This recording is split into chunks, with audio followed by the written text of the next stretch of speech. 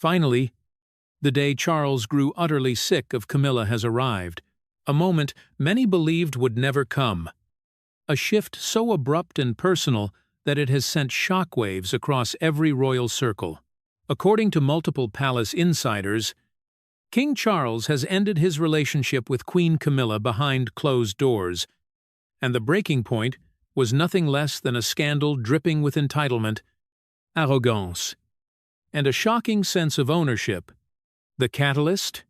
Camilla allegedly claimed several properties and personal items belonging to the late Queen Elizabeth II as her own, bypassing every royal protocol, every legal safeguard, and every boundary of respect.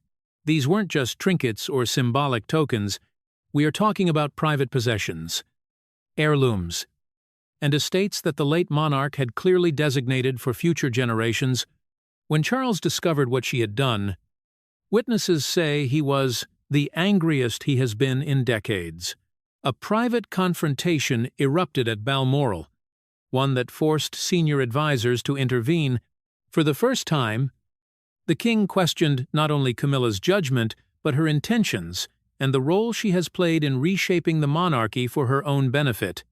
Even more alarming, palace staff reveal that Camilla had already begun making quiet arrangements to transfer certain assets under her control, anticipating that no one would dare challenge her. But she miscalculated. She pushed too far. And this time, she pushed the wrong person. So the question now is not whether there was a fallout. The question is how far Camilla went. What Charles discovered, and why he finally decided enough was enough after years of protecting her from public scrutiny. Do you believe this marks the beginning of Camilla's downfall? Comment below and let us know. And now, let's go deeper into what truly happened behind those royal doors. The summer sun of 2025 streamed through the tall glass windows of the study at Buckingham Palace, warm and golden, spilling across the old walnut desk where King Charles III sat, his reading glasses resting low on his nose, just as he had worn them for years. Ad shaptezich shishase. The king still clung to his strict, almost military routine, waking at dawn to address state matters, a steaming cup of Earl Grey beside him, and imposing piles of paperwork awaiting his attention. London felt calm that morning. A typical Monday, with the distant murmur of traffic drifting in from the streets, but the tranquility was only on the surface. When his private secretary, a middle-aged man in a severe black suit, entered with a thick file from Clarence House, where Camilla, the Queen Consort, operated her own office. Charles had no inkling that this would mark the start of the most profound inner turmoil of his reign. He opened the file with casual disinterest. Used to the dry contents of such folders, reports on royal estates, updates on investments in environmental charities he tirelessly supported, or briefings on historic properties. He skimmed the first pages, pausing now and then to sip his tea, expecting nothing more than routine matters. But as he reached the middle of the dossier, a sudden tightness seized his chest, as if an invisible hand had clenched around his heart, and his breathing grew heavier. These were not just sterile figures and legal clauses. They were detailed documents outlining the rearrangement of possessions belonging to the late Queen Elizabeth II, his mother.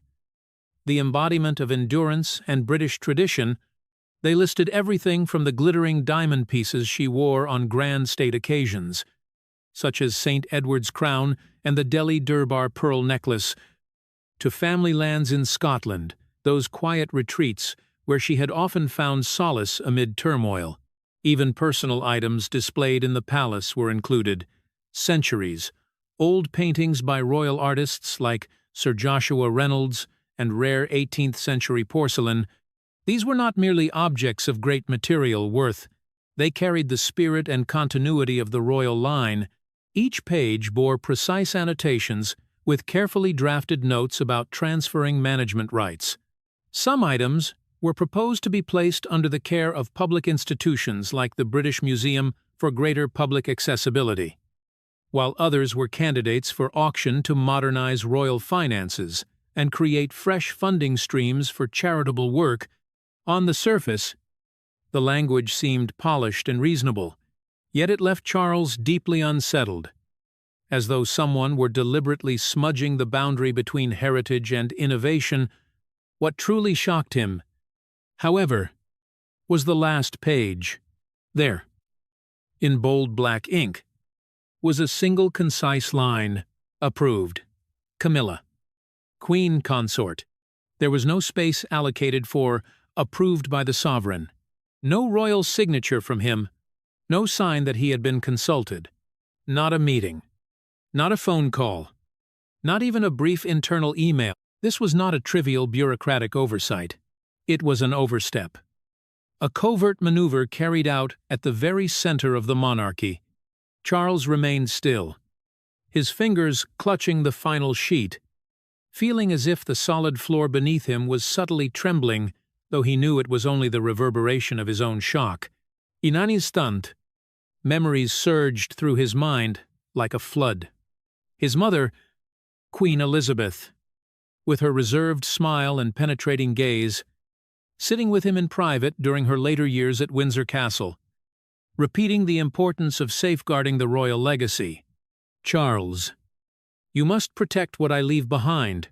These are not just material objects, but the soul of the dynasty, she had told him, her tone gentle yet unyielding, like an unwritten testament. She had ruled for more than 7 decades through storms and upheavals, shaping an enduring legacy. And now, those very possessions were being rearranged without the consent of her successor, her firstborn son. A thought he had never allowed himself to form rose unbidden in his mind. How far has Camilla gone? Camilla, the woman he loved deeply, who had stood beside him through scandal since the 1990s. From the collapse of his marriage to Diana to the relentless public scrutiny of her own role, she had become Queen Consort. But was she now building a sphere of influence that reached beyond his own authority? He placed the file back on the desk and exhaled heavily. A storm of emotion churned inside him. Hurt mingled with anger, devotion to his wife colliding with loyalty to his mother and his duty to the crown. Charles was not a man prone to outbursts. He was a patient sovereign, always striving to reconcile personal feeling with national responsibility, whether in his environmental efforts or his attempts to modernize the monarchy. Yet at that moment he felt a deep sense of betrayal from the person closest to him. He called for his secretary, his voice low but firm. "Arrange a meeting with the Queen Consort this evening. We need to speak plainly." Charles had chosen to remain at Buckingham Palace to concentrate on royal business, while Camilla frequently stayed at Clarence House to oversee her own initiatives, a physical distance that had quietly widened between them in recent weeks. Outside his window, the sunlight still shone brightly, glinting off the frames of the old paintings adorning the walls. But inside the study, the air had become heavy, almost suffocating, as if warning of a storm forming at the heart of the palace. This was no ordinary folder. It was the spark to a looming family confrontation where love, authority, and inheritance would clash head-on, threatening to shake the foundations of the House of Windsor. Clarence House, with its grey stone facade and lush manicured gardens in the heart of London, was the place where Camilla felt most at peace after long, exhausting days of royal duties. That evening, as the sun slipped behind the city's skyline and a gentle coolness settled over the capital, Charles arrived with a somber look, choosing to come alone, without aides or attendants, to keep what was to be said as private as possible, far from the prying eyes of the palace. Camilla was seated by the warm fireplace, absorbed in a book on British royal history. When he stepped into the small drawing room, she glanced up, greeting him with the familiar smile that had so often steadied him through scandals and waves of public criticism. But there was a flicker of apprehension in her eyes when she noticed the thick file he was carrying. "Charles, you're home early? I was waiting so we could have dinner together." They've prepared your favorite roast with fresh salad from Highgrove," Camilla said lightly, trying to preserve their usual cozy ambience, hoping to soften his mood before any serious conversation began. But Charles did not sit.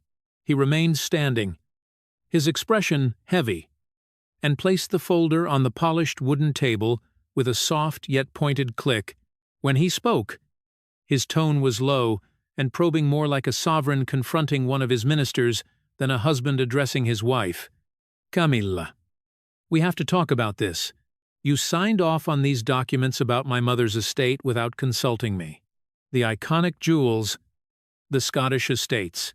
These are not things you can decide on your own without so much as a word to me." Camilla exhaled quietly, closing the book with deliberate care. She rose and moved toward him, her voice gentle, as though she were trying to reason with someone stubborn, fighting to remain composed, even as her heart pounded.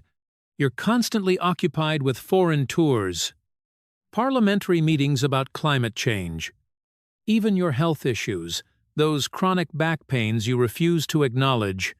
I was just trying to help, to take some of the burden off your shoulders, so you wouldn't have to worry about every detail and could focus on what truly matters."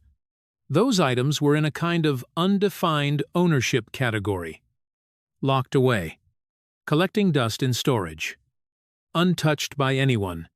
"I thought we should put things in order, give the royal finances more flexibility for modern initiatives, supporting education for underprivileged children, environmental projects, all the causes you've championed since your days as Prince of Wales." Charles held her gaze, his voice rising slightly, revealing the sting of disappointment and a deep sense of hurt. "That was my mother, Camilla. Not forgotten odds and ends for you to sort out at will. Those jewels have stood witness to history. From her coronation to countless state visits, those lands were where she found quiet in the midst of pressure. You cannot simply reassign control over them without telling me, as though I have no place in that decision." Camilla's lips curved into a faint, brittle smile tinged with sarcasm and self-defense, masking the fear that was starting to claw at her. "So what do you intend to do then? Keep everything locked away forever, never used? Never seen? The monarchy has to move forward. Charles, we can't be trapped endlessly in the past, shackled by outdated traditions. I'm doing what I believe is best for you and for this institution, so it doesn't appear stagnant in the eyes of the world, just as you're trying to do with your own initiatives." For a moment Charles said nothing. He simply shook his head, the gesture heavy with disillusionment, and turned to leave the room, his footsteps echoing dully against the wooden floor. But inside him the real tempest was only beginning, a hidden current gathering force, threatening to break its banks. He felt as though his grip on everything was slipping, not only on the estate, but on the trust he had placed in the woman who had walked beside him for decades, from the secretive days at Highgrove, with their intense clandestine encounters, to the moment she was formally recognized as Queen Consort after weathering years of harsh public judgment. That night, back at Buckingham Palace, Charles lay awake, sleep eluding him as he thought about the long journey they had shared, the happy moments at Raymill House, where she had once lived separately, and the hunting trips in Scotland that had brought them simple joy. Yet now that trust was trembling on the edge of collapse, and he knew he would have to make a decisive move before matters spiraled beyond control. His feelings had become a tangled mix of enduring love and gnawing suspicion. Meanwhile, Camilla, alone by the fire at Clarence House, felt a sharp ache of hurt. She had given up so much to stand at his side, from sacrificing her private life to enduring years of being branded the other woman, and now, because of one file, everything they had painstakingly built was at risk of crumbling like a sandcastle under a crashing wave. In the late afternoon, as golden sunlight filtered through the canopy of trees and lit up the rose beds that Charles himself had once planted, Clarence House became the backdrop for a secret meeting steeped in calculation.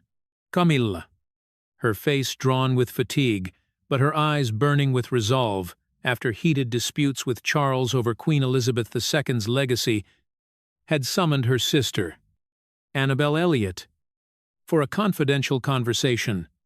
Annabel, a woman in her mid-70s with a discreet yet quietly ambitious nature, known for her work as an interior designer on royal properties, such as cottages in the Isles of Scilly and at Llw Wynne in Wales, stepped into the small drawing room dressed in simple but refined clothing. Her silver hair pinned neatly up, she greeted Camilla with a warm smile and an affectionate embrace.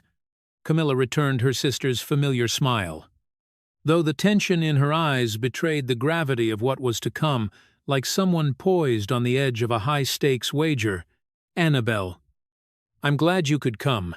We need to talk about the plan. The real plan, not the version I gave Charles.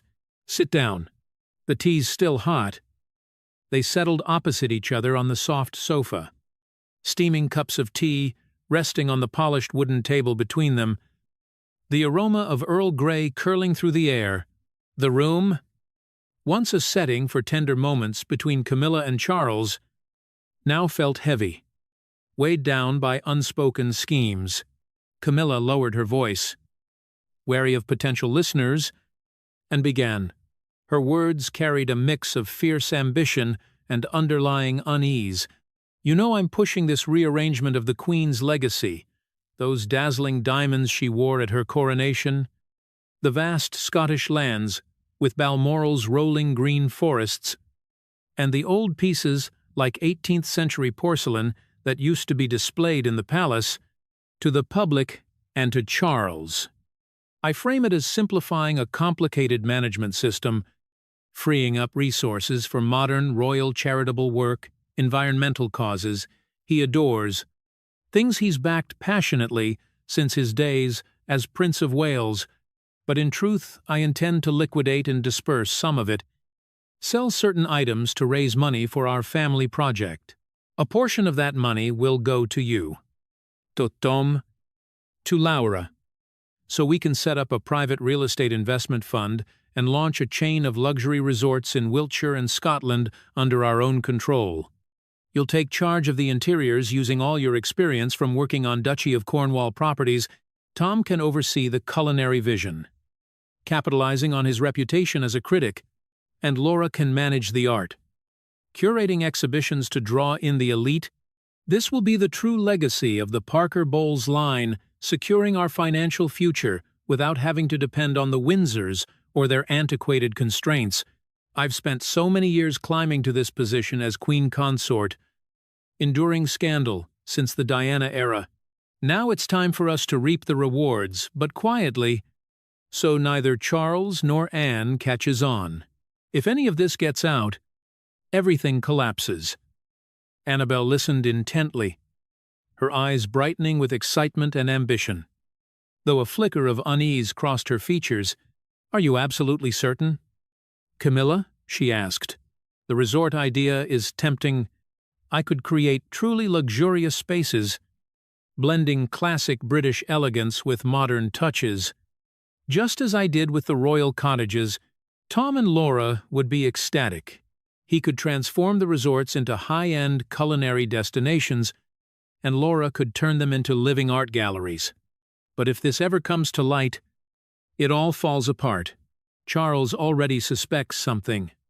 And Anne, she's like a bloodhound, always sniffing out trouble. The children and I will help run the fund, but you must make sure the paperwork is flawless. No trail leading back to us. Use offshore shell companies, if necessary, to disguise the flow of money." Camilla clasped her sister's hand tightly, her voice trembling slightly beneath the force of her determination, the combination of burning ambition and creeping fear swirling inside her like an unseen tide. "I'm certain. Annabel, this is our chance at a life of our own, no longer bound to Elizabeth's old ghosts. She never truly accepted me, always looked down on me. But now, as Queen Consort, I finally have the power to reshape things. You must promise to keep this quiet. This is our true inheritance as sisters, not those relics gathering dust in storage. If we succeed, we'll have our own empire, rich, independent, answerable to no one. Their meeting ended with another close embrace. Annabel departed with a satisfied smile, already envisioning the future they might build, while Camilla remained seated alone, her heart hammering the thrill of the risk, coursing through her like a dangerous bet that could alter everything, from her royal standing to her family's destiny. She had no idea that just beyond the door, a loyal servant had overheard enough to understand, and that a storm was gathering, ready to rip away the flawless mask she believed she still wore. The stillness that followed the secret meeting was abruptly disturbed by a long-serving maid named Mary, a woman in her early 50s, loyal and discreet, who had been with the royal household since the days of Queen Elizabeth II. While dusting the corridor outside the drawing room, Mary had unintentionally overheard everything through the narrow gap in the door.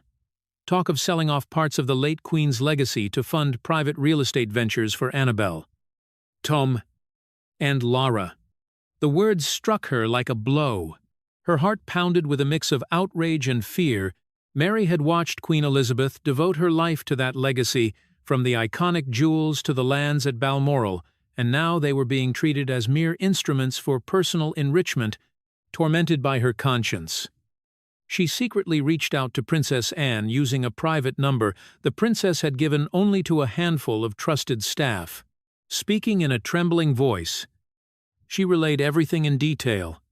"Your Royal Highness, I heard the Queen Consort telling her sister about selling the late Queen's legacy to raise money for private family investments, opening luxury resorts in Wiltshire and Scotland, not for royal or charitable projects, as she claims.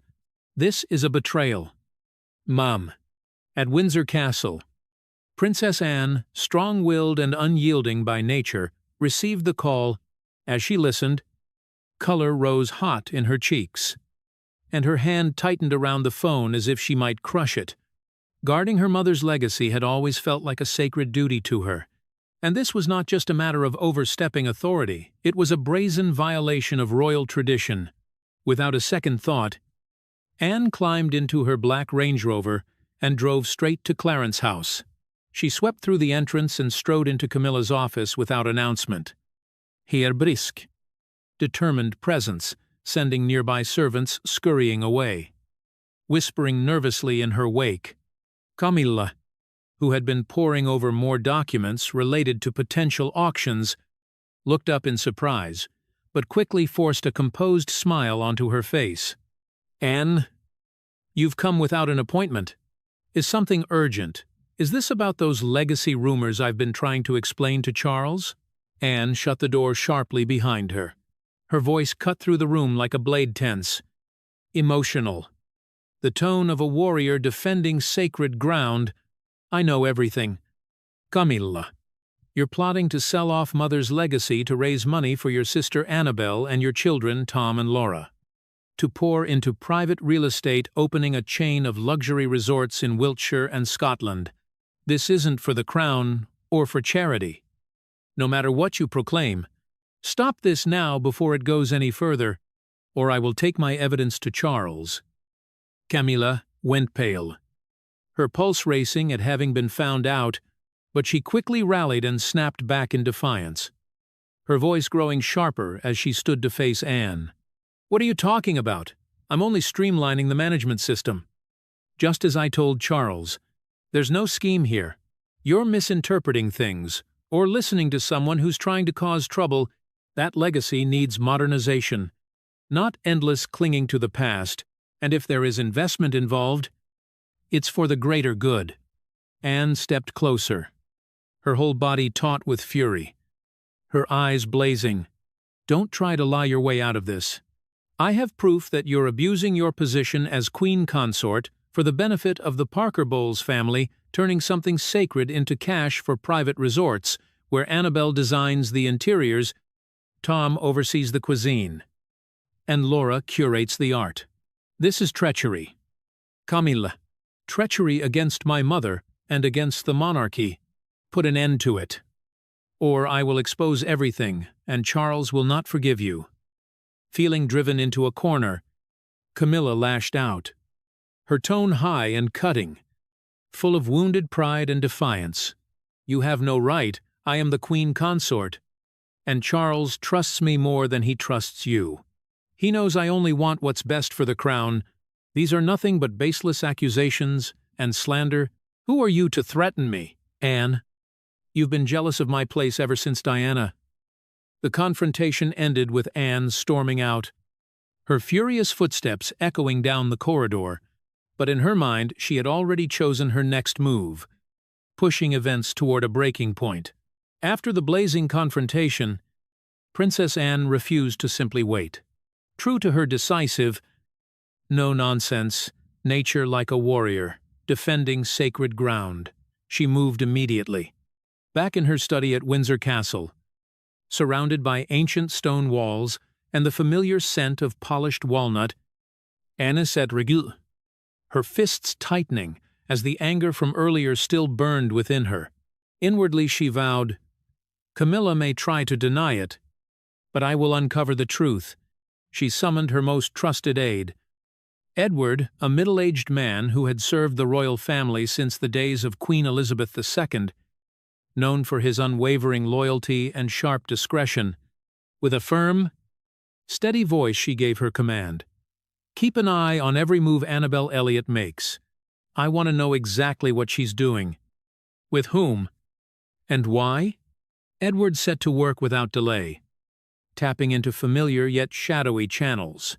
Reliable confidential sources, maids, legal advisors, former staff from the Duchy of Cornwall. Within only a few days, through persistence and experience, he pieced together a scheme laced with calculation and greed. He discovered that Annabel, together with Camilla's son Tom Parker Bowles, a well-known food critic, cookbook author, and columnist, and Camilla's daughter, Laura Lopes, a reserved yet affluent art collector, were working closely to establish a private real estate investment fund. On paper, the plan was wrapped in respectable language: green investments to support environmental initiatives, a clever hook meant to appeal directly to Charles's lifelong passion for nature conservation. In reality, it was designed to channel funds from the sale of elements of Queen Elizabeth II's legacy jewels, lance, and historic items into acquiring land and developing a string of luxury resorts in Wiltshire and Scotland. The aim was clear: to build a long-term, independent financial empire for Camilla's side of the family, generating vast profits while reducing reliance on the Windsors.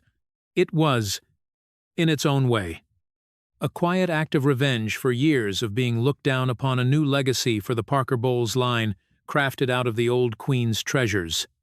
Edward returned to Windsor Castle and presented his findings in Anne's study. As she read, Anne's face went pale, shock and fury mingling. Her fingers closed so tightly around the documents that the pages crumpled. "So it's true," she whispered, her voice breaking. "Camilla is using Mother's legacy to fuel this scheme. Annabel and her children's real estate project is going to swallow the money from sold jewels and land, all under the banner of modernizing the monarchy." Emotions swelled in her chest. Tears gathered in her eyes, not of weakness, but of rage and heartbreak. "Mother would never forgive this," Anne said hoarsely. "Camilla has gone too far, twisting her position for personal gain." Edward nodded gravely. "Your Royal Highness, the evidence is airtight. Emails detailing their plans, financial records showing they are waiting on proceeds from upcoming auctions, and documentation of offshore structures in the Cayman Islands designed to conceal the money trail, avoid tax, and prevent tracing." Anne didn't hesitate. With the sun beginning to sink, she climbed once again into her black Range Rover and drove toward Buckingham Palace, her heart pounding with urgency and grim resolve. Arriving at the palace, she strode into Charles's study, her steps brisk, her expression still flushed with anger. Forgetting all formal courtesies, she spoke at once. "Charles, I need to speak with you immediately." "Charles?" seated at his old walnut desk with his reading glasses low on his nose, looked up. Startled. "Anne? What's happened? What's so urgent?" Anne placed the thick bundle of documents in front of him, her voice shaking with emotion. "Charles, I've uncovered everything. Camilla is not just overstepping. She's orchestrating a plan to sell Mother's legacy to fund her own family. Annabelle, Tom, and Laura are setting up a real estate fund, using the money from jewels and lands to build luxury resorts in Wiltshire and Scotland. This is the proof. Emails. Transactions. Everything." Charles began to read. As his eyes moved down the pages, his expression shifted from disbelief to a deathly pallor, then to a flushed, furious red. His hands trembled. "Oh God!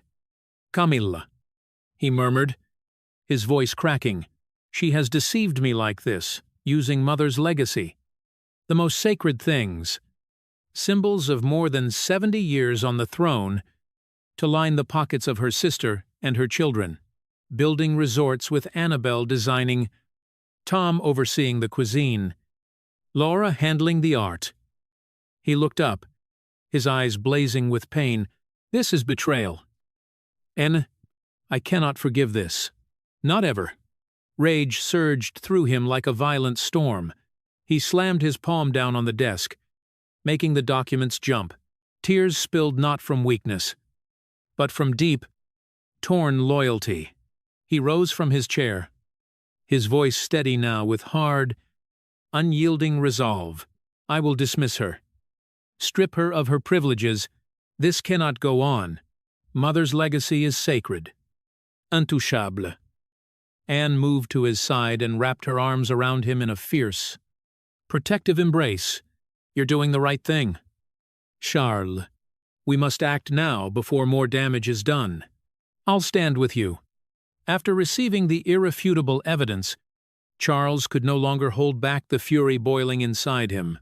In his private study, bathed in warm golden lamplight, yet thick with suffocating tension, he sat turning page after page, his face drained of color. "Camilla, she's really done this to me," he whispered, voice raw, using the iconic jewels, the Balmoral lands, Mother's very soul to trade for luxury resorts for her own family. This is outright treachery. Overwhelmed, he struck the desk with his fist, tears spilling down his cheeks. He made up his mind at once. He sent word for Camilla to meet him that evening at Clarence's house in private and without advance notice. Giving her no time to prepare or spin excuses, Camilla entered the small drawing room once their sanctuary, with its soft sofas and welcoming fire, wearing a strained, anxious expression, her silver hair slightly disheveled from the sudden summons. "Charles, you called me so urgently. What's happened? Is this about the legacy rumors again?" "I thought I'd already explained everything." Charles did not sit. He stood holding the documents, his voice low but burning with anger. "Camilla, I know it all now. The plan to sell Mother's legacy to fund investments for Annabelle, Tom, and Laura, those resorts in Wiltshire and Scotland. This is your last chance. Tell me the truth. Why did you do it?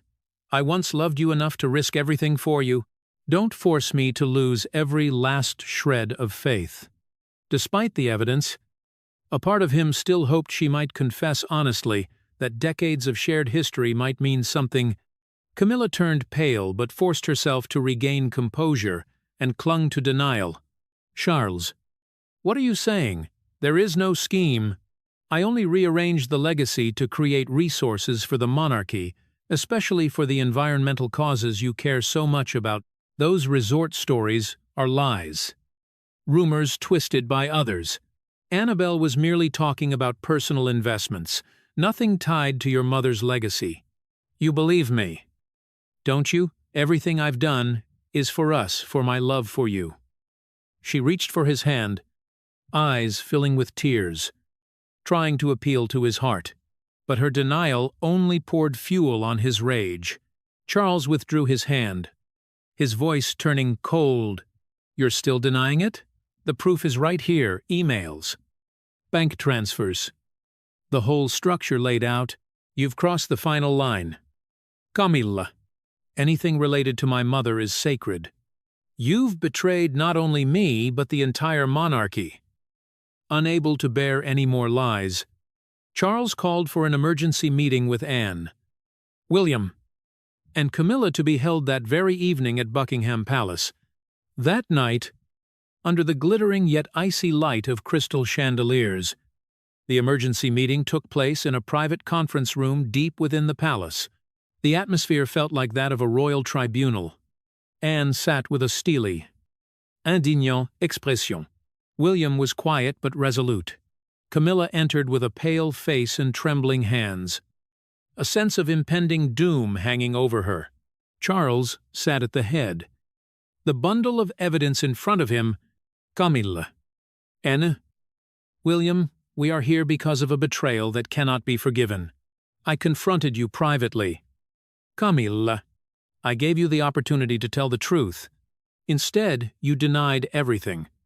This plan to sell my mother's legacy to fund luxury resorts in Wiltshire and Scotland, you have used your position as queen consort to line your own family's pockets. Camilla sank into her chair, tears gathering and spilling as she finally broke down. Charles, please, I'll admit it now. I was wrong.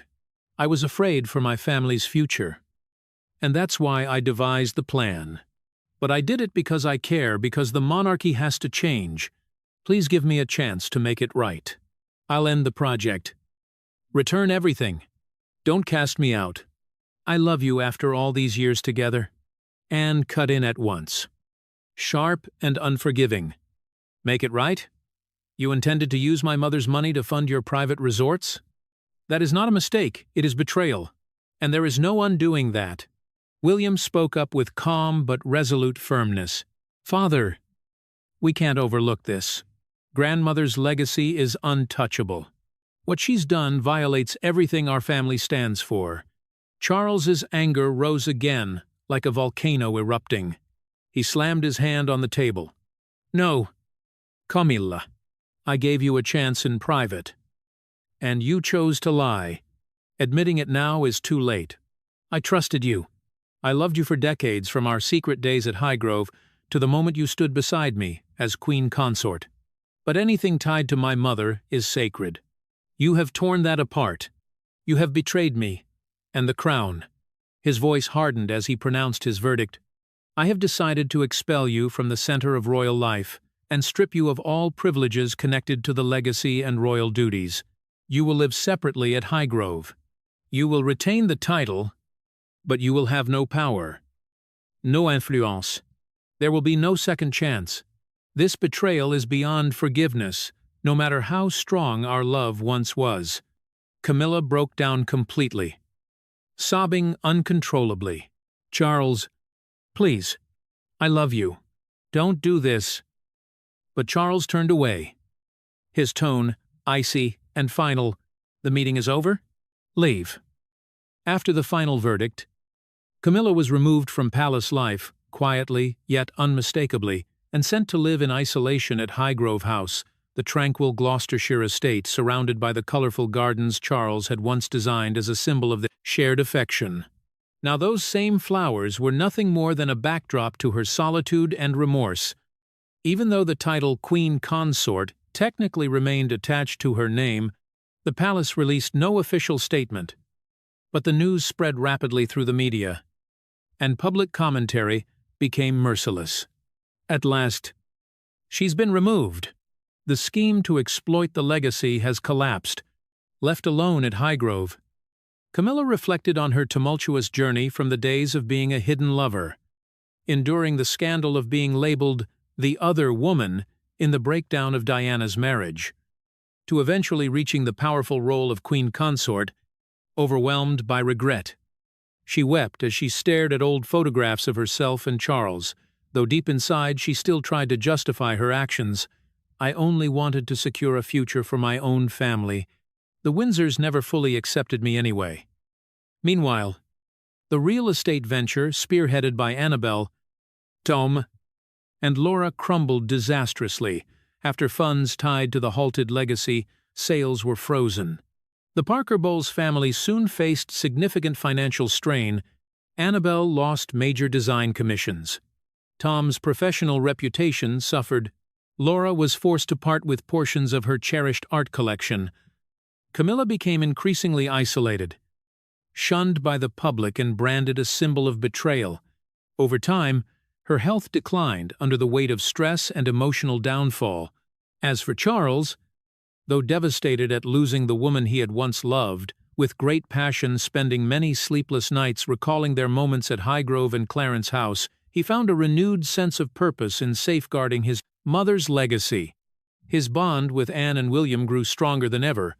He immersed himself in environmental causes, expanding charitable initiatives that did not touch the late Queen's possessions, and often visited her resting place at Windsor Chapel. Seeking emotional clarity and forgiveness, Princess Anne, steadfast and unyielding, continued to serve as the monarchy's anchor, supporting Charles's duties and maintaining vigilance to ensure no similar schemes could arise again. She felt a deep sense of fulfillment, knowing she had protected the integrity of the Windsor bloodline. William, alongside Catherine, focused on preparing for his future role as king. Placing strong emphasis on honoring tradition, their children were raised with an understanding of the values embodied in their grandmother's legacy. Thus, the monarchy moved forward with renewed strength. Shaped by a powerful lesson in loyalty and honor, it became a story where personal ambition was ultimately defeated by familial responsibility, fortifying the unity of the Windsor line and underscoring that nothing could trespass upon the sacred memory of Queen Elizabeth II. In the end, Charles's breaking point with Camilla is not just a private crisis, but a turning tide inside the monarchy. When a queen consort dares to claim what rightfully belonged to Queen Elizabeth, consequences are inevitable. And today, those consequences have finally caught up with her. But this story is far from over. New revelations are already surfacing, and the palace is scrambling to contain the fallout. If you want the truth behind every twist and every hidden motive, make sure to subscribe to the channel. Leave a comment below, and stay with us for the next shocking update.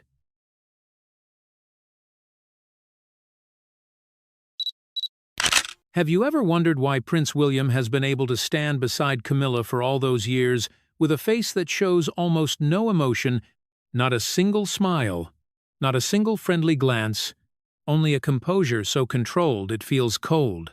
That is not forgiveness. It is control. It is the ability to conceal what is truly happening behind the eyes of a future king. In the silent corridors of the palace, where every secret is protected by tradition and power, a rumor has emerged that cannot be verified, yet cannot be silenced. A secret list, 20 things that King Charles III is believed to have taken from Princess Diana. From reputation, public affection, to symbolic status, and then transferred them all to Camilla. What is unsettling is not the existence of that list. It is the fact that William knows it exists. Nearly 30 years have passed since Diana left this world, and the story seemed to have come to an end. But in truth, it was only covered by time. Camilla, once criticized, has become queen. A journey many call a victory, yet others believe it is a replacement built upon losses that cannot be measured. And William, the boy who once walked behind his mother's coffin, has now become the center of inherited power. So the question remains, what does all that silence truly mean? If you believe William is acting for justice for his mother, comment number 1. If you believe this is a strategy of power to protect the throne at all costs, comment number 2. Leave your choice below. If there is one thing that can tell the true story of the British royal family without words, it is jewelry. It is power encoded in light. It is history worn on the body. And in the story of Princess Diana, those pieces did not only reflect beauty, They reflected a tragedy taken piece by piece, quietly but deliberately. The public may be used to seeing Camilla appear at major events wearing magnificent jewels, but what unsettles observers is not the appearance, it is the origin. Because some of those pieces were once associated with Diana, once an inseparable part of the image of the woman who captured the hearts of the global public, and when those items pass to another person, especially someone who once stood on the opposite side of a fateful marriage with King Charles III. The story is no longer about fashion. It becomes a statement of power. One of the most controversial moments was when Camilla wore an emerald brooch, a design once considered a signature of Diana's style. That image did not just spread across headlines, it triggered a quiet but intense wave of reaction. Because for those who understand the symbolic system of the monarchy, this was not coincidence. It was a calculated act, a repositioning of image, a way of saying that history can be rewritten if those in power choose it. Protocol experts have called it a public humiliation, not because of the act of wearing jewelry itself, but because of its context. Diana did not only lose her position within the family, she lost control over her own narrative.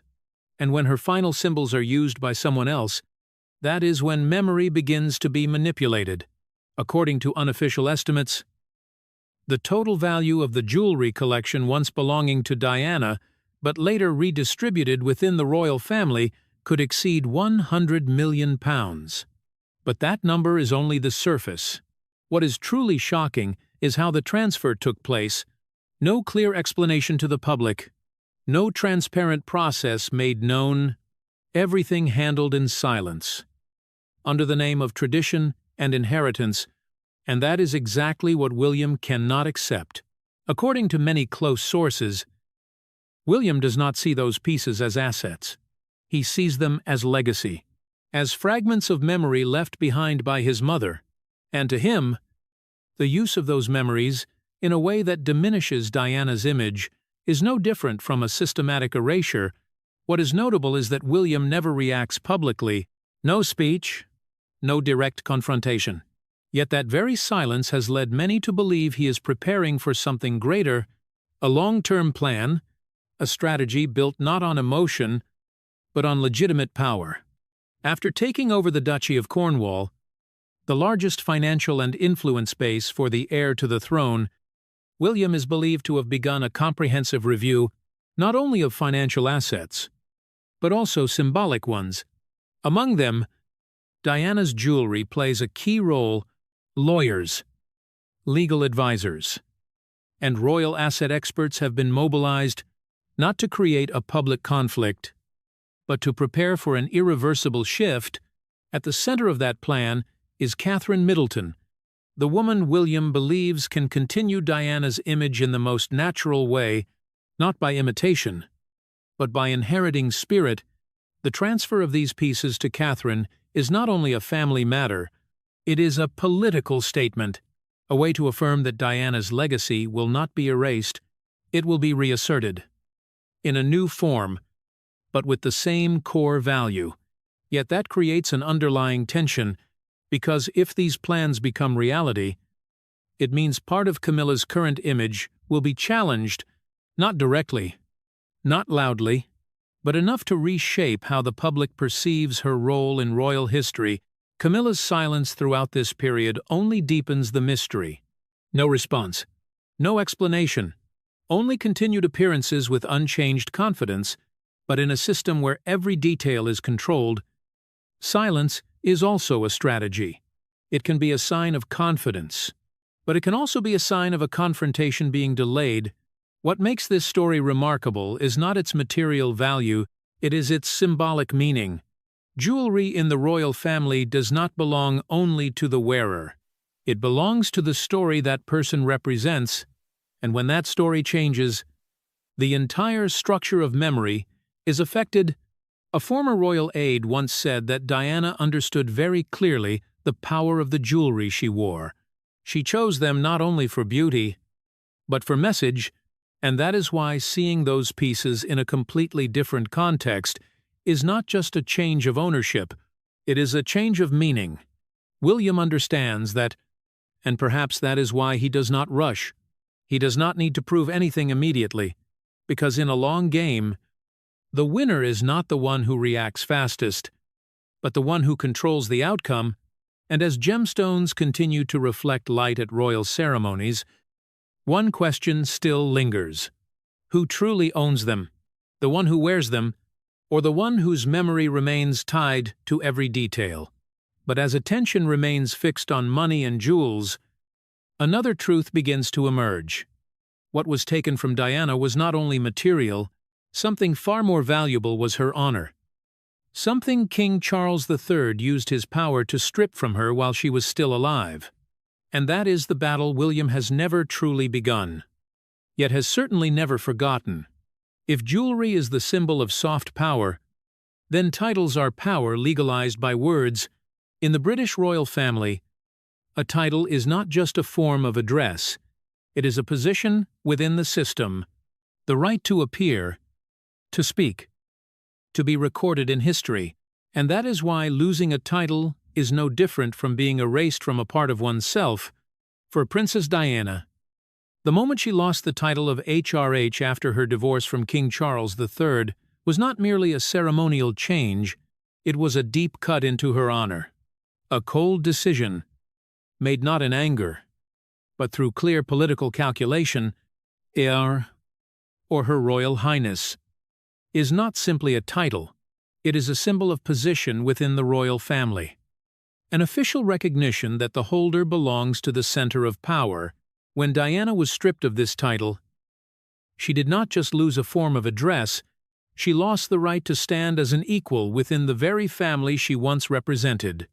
And there was one person who witnessed it all, Prince William, only 14 years old at the time, stood watching his mother being pushed out of the circle of power by an administrative decision. According to many close sources, it was not a moment of emotional outburst. There was no public resistance, only a promise spoken very quietly, yet strong enough to shape an entire future. I will give the title back to my mother. A short sentence, but carrying the weight of an oath.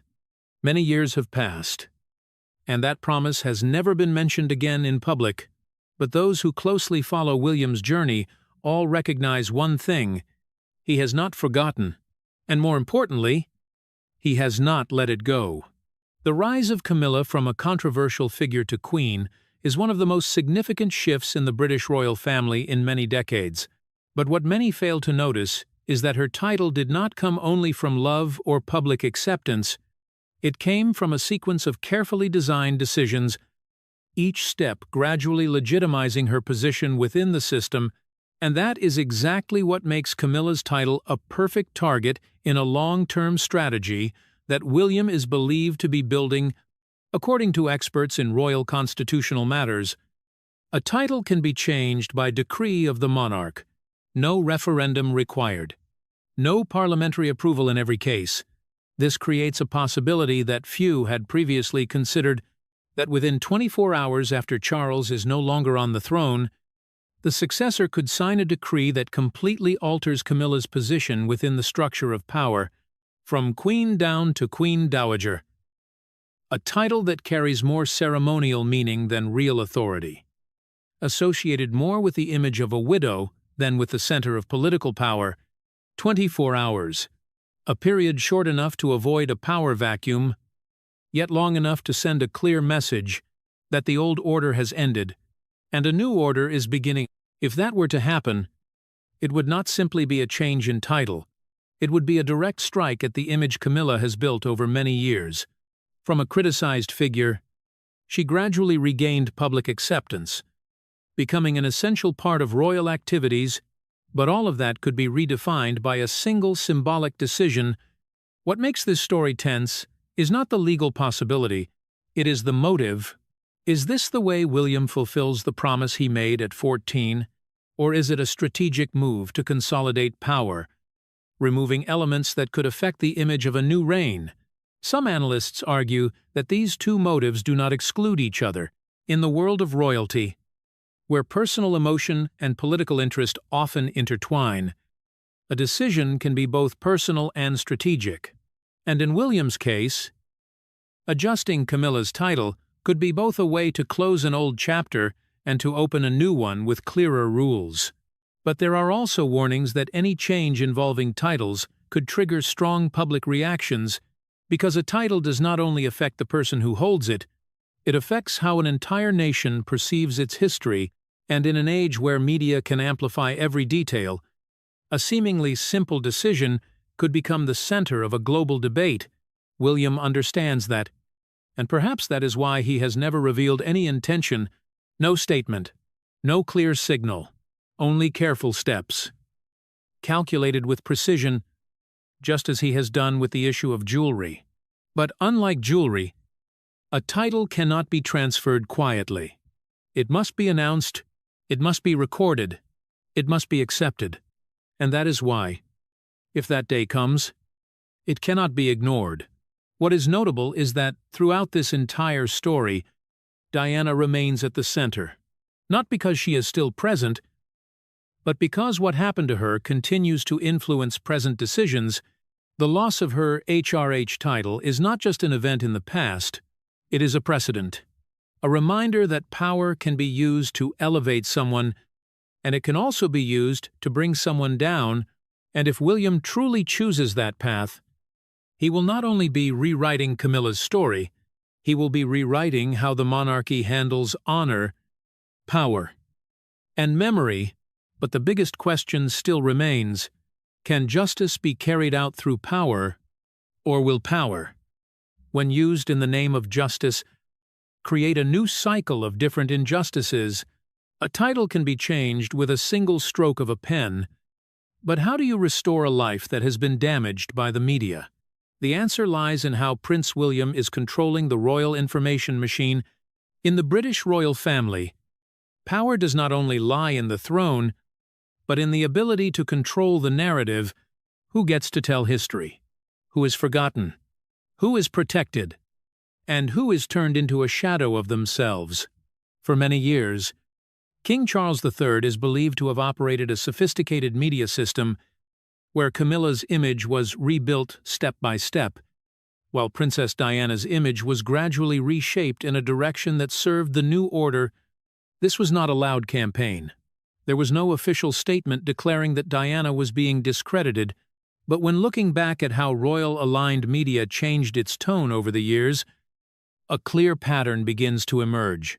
Diana, once a global symbol of compassion, was gradually portrayed as a fragile and vulnerable woman, and in many cases, associated with the image of emotional instability. Interviews, behind-the-scenes stories, analytical articles, all contributed to building a new narrative, where her tragedy was no longer seen as the result of royal pressure, but as a personal issue. In contrast, Camilla was elevated as a model of patience and stability, a woman who endured public judgment, yet ultimately stood firm and was recognized. This image did not emerge naturally. It was cultivated over many years, through media resources, strategic relationships with the press, and a system of information control understood only by those inside it. But what the public does not see is the rest of the story, the part that has never been revealed, the part that remains silent within national archives. More than 5,000 classified documents related to Diana, sealed for many years, containing details that could completely change how history views her. Personal letters, internal reports, records of private meetings, psychological assessments conducted under intense pressure, all of it forms a far more complex picture than what the public has ever known. And now, Prince William is believed to be facing a decision that could shake that entire system. To make those documents public, not as an act of revenge, but as a strategic move to restore the truth. According to close sources, William does not intend to release everything at once. He understands that in the age of information, how a story is told is just as important as its content. Instead, he is believed to be building a phased release strategy, each part placed within a specific context, explained, analyzed, and supported by accompanying media projects. And that is where a new battlefield begins. No longer titles, no longer jewelry, but truth. William understands that raw data alone is not enough to change perception. Documents, no matter how valuable, must be transformed into stories that the public can understand and feel. That is why he is believed to have directly overseen documentary projects about Diana, where her voice is presented not through the lens of old media, but through what she herself left behind. These projects are not simply documentaries, they are instruments, a way for William to redefine his mother's image on a global scale, and more importantly, a way to question what the public once believed to be true. If the archived documents are released, and if they are connected with the narratives told through these films, an entirely new picture could emerge. A Diana who is not the weak woman some narratives have portrayed, but a woman placed inside a system that did not allow her to be herself. A woman who fought in her own way, and ultimately paid the price with her own honor.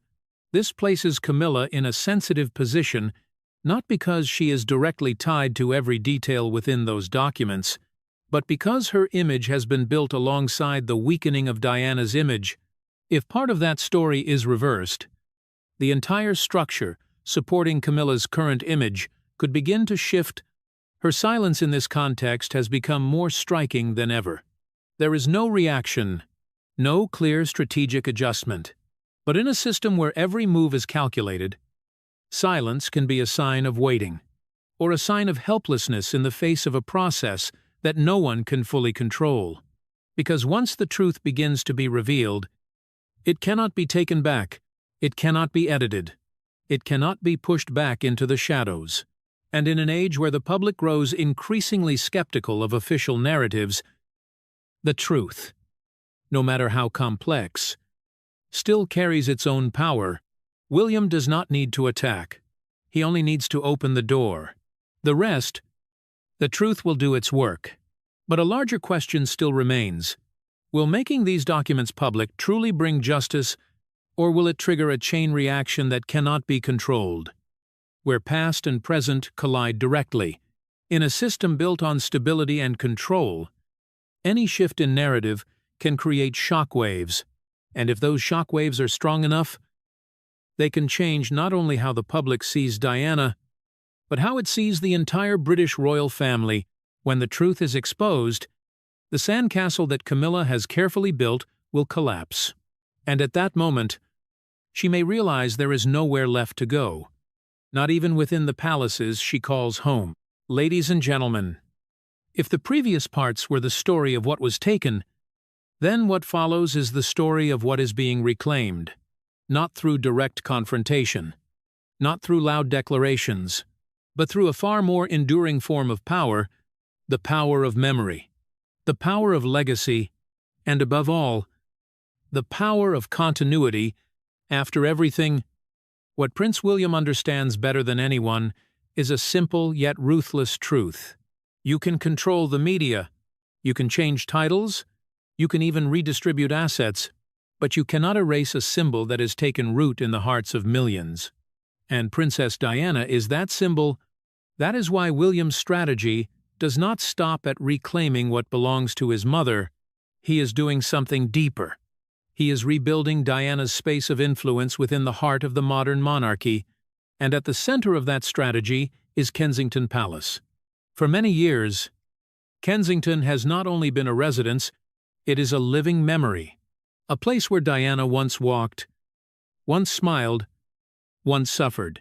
And now, under the presence of William and Catherine Middleton, it is gradually being transformed into a stronghold marked by her legacy, not through portraits on the walls, but through the way of living, the way of appearing, the way of connecting with the public. Those who observe closely will notice something, from the way Catherine chooses her clothing, to the way she interacts with children, to the way she balances duty and personal life.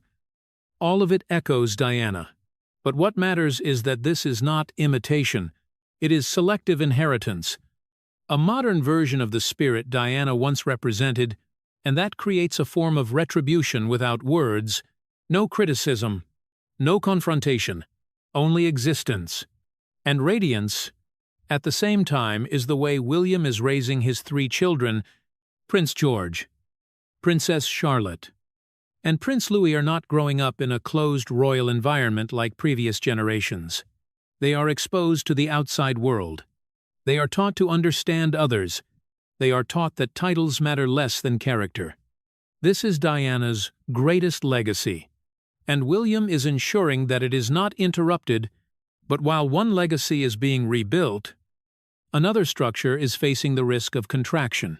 The plan to streamline the monarchy, a concept mentioned frequently in recent years, is not only about finances, it is a redefinition of who is truly necessary within the system, and if that plan is implemented fully, the possibility of 0% begins to emerge as something worth considering.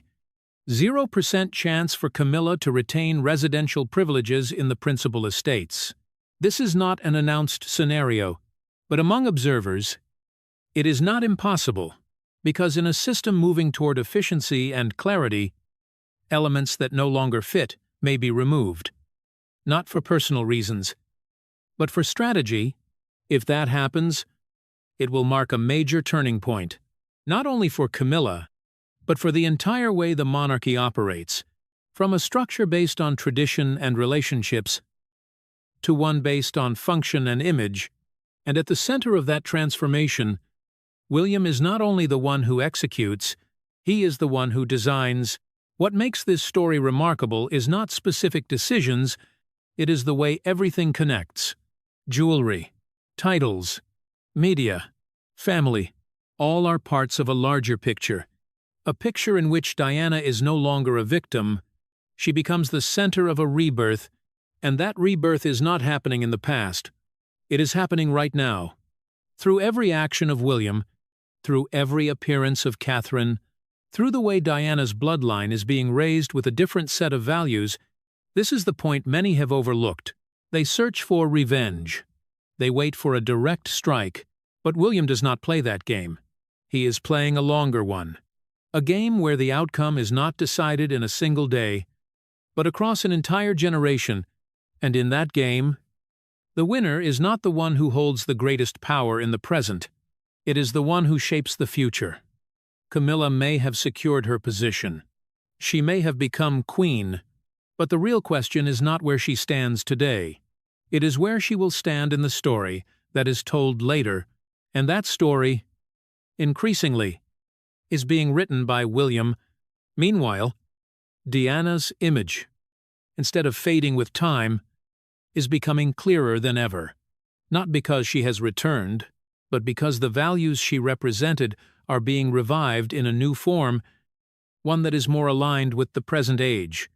That is why many people believe that, in some way, Diana never truly left.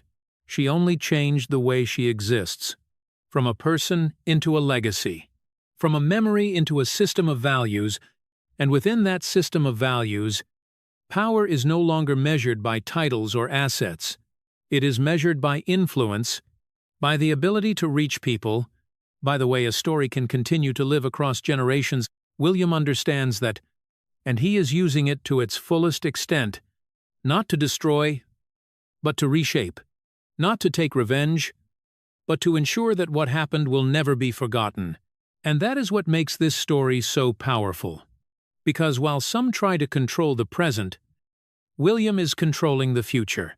When looking at the entire picture, one thing becomes clear: Diana may have lost many things while she was alive, but in death, she became something that no one can take away. A symbole, une inspiration, a standard that every generation after must face. And, in this long conflict, where there are no gunshots, no official declarations, yet filled with silent movements, victory does not belong to the one holding temporary power, it belongs to the one who leaves a lasting mark. Diana achieved that, and now, through William, through Catherine, and through a new generation growing up, she continues to win, not from the throne, but from the place where real power exists, in the memory of people. Ladies and gentlemen, 3 decades have passed. Yet this story has never truly ended. From the pieces of jewelry that were redistributed, to the titles that were stripped away, to the quiet media campaigns that reshaped public perception, all of it forms a chain of events that, when viewed separately, may seem like decisions of the moment, but when put together, they become a complete picture. 20 things were taken from Princess Diana. From the symbolic sapphire ring to the position of queen that she never had the chance to reach. And now, each piece of that picture is gradually being placed back into its rightful position, not directly, not loudly, but with certainty. At the center of that process is Prince William, no longer the boy who once walked behind his mother's coffin with a confused gaze. He is now the man holding the future of the British royal family, and more importantly, the one who carries a memory that has never faded. What he is doing is not revenge in the traditional sense. It is a process of rebalancing, a way to return what was distorted back to its most truthful state. Meanwhile, King Charles III may have chosen his own path, a choice that was personal, yet left consequences that stretch across generations. And Camilla, who rose to the highest position beside the king, may have achieved what she wanted in the present, but like all stories of power, the question is not only about the present, it is about how history will remember it. Because history is not only written by those who win in the moment, it is shaped by those who control the story over time, and in this case, all signs suggest that the story is gradually leaning toward Diana, not because she has returned, but because the values she represented are being continued, protected, and re-expressed in a new form that fits the modern age. Charles may have chosen Camilla for the present, but Diana has won in the future. This is no longer an emotional statement. It is becoming a conclusion with foundation, because when the crown is placed on William's head, it will not only mark the beginning of a new reign, it will be the final chapter of a plan that has lasted 30 years, a plan never announced, never confirmed, yet felt through every step, every decision, every small change with great meaning. And when that day comes, perhaps the most important thing will not be who won and who lost. It will be that the truth has finally been given a chance to be heard. History does not forget, and neither does Prince William. Thank you for following this journey in search of the truth. If you want to continue exploring the untold sides of the British royal family, we do not forget to subscribe so you do not miss what comes next. Goodbye, and see you in the next stories.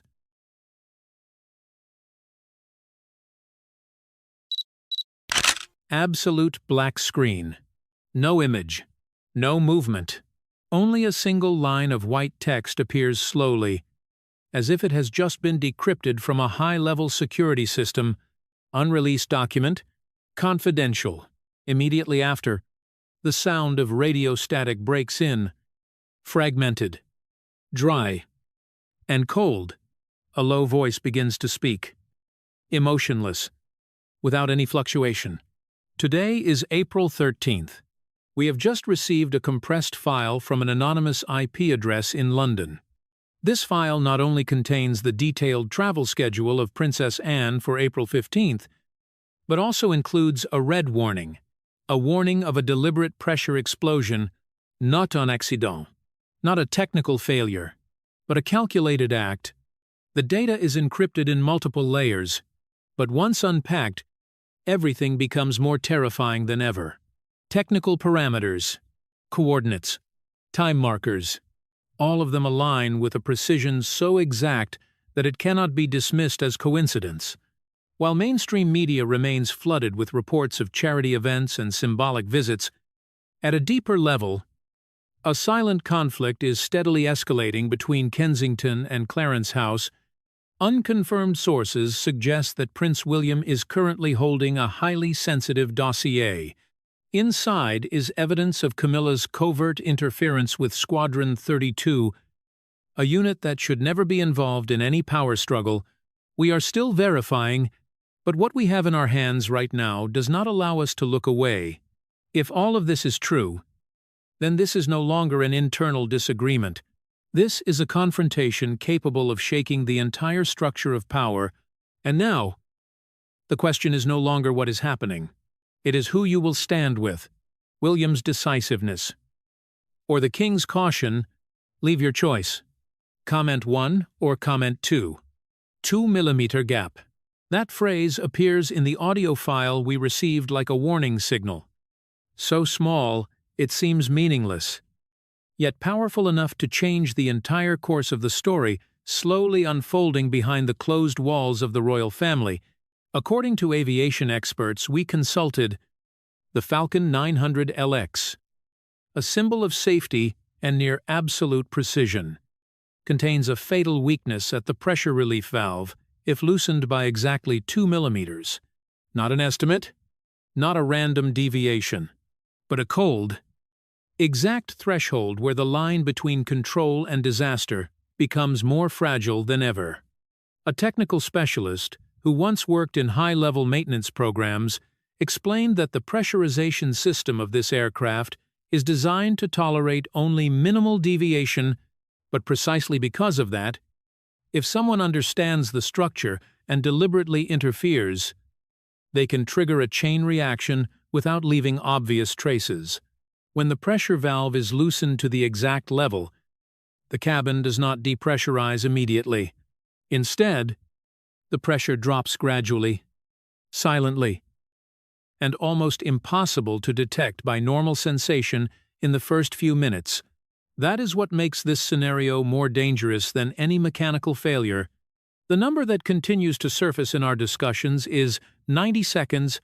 90 seconds is the golden window for the pilot to recognize the situation, put on an oxygen mask, and execute emergency procedures. 90 seconds to maintain control. But even a brief delay is enough for the human body to fall into severe oxygen deprivation. Awareness begins to fade. Reflexes deteriorate. And before fully understanding what is happening, the pilot can lose consciousness entirely. At that point, the aircraft continues its journey, flying steadily across the sky. But no one is truly in control. A ghost flight. A chilling scenario that aviation has always considered its worst nightmare. What we cannot ignore is the disturbing alignment between this technical model and the data we received in the anonymous file: time markers, pressure parameters, even the delay in the warning system all match almost perfectly with the 2 mm scenario. This is no longer a hypothesis. This is a design built on deep understanding of both technology and human psychology, but technology, no matter how complex, cannot operate without human hands behind it. And that is where the question becomes heavier: who could carry out such a precise action without being detected? Who knows exactly how much to loosen? And more importantly, who has enough authority to enter an area that even ordinary engineers cannot access? We traced the standard maintenance procedures of the Falcon line and discovered a striking fact: every operation related to the pressurization system must be carried out in a strictly controlled zone at RAF Northolt, believed to be the departure point of the upcoming flight. Every entry and exit to the technical area is recorded through a multi-layer identification system. There is no room for error, no space for unauthorized action, at least in theory. But reality is always more complex than what is written in documents, because in any system, the human factor remains the most unpredictable variable: a valid access card, a swapped shift, an order issued from above that no one dares to question. Combined together, these elements can create just enough of a gap for something seemingly impossible to become real. In the royal context, where every movement is tied to power and interest, that possibility becomes even more unsettling. Because this aircraft does not carry ordinary passengers, it is tied to the schedule of Princess Anne, a figure long seen as a symbol of stability and discipline within the royal family. If an incident occurs, its impact will not stop at the technical level. It will expand into a political and media earthquake. And then, as we continued digging deeper, a new detail began to surface. A personnel list leaked this morning. No official confirmation, no clear origin. But what it contains is enough to make anyone pause. This list does not only record the names and positions of engineers working at RAF Northolt, it also includes shift schedules, entry and exit times, and unusual changes in duty assignments. Some names on the list were present in the maintenance zone at times outside their original schedule. Others left earlier than expected without clear explanation, and most notably, there is one individual appearing in both groups, holding valid access, while also having a time window sufficient to perform a precise action without close supervision. It could be coincidence, but in this context, coincidence is a luxury we cannot afford to accept. When all the pieces are placed together, from the 2mm gap to the 90-second window, from security procedures to the leaked personnel list, a picture begins to form. Not clear, not complete, but enough to create a sense of unease that is difficult to describe, because if this hypothesis is true, then we are not only facing a technical threat, we are looking at the signs of a carefully prepared plan where every detail, no matter how small, is calculated to serve a larger objective. But who has the power to access the classified maintenance area of RAF Northolt? The answer begins to emerge from the personnel list leaked this morning. Money always leaves a trace, no matter how carefully it is concealed, no matter how many layers of intermediaries it passes through. There will always be a point where the truth cannot be completely erased, and this time, that trace does not begin with a personal account or a single suspicious transaction. It begins with a piece of code, a malicious code deliberately implanted, silently infiltrating the system without triggering any alert in the first hours. Sources inside Kensington report that Williams' technology team has identified malicious code sent from an intermediary server. Not a large-scale attack, not the kind of aggressive intrusion commonly seen, but a sophisticated infiltration designed to remain in the shadows, collecting data and transmitting it in small segments, according to a pre-programmed cycle. This suggests that whoever is behind it not only possesses knowledge of cybersecurity, but also understands how the internal royal systems operate. What is notable is that this malicious code does not target public documents or formal data. It focuses on files related to travel schedules, technical parameters, and especially encrypted maintenance reports. It is precisely at the intersection of technology and aviation engineering that a pattern begins to emerge, a pattern directly connected to what we uncovered in the previous chapter. The 2mm gap is no longer an isolated hypothesis. It becomes part of a larger system where data is collected, analyzed, and potentially used to serve a specific plan. But what truly captured Williams' team's attention is not just the existence of the malicious code, it is the way it connects to a chain of complex financial transactions. By tracing the flow of data, they discovered that several compromised files had been transmitted to a server located in a third country. From there, the trail leads to a series of suspicious transactions, executed during a time frame that aligns precisely with changes in the aircraft's maintenance schedule. The shocking figure is £1.2 million. This amount was not transferred directly. It was divided into smaller portions, passing through 3 different banks, each transfer disguised as legitimate transactions. One portion was recorded as technical consulting fees, another as payments for external maintenance services. The remainder was concealed under short-term contracts with unidentified companies, 3 banks, 3 layers of intermediaries, a financial flow designed so that no one could trace its origin.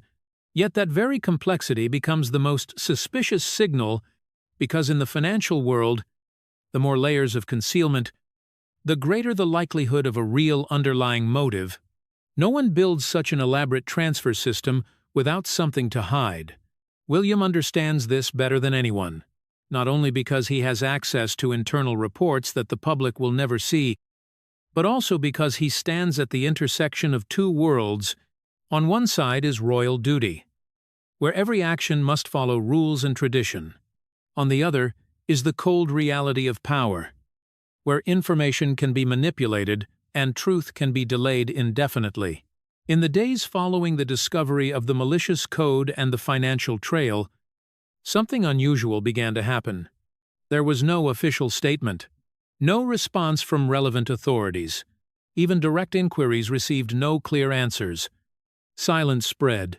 But this was not the silence of missing information. It was calculated silence. Within the royal family, silence is sometimes a strategy. It allows time to calm public opinion. It prevents speculation from spreading, and more important, it creates space for those in control to assess the situation without external pressure. But in this case, the silence carries a different meaning. It feels like a curtain drawn over something that is becoming too large to remain hidden. Close sources indicate that private meetings have been held at Kensington. No public schedule. No recorded minutes. Only prolonged discussions lasting for hours, where experts in technology, finance, and security sit together to analyze every smallest detail, every line of code, every transaction. Every gap in the data is examined with precision. What they are searching for is not just evidence of wrongdoing, they are looking for a chain of connections strong enough to be undeniable. Because in this context, an accusation without clear proof could create consequences more severe than the truth it attempts to expose. That is why William is not rushing. He does not appear before the public with strong declarations. He does not draw conclusions while everything remains under analysis. Instead, he chooses to go deeper, to follow each trace, to connect every fragment, and to wait until the full picture can speak for itself. During this process, a hypothesis begins to take shape, that the malicious code was not only used to collect information, it may also have functioned as a coordinating tool, a way to synchronize actions occurring in different locations, from server rooms to maintenance zones, from financial systems to travel schedules, all potentially connected through a network known only to a few. If this hypothesis is correct, then we are no longer dealing with an isolated incident. We are facing an organized structure, a system designed to operate in the shadows, where each component has its own role. But only when viewed as a whole does the true objective become visible. In that context, the palace's silence becomes even more significant. It is no longer simply a cautious response. It may be a sign that what is unfolding exceeds the control of standard procedures, or at least exceeds what they are willing to acknowledge at this moment. William understands that he is stepping into a gray zone, where the line between responsibility and risk becomes blurred, where every decision can lead to irreversible consequences. But he also understands something else, that if he stops here, if he relies only on what is already known without going further, the truth will remain buried beneath layers of tightly controlled information. So he continues, not with rushed steps, but with patience and precision. Each new piece of data is verified, each connection is confirmed, and every hypothesis must meet a higher standard before being accepted. In a world where information can be manipulated, evidence becomes the only absolute value, and that is exactly what William is searching for. Not to prove a point, but to establish a truth that no one can deny. William understands that he cannot rely on speculation alone. He needs evidence that even his father cannot dismiss. Why Sydney? Why April 15th? Two questions that seem simple, yet open an entirely deeper layer of the story, because on the surface, Princess Anne's visit to Australia appears to be a routine diplomatic activity, a schedule planned months in advance, a sequence of events designed to reinforce the image of stability and responsibility of the royal family before the international public. But when we place the data we have onto the same timeline, everything begins to take on a different meaning. Sydney is not just a destination, It is where Princess Anne is expected to present a financial report related to the Royal Heritage Fund, a document that, according to multiple internal sources, has been prepared for years and contains figures that could change how the public perceives financial operations within the royal family, not minor expenditures, but major financial flows, investment decisions, budget allocations that have long been kept confidential. And it is here that the underlying tension between Anne and Camilla begins to surface clearly. For years, the two have represented entirely different approaches to the role of the monarchy. Anne, with her disciplined and direct style, has consistently supported transparency and accountability. Meanwhile, Camilla, who spent nearly 40 years moving from a position of doubt to the center of power, understands the value of controlling information. Not everything should be made public. Not every figure needs to be explained. That difference is not just a matter of perspective. It is a conflict of interest, because according to what we have gathered, the report Anne is preparing to present is not merely a financial document. It may contain details related to affiliated funds, cross-funding arrangements, and complex financial structures that, if exposed, would raise uncomfortable questions for those currently in control.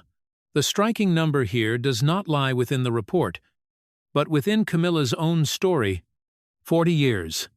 40 years of building her position, 40 years of overcoming opposition from the public, the media, and even from members within the royal family. From a marginal figure, she gradually became an indispensable part of the current power structure. And because of that, any change that threatens that structure can be perceived as a direct risk. If Anne's report truly contains sensitive information, then the timing of its release in Sydney on April 15th is no longer coincidental. It becomes a flashpoint, a moment where everything could shift within hours, and if someone wanted to prevent that, they would have to act before the document becomes public. That is when everything we have seen in the previous chapters begins to connect: the 2mm gap, the 90-second window, the malicious code, the £1.2 million financial flow. None of these are isolated fragments anymore. They form a chain of actions that can be interpreted as an effort to control or delay a specific event. But what makes this story more complex is the question of motive. Is this truly a gamble? A decision made under pressure, when jealousy, or perhaps fear of losing control, begins to cloud judgment? Or is this a carefully calculated strategy where every step has been considered in advance? Among royal observers, the relationship between Anne and Camilla has long been described as distant. There are no public confrontations, no shocking statements, but there is no closeness either. They exist within the same sphere of power, yet with entirely different goals and methods, and sometimes that silence carries more tension than any spoken words.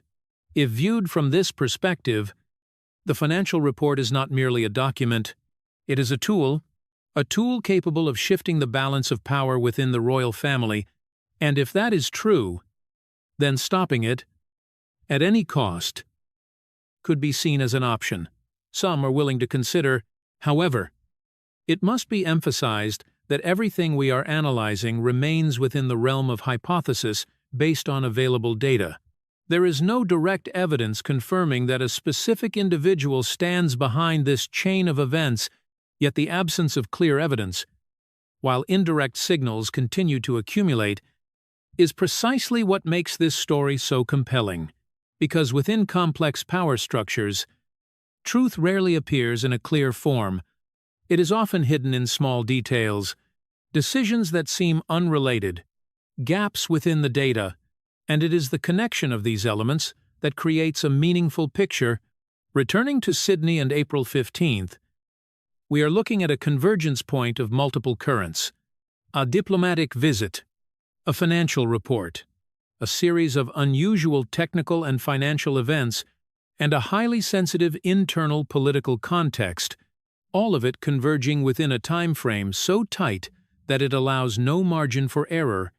In that context, every decision becomes a gamble, not only for those directly involved, but for the entire structure they are trying to protect or reshape, and when a gamble is placed, its outcome rarely affects only one individual.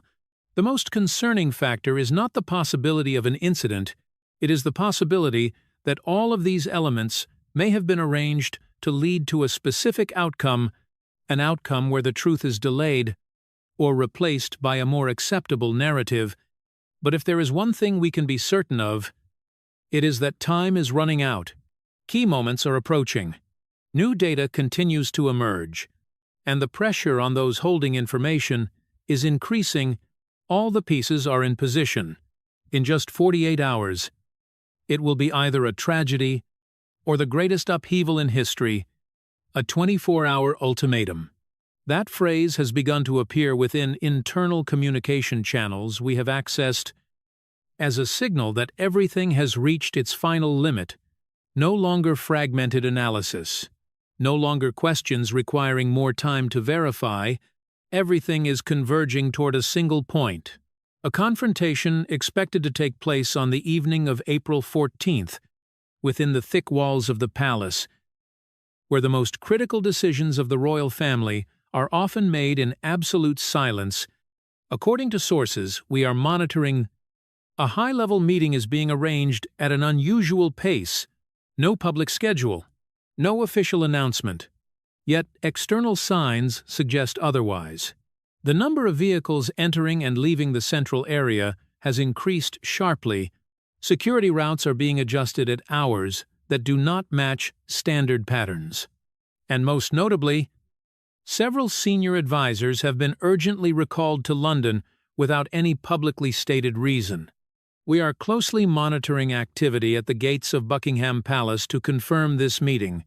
Every small movement, every vehicle bearing diplomatic plates, every individual appearance is being recorded and cross-checked, not to assert certainty, but to gather the final pieces before the full picture becomes complete. At the center of this anticipated confrontation is William, no longer the image of a cautious heir, weighing each step to avoid conflict with tradition. What we are observing suggests that he is stepping into a different role, more proactive, more decisive, and potentially more dangerous to structures that have existed for decades. In his possession is a dossier known by a name that even insiders mention with caution: Skyfall. Not an official term, not found in any public document, but based on what we have gathered, it is a compilation of all verified data collected in recent days, from the 2mm flaw in the pressure system to the malicious code embedded within the internal network, from the £1.2 million financial flow passing through 3 banks to the potential links between individuals with access to the classified maintenance area. Skyfall is not an accusation. It is a structure of evidence, a logical system built to resist dismissal by conventional arguments, and that is precisely what makes it the greatest threat to those attempting to preserve the current state. But confronting Skyfall is not about a single individual, it is about an entire system, a system shaped by tradition, by unwritten rules, and by a belief that stability must always come before truth. Within that system, every crisis is handled through calculated silence. Every conflict is softened before it reaches the outside. And every change must occur gradually, within controlled boundaries. That is why the meeting on the evening of April 14th is not merely an exchange of information. It is a test of whether the old system still has the capacity to absorb a shock of the magnitude that Skyfall may bring, and if not, what will follow next. Sources indicate that the atmosphere inside the palace in recent hours has become more tense than ever. Brief exchanges, interrupted calls, decisions made more quickly. Yet, with greater caution, no one says it aloud. But all understand that they are standing at a moment that could redefine the future of the royal family. One notable detail is the presence of individuals who rarely appear in internal meetings: senior legal advisors. Financial experts who have handled previous crisis situations, their presence suggests that the issue is being examined not only from a political perspective, but also from legal and long-term consequences. In this context, William's role becomes critical. He does not only bring a dossier, he brings a choice between continuing calculated silence or confronting directly what is being uncovered. And that choice does not affect only him, it will impact the entire structure of which he is a part. There is a question circulating internally, one we have heard from multiple sources. Is this the moment when the new generation will force the old system to change? Or will the old system once again prove its ability to protect itself by absorbing and neutralizing every threat? No one has a definitive answer. But what is happening externally suggests that everything is moving toward a point of no return. Roads surrounding the palace are more tightly controlled, security presence has visibly increased, and internal communications signals indicate a higher level of activity than usual. We continue to monitor not only what can be seen, but also what can be inferred from behavioral patterns, because in situations like this, what matters is not only what is said, but what is left unsaid. If Skyfall is presented for discussion tomorrow evening, it will force all sides to take a clear position. No more space for ambiguity. No more possibility of delay. And from that moment, the consequences will begin to unfold. Whether intended or not, some sources suggest there may be an attempt to delay or reduce the impact of the dossier. Others believe this is the only opportunity to resolve issues that have accumulated over many years. Two perspectives, two paths, and both carry their own risks. Meanwhile, time continues to move forward. With each passing hour, key events draw closer. The trip to Sydney, the financial report, and everything that could happen if these elements are not brought under control. At this moment, everything can change with a single decision. A choice made inside a closed room, yet one that will echo outward in ways no one can fully predict, and that is the true nature of this moment. Not certainty, but possibility, the possibility of a turning point, the possibility of a crisis, or the possibility of a complete restructuring. We will continue to monitor every development, but one thing has become clearer than ever. Time is running out for all of us. This is no longer a single story. This is a race against death, where every smallest detail can determine the final outcome. What we have shared with you is not baseless speculation. It is built from leaked sources that we have cross-verified, combined with independent technical analysis from experts with real-world experience, from the 2mm flaw in the pressure system to the 90-second window of survival in the cockpit, from malicious code infiltrating the internal network to the £1.2 million financial flow concealed through multiple layers of intermediaries. All of it is converging toward one point, a moment the world will not be able to ignore. Within less than 48 hours, all eyes will turn to the runway at RAF Northolt, not for a ceremony, not for a routine visit, but because it may become the place that determines whether a sophisticated plan is carried out or stopped just before it is too late. And at the center of it all remains Princess Anne, a woman who has devoted her life to duty, now unintentionally becoming the focal point of a chain of events whose full severity she herself may not yet realize. What prevents us from stopping is the increasingly clear alignment between the data. No element stands alone. Every piece connects through a logic that is deeply concerning. And when a picture begins to take shape, the question is no longer whether it is real, it is what we will do with it. At this point, silence is no longer a safe option. It risks becoming complicit with what is being concealed. The truth must be brought into the light before it is buried beneath the Indian Ocean. Before it is replaced by a more acceptable version, controlled and directed. We are not drawing conclusions, but we believe you deserve to know what is happening behind closed doors. And at this very moment, a new development has just emerged, increasing pressure across the entire situation. An urgent piece of information we received just minutes ago: Squadron 32 has undergone a personnel shift at 11 o'clock this morning.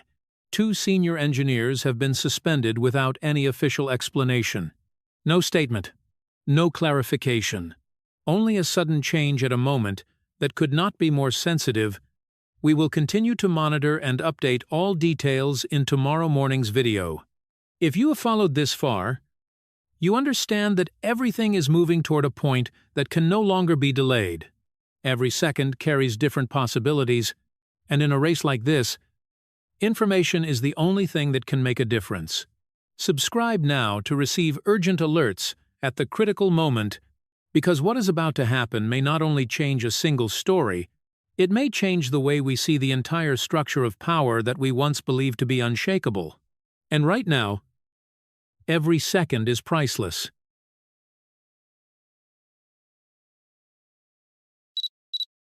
Nearly 30 years have passed since that fateful night in Paris, yet the name Diana Spencer still sends shockwaves through Britain every time it is spoken. Her death was long described as a tragic accident, but behind the official reports and polished statements, countless questions were left unanswered.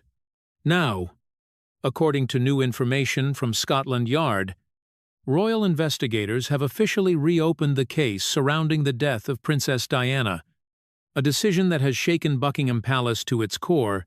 Sources reveal that the order to reopen the investigation was signed after previously undisclosed evidence surfaced. The document, reportedly linked to her burial at Althorpe, led investigators to an unexpected turning point: the decision to reopen Diana's coffin to verify a detail overlooked for nearly 27 years. What they found inside, according to one anonymous witness, left Prince William in utter disbelief. An insider close to the palace says that William was immediately informed when the investigative team left the estate in the early morning hours. He remained silent for several hours before demanding to see the complete report. Many believe this was the moment the heir to the throne was forced to confront the most painful truth about his mother's death, a truth the royal family may have tried to conceal for years. This is no ordinary re-examination. It is a reminder that the mysteries surrounding Princess Diana's death were never truly buried. In tonight's investigation, we delve into the latest findings, retrace the royal investigators' steps, and uncover what they discovered inside Diana's coffin. A revelation so powerful it left Prince William shattered. You all know about Princess Diana's tragic death in Paris, and the funeral regarded as the greatest of the 20th century, honoring the Queen of People's hearts. But here is what you did not know. Her coffin was never opened throughout the entire ceremony, not once. In October 2025, as the British royal family reels from a wave of media scandals and the king's declining health, a top-secret document suddenly reaches the palace. The parcel sent from Paris and sealed with the old insignia of Pitié-Salpêtrière Hospital, where Diana drew her last breath, has triggered a full-scale alert within royal security circles. According to inside sources, the royal police and Interpol have reopened the accident file, uncovering new details never before revealed in certified records about the 1997 forensic procedure and funeral protocol.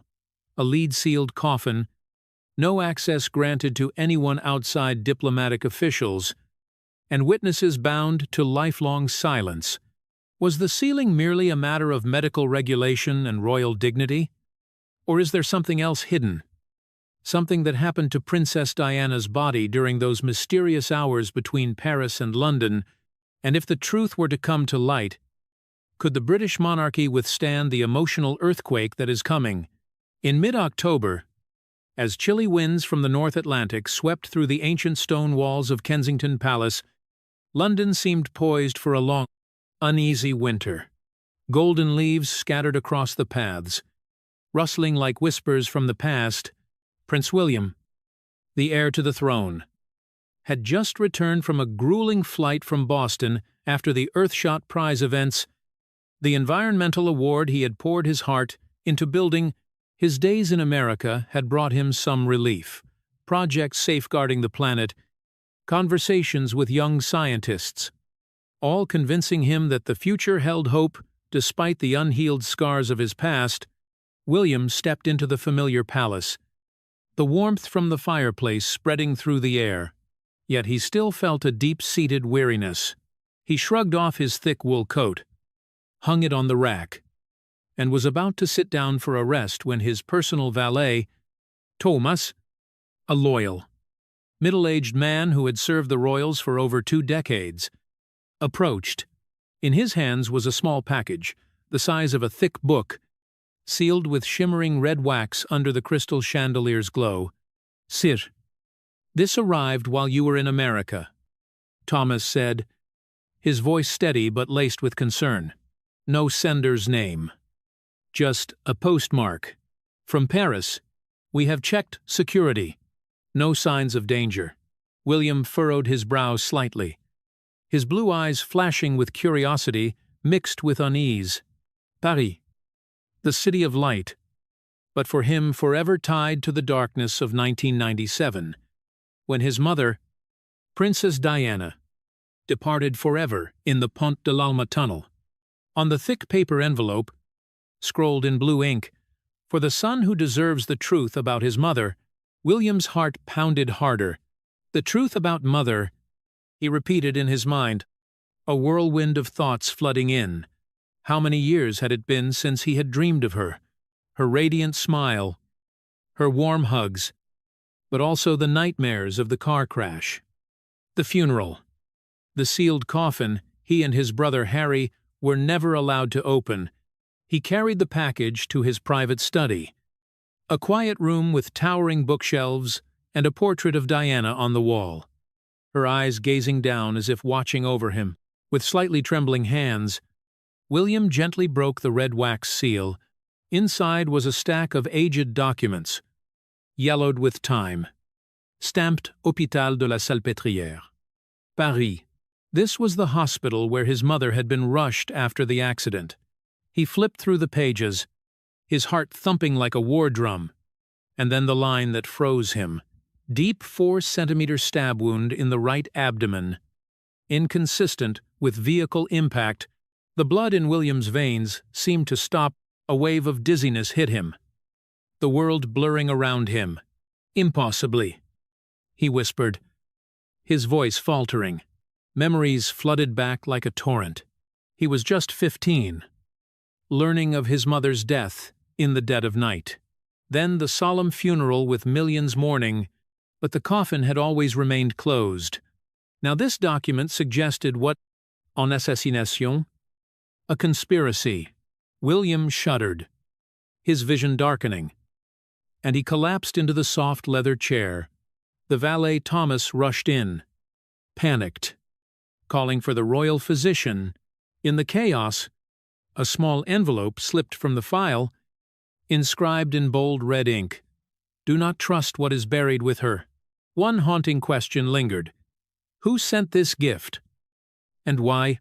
After nearly 3 decades now, William lay on the chair, breathing ragged, tears streaming down his cheeks. He thought of his mother, of the secrets the royals always hid to protect their image. But now that facade was cracking, and he, the eldest son, had to face the storm about to break. Late into the night, as London slept, Kensington Palace remained ablaze with light.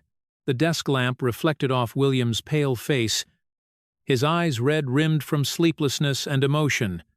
He sat alone in the study, the file opened before him like a ticking time bomb. This time he read more slowly, forcing himself to stay calm and analyze every detail. The documents were copies of a medical report from a French doctor named Dr. Claire, with shaky handwritten notes. Recommend expanded forensic examination, suspected puncture wound from sharp object. Right below, in bold red, all procedures halted. No further examination. Order from Prince Charles, Prince of Wales. William set the file down, his hands clenching into fists. Memories of the 1997 funeral replayed like a black-and-white film.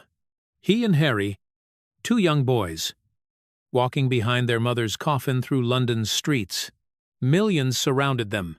They had begged their father for one last look. But Charles had firmly refused. To preserve her peaceful image, he had said then. Now the signature of Charles on the document made William feel as if the entire foundation of his family was crumbling. Why would father hide this from me? Even in mother's death, he whispered. His voice thick with pain, he reflected on his own life.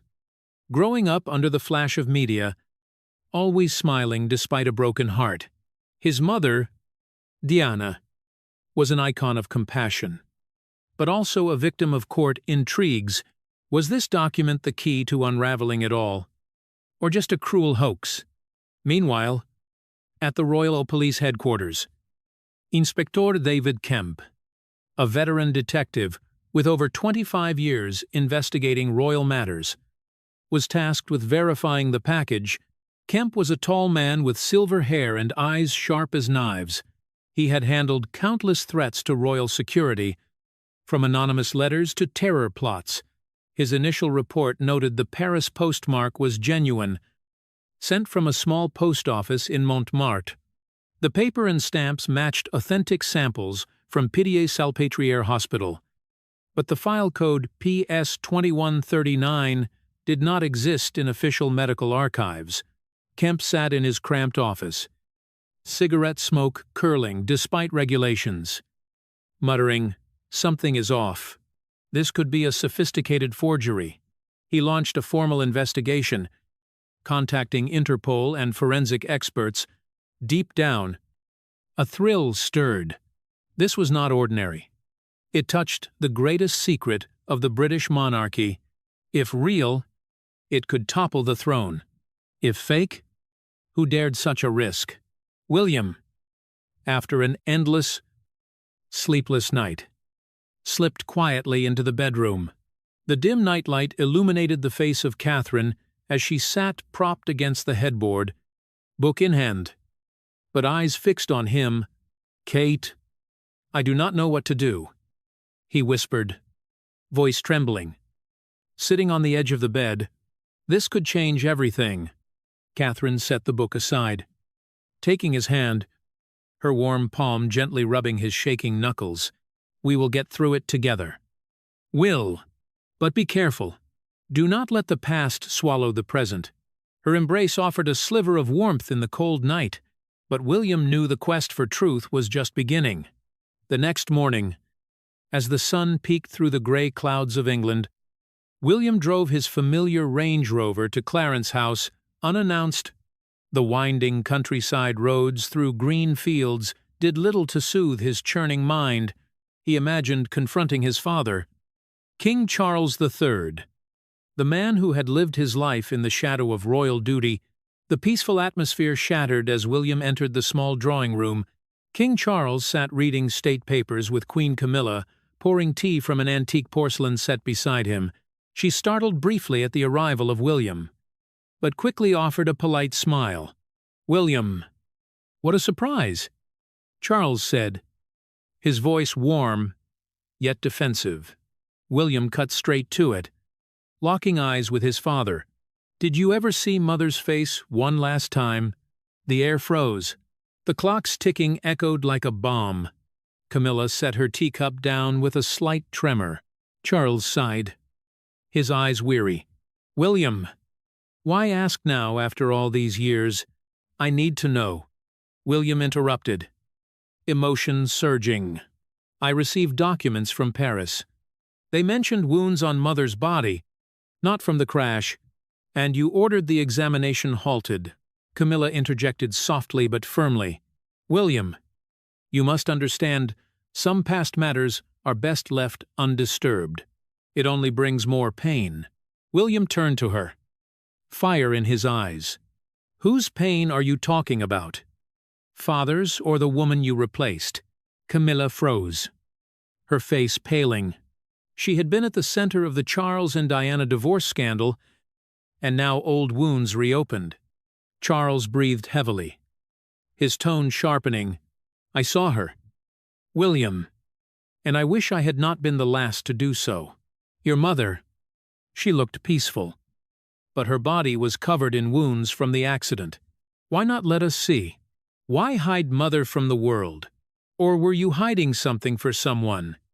William shouted, tears welling. Camilla rosse.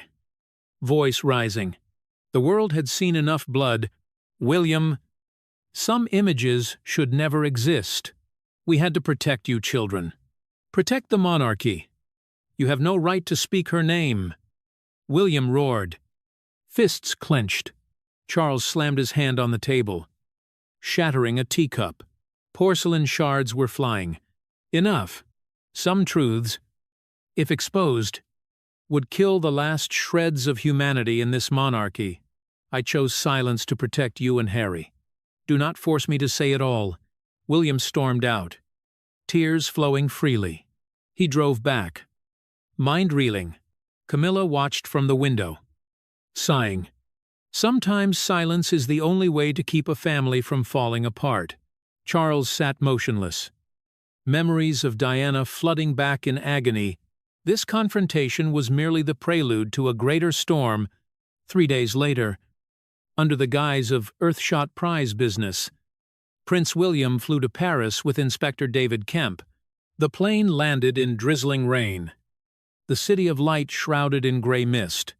Their black car crept through cobblestone streets past the flickering Eiffel Tower. But William had no eyes for the sights. He felt as if stepping back into the past, where his mother had slipped away. They arrived first at Pitié-Salpêtrière Hospital. An elderly nurse named Monique Desamps, with neatly tied silver hair, greeted them in the chilly corridor. She trembled at the sight of William. You look so much like your mother. I remember that night as if it were yesterday. All the emergency room cameras suddenly went dark for over 20 minutes. Then we got orders from the British Embassy. No talking to anyone. No disclosures. Kemp asked professionally. Did they give a reason? Monique sighed. They said it was for medical reasons. Blood in the car. So keep it quiet to avoid complications. But something felt off. Everything happened too fast. The princess, she fought to the end. But the wounds were too severe. William stayed silent, his heart twisting. He pictured his mother there alone in the Paris night. Thank you, he said, voice choking. That afternoon, they visited the Boulogne-Cerisier funeral home. The elderly manager Claude, with his silver mustache, bowed. I remember it vividly. The coffin of the princess was welded shut, with silver metal, unlike any ordinary one. They said it was to prevent chemical leaks and maintain royal dignity. We just followed orders. William asked, Did that seem unusual to you? Claude nodded. We had never seen anything like it. But they claimed it was a special request from the British side. Diplomatic orders. I did not dare question. Perhaps to fend off the press. William glanced at Kemp, voice lowering. What do you think they were really protecting? Health or honor? Kemp replied, Possibly both. Sir, but we will find answers. I just got word. The package was posted from a small Montmartre office by a woman in her 30s in a black hat using a false name. William nodded, unease gnawing at him. Outside, Paris faded into fog, Notre Dame's bells tolling distantly. He stood still amid the crowds, sensing the truth tantalizingly close yet elusive in the shadowed corners of Clarence House, where twilight filtered through heavy velvet curtains. King Charles III sat alone under the faint glow of a reading lamp, illuminating his aged, wrinkled face. On the table lay the investigation report of Inspector David Kemp, dense pages of details that, to Charles, were not mere words, but knives carving into the past. He flipped through them, eyes blurring. As memories surged like a violent flood, Paris, 1997, that fateful night when the world seemed to collapse at his feet, Charles recalled it as if reliving the moment, the night Diana died. He flew to Paris immediately upon hearing, his heart shattered by a loss he had never imagined.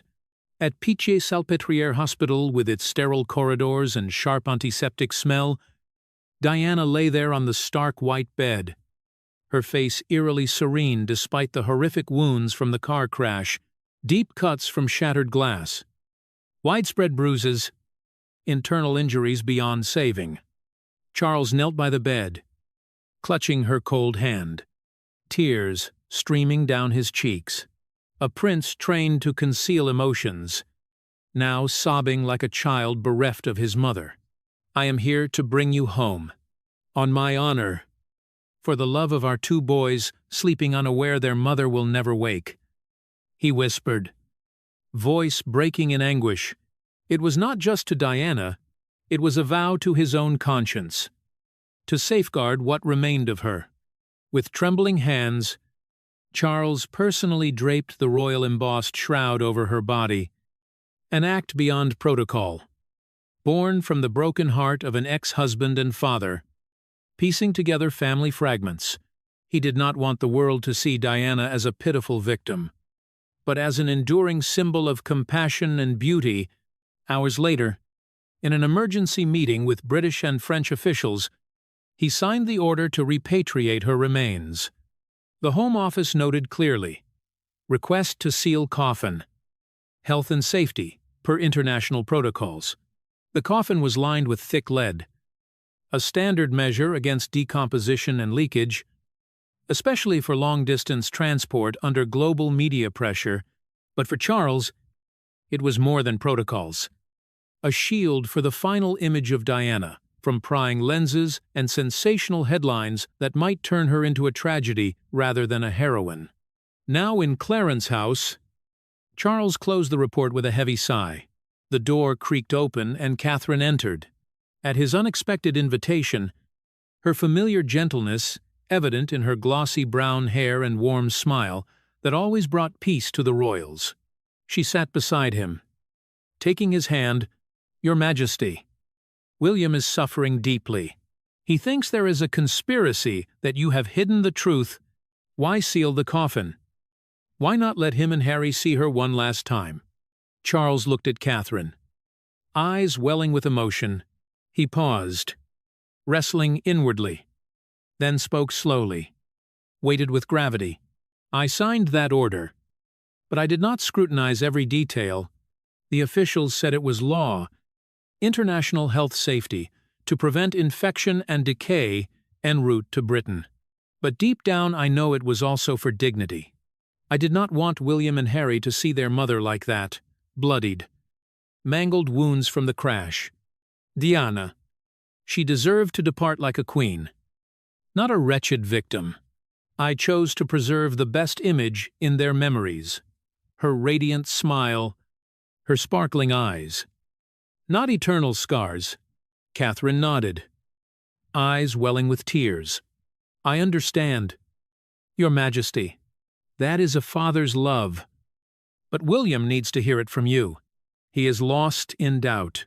Charles gazed out the window at darkening London, voice emotional, like a belated confession. "I lost her once. Catherine, in a broken marriage, scandals, and that Paris night. I did not want to lose my sons to harsh truths that the death of Diana was fate's tragedy, not conspiracy. But now I see silence is not always protection. It can become a burden." Those memories tormented him utterly, yet marked a turning point. He would face William not as king, but as father. This inner turmoil's climax did not just close the past, it opened hope for family reconciliation. A week later, as London buzzed with rumors of the mysterious file package, the royal investigators finally traced the sender, a dramatic twist. Leaving the monarchy and global media breathless, the culprit was Eleanor Hughes, a 34-year-old former psychology researcher from Manchester, no secret enemy or international spy, but an ordinary woman ensnared by personal obsession Eleanor had volunteered at a 2021 Royal Mental Health event, attempting to approach Prince William with a study on parental loss trauma, a topic she believed he was denying, politely rebuffed by security. She spiraled into fixation, tracking every royal news item, amassing Diana documents, and convincing herself William needed liberation from secrets she had fabricated. Police raided her modest Manchester suburb flat on a drizzly morning. Finding her amid chaotic papers, the room was a personal Diana shrine, walls plastered with news clippings, shelves stacked with biographies, desk cluttered with an old printer. Detectives seized evidence: a laser printer for aging paper effects, antique paper from flea markets, forged Pitié-Salpêtrière stamp, dozens of clipped Diana articles with scrolled notes like truth buried, and crucially, the original 2004 Operation Paget medical report publicly released, confirming the death of Diana as a car accident without conspiracy. But Eleanor had artfully overlaid fake details about a 4-centimeter stab using editing software, handcuffed. The face of Eleanor was ashen, tears streaming as she was led to the police van. In the stark, neon-lit interrogation room, she sobbed her confession. "I just wanted him to see that truth does not die just because it is sealed away. I adore Prince William. He is a symbol of strength. But living in delusion, his mother was harmed, and the royals covered it up. I faked the files to awaken him, to make him face the real trauma." Her admission stemmed not from malice, but disordered psychology, obsession twisted into delusion. Convincing her actions were helping the prince, that evening, the BBC aired a special. Royal investigators reveal the shocking truth about why the coffin of Diana was never opened. Millions in Britain and worldwide were glued to screens. Awaiting the climax, royal conspiracy, Inspector Kemp, stern yet compassionate under studio lights, declared, "Royal police confirm no evidence Princess Diana suffered injuries beyond the car crash." The coffin sealing stemmed from international health protocols, preserving the body per transport regulations, and the wish of Prince Charles to safeguard her serene final image. This is not dark intrigue. It is pure humanity. A father sparing his sons the horror of her wounds. Sometimes truth is not in papers or forgeries, but in the pains we choose to forget to heal. News spread like wildfire. Global headlines were sensational. Diana secret, no plot, just fatherly love. From the New York Times to Le Monde, chatter focused on Eleanor, an obsessed woman turned unwitting fraudster. William watched from Kensington's study, relief mingled with sorrow. He pondered his mother. Father. And this stranger. The saga's climax ended not as an earth-shaking scandal, but the harsh truth of a misguided soul, reminding that personal pain can brew unexpected tempests. The next day, as the sun dipped toward the horizon, Windsor Castle, emblem of British royal might, bathed in soft golden twilight. Gentle as nature's solace, ancient stone walls glowed warm orange, and the tranquil gardens reserved for royal private strolls whispered with autumn chill. Carrying damp grass and fallen leaves, there, amid late-blooming rose bushes and time-worn gravel paths, stood the statue of Princess Diana. Cast in bronze, her radiant smile, arms outstretched, embracing the world. Flanked by 3 children symbolizing her global compassion for youth, Prince William walked slowly along the path, each step heavy with pent-up emotions from the week. In his hand, a sealed envelope from royal police, the official medical report delivered that morning after the BBC broadcast, thick and stamped. It held not just documents but the key to unlocking gnawing doubts. William paused, breathing in crisp autumn air. Steadying himself, he reflected on the journey, the enigmatic Paris gift, tense father confrontation, French hospital revelations, all led here to confronting the final truth. King Charles awaited by an ancient granite bench under a centuries-old oak. His eyes were weary from sleepless nights, yet warmed with rare tenderness, a readiness of a father to shed protective armor for family mending, dressed in a simple wool coat, emphasizing this as father and son, not king and heir. As William neared, Charles rose first, voice slow and emotional. "I have lived to safeguard royal honor, William, but now I see honor cannot heal human wounds. It is a mere facade masking real pains." William halted, eyes welling as he met the gaze of his father. He sensed sincerity. Not the command of a king, but the shared loss of a man.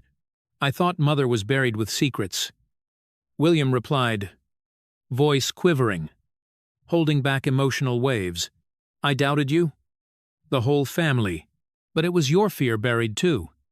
Fear harsh truth would destroy us." Charles nodded, hands clenching as if embracing memories. He sat on the bench, gesturing to William beside him. The air was serene, only wind, rustling leaves, and distant birdsong. "If there is one thing I wish most in life," Charles said gravely, "it is that your mother departed as a true woman, not the icon the world built. Diana. She was my love. Though we lost our way in marriage, I did not want you boys remembering her through crash horrors, cuts, blood, physical agony. I wanted her smile, compassion, the way she held you. That is why I sealed the coffin, not hiding plots, but preserving that beautiful memory." William paused silently, autumn breeze tousling his hair. He opened the envelope, hands shaking as he scanned the pristine official medical report. Crisp pages with signatures of doctors and officials from 1997, no 4-centimeter stab, no sharp object or conspiracy evidence, all standard forensics, death from internal injuries via car impact. William read each line, heart aching, tears rolled down. Not disappointment, but relief, an emotional climax as doubts dissolved. "Mother?" He choked, voice breaking, like the 15-year-old boy of old. "Finally, I understand that coffin was not veiling dark truths, but preserving your finest image. You left in peace, and Father shielded that for us." Charles rose, approaching his son, and for the first time in years placed a hand on the shoulder of William, a warm, paternal gesture. "I will abdicate sooner than planned." "William," he said firmly yet emotionally, "the crown weighs not just gold and gems, but those who have fallen so you may rise. Diana sacrificed much. I will not burden you alone. Lead with heart as she did." Father and son gazed at the statue of Diana, end of daylight casting long blending shadows. The bronze seemed alive in sunset, her smile warm. Eyes watching this healing, William wiped tears, feeling renewed energy. Not anger, but forgiveness.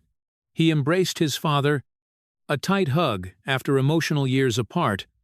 "Thank you, Father," he whispered, "for protecting us, even through silence." And so, the secret of the coffin of Diana is unveiled.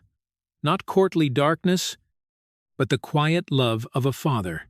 In a politics-churned world of power and secrets intertwined, sometimes the plainest truth proves strongest, capable of healing the deepest wounds of humanity. Do you feel your heart tighten while witnessing the pain of William? Or are you also wondering if silence is truly the best way to protect when the truth is revealed? Do you believe the love of a father can be stronger than any conspiracy? Share your thoughts with us in the comment section. Remember to like, share, and subscribe for more. Also, click the next video showing on your screen. You will enjoy.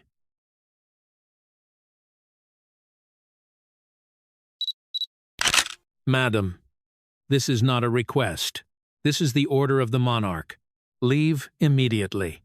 The words echoed dryly through the cold stone corridor of Buckingham Palace, cutting through an atmosphere already heavy to the point of suffocation. No one dared to breathe too loudly. No one dared to lift their eyes. There were only hurried, chaotic footsteps. And then the heavy wooden door slammed shut with a chilling thud, as if history itself had just been sealed in that moment. On the 15th of May in the year 2025, London sank beneath a dull gray sky. The clouds hung low and heavy, curling as though signaling a storm that came not only from nature, but from within the royal family itself. Outside the gates of Buckingham, there was no gathering crowd, no familiar lenses of the mainstream press. Everything unfolded in a silence that felt almost frightening. And then she appeared. Queen Camilla stepped out through a side entrance. Without ceremony, without honor, without even a proper farewell glance. Her face no longer held its usual composure. It was empty, mixed with confusion and an unease she could not conceal. The car was already waiting, its engine running steadily, as if it had been prepared in advance for a departure without explanation. Just hours earlier, an unprecedented decision had been issued by King Charles III himself. He had not only forbidden his wife from accessing the royal treasury, but had also suspended all of her roles and duties, an act that sent shockwaves through the long-standing structure of power. What had happened behind those closed doors? A confrontation, a secret exposed, or a final boundary that had been crossed? Do you believe in blind love, or in an unshakable loyalty to the crown? Was Charles too ruthless? Or had Camilla gone too far to ever return? But to understand how a marriage that lasted decades could collapse in a single night, we must turn back time, to the oak-scented study where everything truly began. A dim golden light fell into every shadowed corner of the King Private Library, a place where time seemed to move slower, heavier. The tall oak bookshelves stretched to the ceiling, filled with records of centuries of history, no longer carried their usual quiet authority. The air felt thick, as though even the walls were holding their breath. On the large desk, among neatly arranged documents, a small yet striking object lay there, the sapphire Jubilee brooch. The deep blue of the stone reflected the light, shimmering in a way that felt almost guilty. It did not belong in this room. It should not have been here. And more importantly, it should not have been in the hands of anyone except the one who had passed away. The king stood there, motionless for what felt like endless seconds. His eyes did not leave the brooch. It was not an explosion of anger. It was something far more dangerous. A fracture from within. A trust torn apart. He spoke, his voice low but sharp. "Camilla, explain to me why my mother treasure is beneath your wardrobe." There was no immediate answer, only silence spreading, swallowing each breath. Across from him, Camilla stood with her hands clenched tightly together. She no longer held the calm she showed in public. Her eyes flickered, as if searching for an escape that did not exist. When she finally spoke, her voice trembled, yet beneath it remained a stubborn resolve. "I did it for you, for our future." What she wrote in there, it would destroy everything. One sentence, enough to freeze the entire room. Charles closed his eyes for a brief moment, not to calm himself, but to hold back something deeper from rising. When he opened them again, his gaze had changed. No longer a husband, only a monarch remained. "You read it." It was not a question. It was a conclusion. Camilla did not answer, but her silence was the clearest confession. The air became suffocating. Outside, the wind began to howl through the tall windows, creating a low, haunting sound like a warning. In this room, an invisible line had just been crossed. There was no going back. Charles stepped slowly toward the desk. Each step pressed heavily against the wooden floor, echoing in the stillness. He looked down at the brooch once more, then reached out and lightly touched it, a gesture almost unconscious, yet filled with memory. "This is not just a piece of jewelry," he said, his voice so low it was almost a whisper. "It is a promise, a legacy, something you had no right to touch." Camilla looked up, a flicker of desperation passing through her eyes. "Do you think I wanted to do this? I tried to protect you, to protect everything you have. If those lines were ever exposed—" "Enough." Charles' voice cut in, firm, leaving no space. Silence returned. But this time, it was no longer just tension. It was an ending. The lines on his face deepened under the dim yellow light. They were not marks of age. They were marks of disappointment, a disappointment so heavy it could not be hidden. In that moment, there was no royalty, no power. Only two people standing face to face with a truth that could not be denied. Trust had been betrayed. Camilla stepped back. Just a small step, barely noticeable, but enough to create a distance that could never be closed. "You do not understand," she said, her voice almost breaking. "If I had not done it, everything would collapse. Reputation, the crown, the future of, the price of betrayal." Charles interrupted, his eyes so cold they were almost emotionless. "Is not something you have the right to decide for me." There was no justification left that could change what had happened. No way to return to the moment before the brooch appeared beneath the wardrobe. Outside, the wind grew stronger, striking against the windows as if trying to shatter the fragile stillness. But inside this room, everything had already broken long before that. Charles turned his back. A simple gesture, yet it carried absolute finality. As he walked toward the door without looking back, it was not just the end of a confrontation. It was the end of something that had lasted for decades. Camilla stood still. She did not follow. She did not call out. Because deep within, perhaps she understood. Once a line has been crossed, every word becomes meaningless. The room fell into complete silence. Only the dim yellow light remained, and the sapphire jubilee brooch lying there, silent, like a witness to everything that had just unfolded. But betrayal never begins in a single moment. It always forms quietly beforehand, from the smallest cracks, almost unnoticed. And one of those cracks had been discovered, not on a dramatic night, but on what seemed to be a perfectly ordinary Tuesday morning. A man walked into the palace, holding a leather file in his hand. No noise, no attention. But what lay inside that file was what truly set everything in motion. It did not begin with the confrontation in the library. It began far more quietly, almost imperceptibly. On what seemed like an entirely ordinary Tuesday morning, Donald Walton had never been a man who drew attention. He was the kind of person whose face you would struggle to remember, even if he passed you in a hallway. Yet people like him were the silent pillars of the entire system. As the internal auditor in charge of royal assets, Walton was accustomed to absolute precision. Even the smallest discrepancy was enough to make him stop. That morning, as faint sunlight filtered through the office window, Walton turned to a page in the routine inventory report. His finger stopped.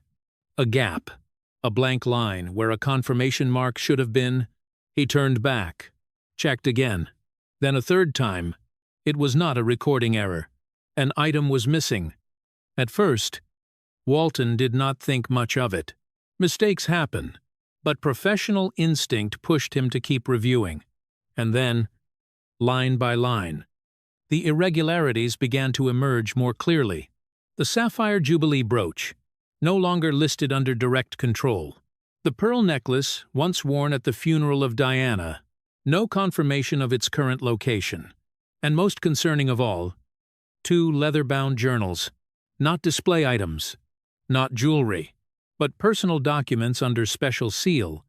Walton leaned back in his chair. For the first time in many years, he felt something cold run down his spine. This was no longer an error. This was a pattern of selective disappearance. He did not report it immediately, not out of hesitation, but because he understood one thing clearly. These items could not disappear without someone inside allowing it, and if he reported it the wrong way, he might be the next to disappear. At least in his career. By late morning, a confidential report was delivered directly to the desk of King Charles. There was no electronic signature. It did not go through the official system, just a leather file placed on the desk, accompanied by a single sentence. "Your Majesty, something is not right." Charles read in silence. No emotion showed on his face. But when he reached the final page, the atmosphere in the room had changed. He did not call the police. He did not summon the council. Instead, he called a name that very few outside the inner circle had ever heard. Sir Clement Meister, a man considered the right hand in matters the royal family never wanted made public. He held no official title on paper, yet his influence reached into the most sensitive areas. The investigation began that very day, quietly, precisely, without leaving a trace. There were no public reports, no formal records, only private meetings and questions that could not be refused. The first clue came from the night access control system. There was no sign of forced entry. No doors had been broken. No cameras recorded anything unusual. But there was one small detail, an internal call at 3:49 in the morning, originating from the area reserved for the Queen. Sir Clement did not rush to conclusions, but he knew he needed to speak with the guard on duty that night, Robert Halton. A guard with 12 years of service, had never violated protocol.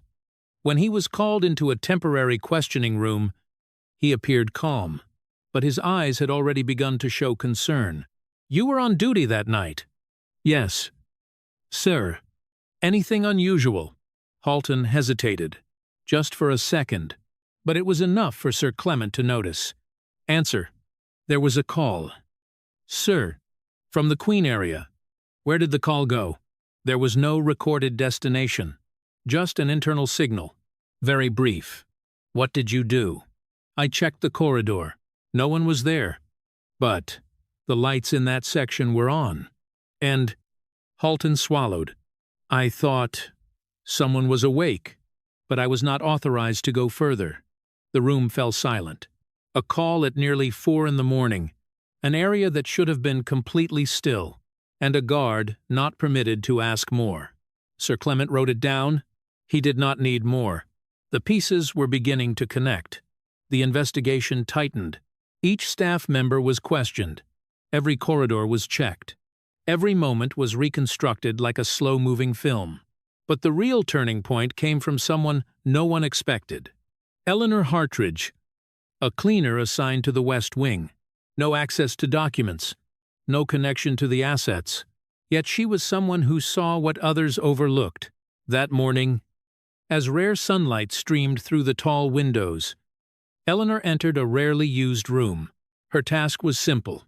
Clean. Arrange. Do not ask. Do not be curious. But as she bent down to pick up a small object beneath a cabinet, the light caught something. A rabbit-shaped jewelry box. It was not in its proper place. And more importantly, it was not listed among the items belonging to that room. Eleanor picked it up. At first, it was only curiosity. But when the light passed through the porcelain surface, she noticed a very fine seam at the bottom. A hidden compartment. Her heart began to race. Her hands trembled slightly as she tried to open it. A soft click was heard, and in that moment, her world changed. Inside, it was not ordinary jewelry. The sapphire Jubilee brooch, the familiar pearls, and beneath them all, carefully wrapped in old silk, 2 leather journals. She did not need to be an expert to understand that she had just touched something that should not have been here. The sunlight continued to fall across the objects, revealing every detail: the deep blue of the sapphire, the cold white of the pearls, and the dark brown of aged leather, carrying the scent of ink faded by time. She stood there, frozen. A decision had to be made. Only minutes later, Sir Clement arrived. There was no panic, no shouting, only a sequence of swift, precise actions, as if he had always known this moment would come. The box was sealed, the room was secured, and Eleanor, once an anonymous employee, became the most important witness in a story she had never wanted to be part of. When the items were placed back on the king desk, everything became clearer than ever. This was not ordinary theft. This was a deliberate act, a calculated plan, and the most important question was no longer who had taken them, but why. Jewelry can be valued. It can be replaced. But the two leather journals cannot. What did they contain? Why were they important enough to make someone like Camilla risk everything? Her honor, her position, even her own marriage. Because sometimes, true value does not lie in gold or gemstones. It lies in words written in silence, never meant for anyone but the one who wrote them. And those pages, carrying the scent of old ink, are the very thing with the power to bring down an entire monarchy. Those journals were not ordinary objects. They were not created for display. Nor were they meant to be stored like dry administrative records. They were the most private voice of a person who spent an entire lifetime under the spotlight, yet rarely had the chance to speak honestly. Written during the period when the world was under lockdown, when life slowed and the palace walls became quieter than ever. The journals were believed to record the Queen's true thoughts. There were no ceremonies, no carefully prepared speeches, only ink and paper. And for that reason, their value did not lie in material worth, but in truth. What shocked those within the inner circle was not the existence of the journals, but the fact that they were sealed until the year 2122, a span of time long enough to almost guarantee that all those directly involved would no longer be alive to face what lay inside. Why wait that long? The question began to spread. At first in quiet conversations, then gradually into a theory that could not be ignored. In royal history, sealing documents was not uncommon, but sealing them for more than a century was almost without precedent. And when people do not have answers, they begin to speculate, perhaps within those pages. The Queen had written doubts she could never make public, thoughts about the capability of the heir, concerns about maintaining the stability of the monarchy in an era of constant change. Perhaps she had seen weaknesses the public was never meant to see, or perhaps the words were not meant as criticism at all, but carried an entirely different meaning, a quiet endorsement of the next generation, a silent trust placed in the one who would inherit the future, a name that did not need to be spoken, yet everyone would understand. If that were true, the consequences would not stop at a private family dispute. It could shake the entire structure of power built over generations. And that is where everything becomes dangerous. Because when truth has the power to shift the balance of power, it is no longer just truth. It becomes a weapon. In that context, Camilla's actions begin to take on a different meaning. She was not a thief in the usual sense. There was no sign that she intended to sell the items. No connection to any black market. No trace of a secret transaction. That leads to a far more unsettling possibility. She took them not for profit, but for control, or worse, to make them disappear forever. If the journals truly contained something that could damage Charles' position, then removing them would not be an impulsive act. It would be a calculated decision. But the greater question remains. What was her true motive? Camilla stood between two worlds. On one side, a wife who had stood beside Charles through decades of turbulence, a woman who understood him more than anyone else, someone who had witnessed his weaknesses, his wounds, and the desires he never spoke aloud. On the other side, a queen, a position that carried not only power, but the burden of maintaining an image, preserving order, and ensuring that nothing could weaken the foundation of the monarchy. Between those two roles, the line is never clear. If she acted to protect her husband, it could be seen as loyalty, a personal sacrifice to preserve the honor of the man she chose to stand beside. But if the deeper motive was to protect her own position, then the story becomes something entirely different. Because then, the act is no longer sacrifice. It becomes manipulation. The difference between the two does not lie in the action, but in the intention, and intention, as always, is the hardest thing to see. Those who support Camilla may argue that she was simply doing what was necessary in a situation with no right choice. That sometimes, to protect a larger system, one must make decisions that outsiders cannot understand. But her critics see a different story, a story of crossing a line, of one individual taking it upon herself to decide what should be preserved and what should be erased from history. In a system built on tradition and rules, breaking those principles, for any reason, always carries consequences. And at this point, the story no longer revolved around a marriage. It became a systemic issue. If a queen could access, move, and even conceal the most sensitive documents without being immediately detected, what did that say about the internal control mechanism? If critical decisions could be influenced by personal motives, then where was the line between official power and real power? These questions had no simple answers, and perhaps that was why Charles' response became so decisive, so shocking, because he was not only facing a personal act, he was confronting a threat that could weaken the entire system he represented. In that context, personal emotion became secondary. Trust could be wounded, but order had to be preserved. And sometimes, the price of preserving order is the sacrifice of the closest relationships. The journal pages still lay there, silent yet heavy with meaning. They did not need to be read publicly to have an impact. Their mere existence, and what they might contain, was enough to create an undercurrent that, if left unchecked, could sweep away far more than anyone imagined. Camilla may have seen that. She may have believed she was preventing a disaster. But history does not judge people by what they believe. It judges them by the consequences of their actions. And in this case, those consequences had already begun to spread. The library door did not just close on a confrontation. It opened a chain of events that no one could stop. Justice within the royal family does not operate in the way the public often expects. It is not loud. It is not rushed. But when it arrives, it carries the weight of centuries of law, of principles established and protected across generations. And when judgment is delivered, it does not affect just one individual. It sends a message that no one stands above the system, not even a queen. And Charles' decision, once revealed, sent shockwaves across the world. The closed meeting room, known internally as the War Room, had never felt so heavy.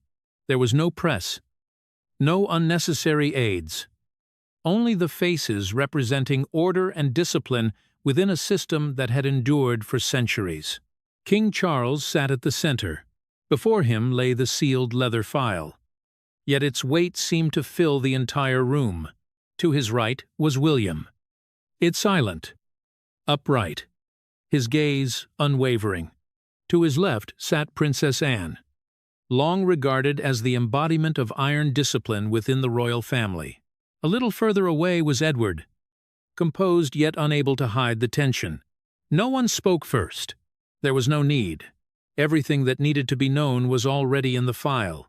Anne broke the silence, not with a long speech, but with a short, decisive sentence. The rules have been violated. Her eyes were sharp, leaving no room for personal emotion. To Anne, the royal family was not a family in the usual sense. It was an institution, and that institution existed only when discipline stood above all else. Charles did not respond immediately. He looked down at the file, then slowly raised his head. His gaze moved across each person in the room, lingering slightly longer on William. There was no direct exchange, but William's silence spoke more than words. No objection, no hesitation, only a cold agreement. It was not just the reaction of a son, it was the stance of a future king. A clear message was already being sent. Even before any announcement, no one stands above the law. No personal relationship can alter the core principles. Edward shifted slightly, as if he wanted to speak, but then remained silent. He understood that in this moment, any sign of softness could be seen as weakness. Charles took a slow, deep breath. When he spoke, his voice was not loud, but it filled the room. "We cannot allow this to be taken lightly." No one disagreed. "This is not merely a personal act. This is a violation of the very foundation of the monarchy." Anne gave a slight nod. William remained silent, but his eyes had hardened. The decision required no vote. It had already been formed from the moment the meeting began. The first punishment was read: the removal of all military titles. This was not simply the loss of symbolic roles. It was a severing from a vital part of the honor structure the monarchy had always upheld. Those titles did not represent only the individual, but the bond between the royal family and the armed forces. When they were stripped away, the message was unmistakable. Trust had been broken. The second punishment, removal from the list of official duties. The royal circular, the official record of all royal engagements, defines the position and role of each member. When a name disappears from it, it means that person no longer exists within the functioning structure. There was no grand announcement, no lengthy explanation, only a quiet disappearance. The final punishment, exile to Ray Mill House. It was not a prison, not an exile in the traditional sense, but in the context of the modern monarchy, it meant complete separation from the center of power, a forced withdrawal, with no clear end. When these decisions were read aloud, no one in the room appeared surprised, because they all understood that once a line had been crossed, the consequences were inevitable. Charles closed the file. The sound was small, yet it echoed clearly in the stillness. The meeting ended. There was no formal conclusion. None was needed.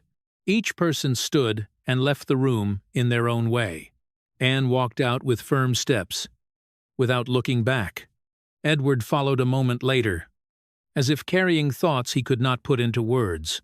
William was the last to leave. After the king, in the brief moment before stepping outside, he paused. He said nothing, only a passing glance, an acknowledgement. Then he turned away. The door closed, leaving Charles alone. But his true solitude began only when he entered the chapel. The space was different, quiet, removed, almost motionless. Soft light filtered through stained glass windows, casting patterns of shadow and color across the ancient stone. Charles walked slowly, one step at a time, as though each step carried the weight of the decisions just made. He stopped before a portrait. His mother, the familiar face, the calm gaze, as if still observing everything from a distance no one could reach. Charles stood there for a long time. No one witnessed it. No cameras, no schedule. Only a son standing before the image of a mother who had spent her entire life protecting the institution he was now forced to preserve. He said nothing, but within that silence, there was an unspoken question. Had he done the right thing? Was there another path? Or was this the unavoidable price of the crown? Because behind all the rituals, the titles, and the symbols, royal power has always carried a cold truth. The higher one stands, the less room there is for personal emotion. The more power one holds, the more one must accept solitude. And in that moment, within the stillness of the chapel, Charles was no longer a king. He was simply a man who had just made the hardest decision of his life, a decision whose consequences would echo long after the door of the war room had closed. The treasures were finally returned to their rightful place, secured deep behind layers of steel doors and systems that very few had ever seen. The sapphire brooch, the pearl necklace, and the 2 leather journals were no longer just objects. They had become symbols of a crisis that had nearly shaken the foundation of the monarchy. The safe code had been changed, and this time, Only two people held it, the king and the heir. Everything, at least on the surface, was under control. But truth is not so easily locked away like jewelry. The British monarchy has never survived by power alone. It survives on something far more fragile. Trust. The trust of the public. The trust between those within the system itself. And when that trust is broken from within, the cost is not merely titles or positions. It is separation. A separation without noise, without announcement, yet deep enough that it cannot be repaired. The story may have ended, but its echoes remain, lingering in every corridor, every glance, every unusual silence. Because at the center of it all, one question still remains unanswered. A century from now, when those journals are finally opened, what will be revealed? What truth will emerge? And how will history judge? Will Camilla be remembered as an ambitious woman, willing to cross every line to protect her position? Or as a wife driven by fear, trying to do what she believed was right, even at the cost of everything? The answer does not lie in the present. It lies in the future. A future none of us will witness. And you, if you were King Charles, would you have the courage to punish the person you love most, just to protect the crown? Tell me your thoughts in the comments. And if you want to continue exploring the hidden stories never told, do not forget to like and subscribe so you do not miss the next stories from inside the palace.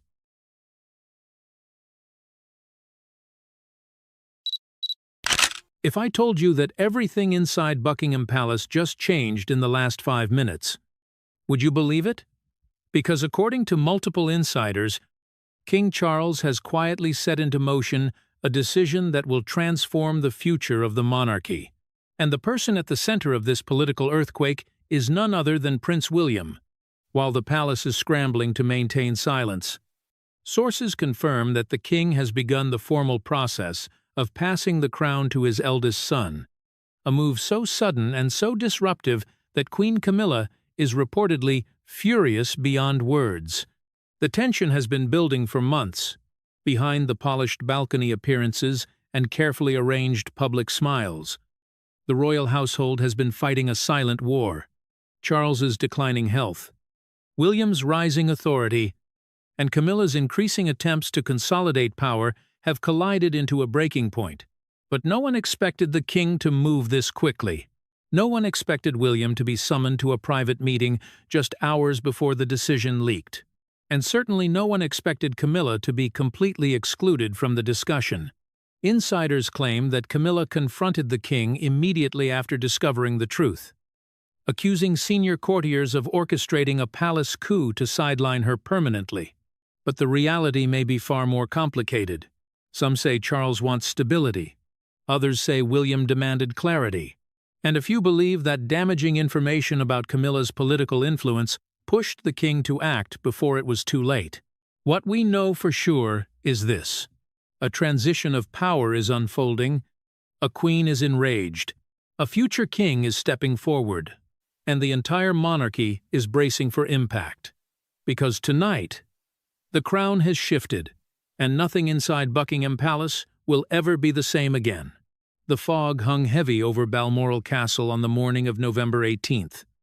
L'Ancien Ling Archewu, wrapping the Scottish estate in a shroud of grey that seemed to mirror the somber mood within its ancient walls. King Charles sat alone in his private study, the room where Queen Victoria had once conducted affairs of state, where generations of monarchs had wrestled with decisions that shaped nations.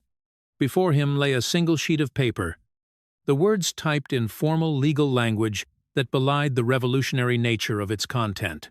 It was an instrument of abdication, prepared in absolute secrecy by constitutional lawyers sworn to confidentiality, a document that would end his reign barely 3 years after it had begun.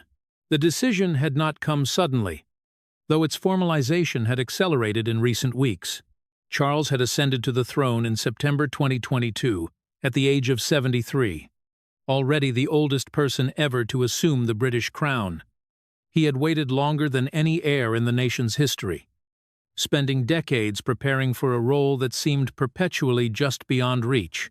When it finally came, following his mother's death at Balmoral, he had embraced it with determination and energy that surprised those who had questioned whether he possessed the stamina for the demands of modern monarchy. But 3 years of relentless duty had taken a toll that could no longer be ignored or minimized. The health issues had begun subtly, fatigue that lingered despite adequate rest, a persistent cough that antibiotics could not fully resolve, joint pain that made standing through lengthy ceremonies increasingly difficult. His medical team had initially attributed these symptoms to age and stress, prescribing rest and adjusted schedules. But when routine scans in September revealed abnormalities requiring further investigation, the situation became far more serious. The diagnosis, delivered privately in early October, was not immediately life-threatening but was progressive and would require treatment incompatible with the demands of his constitutional role. Charles faced the prognosis with the stoicism bred through decades of public service and personal crisis.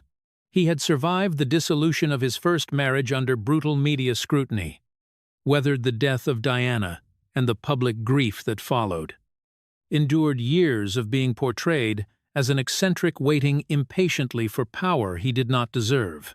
He had rebuilt his reputation painstakingly, married the woman he loved despite fierce opposition, and finally assumed the throne with genuine public support.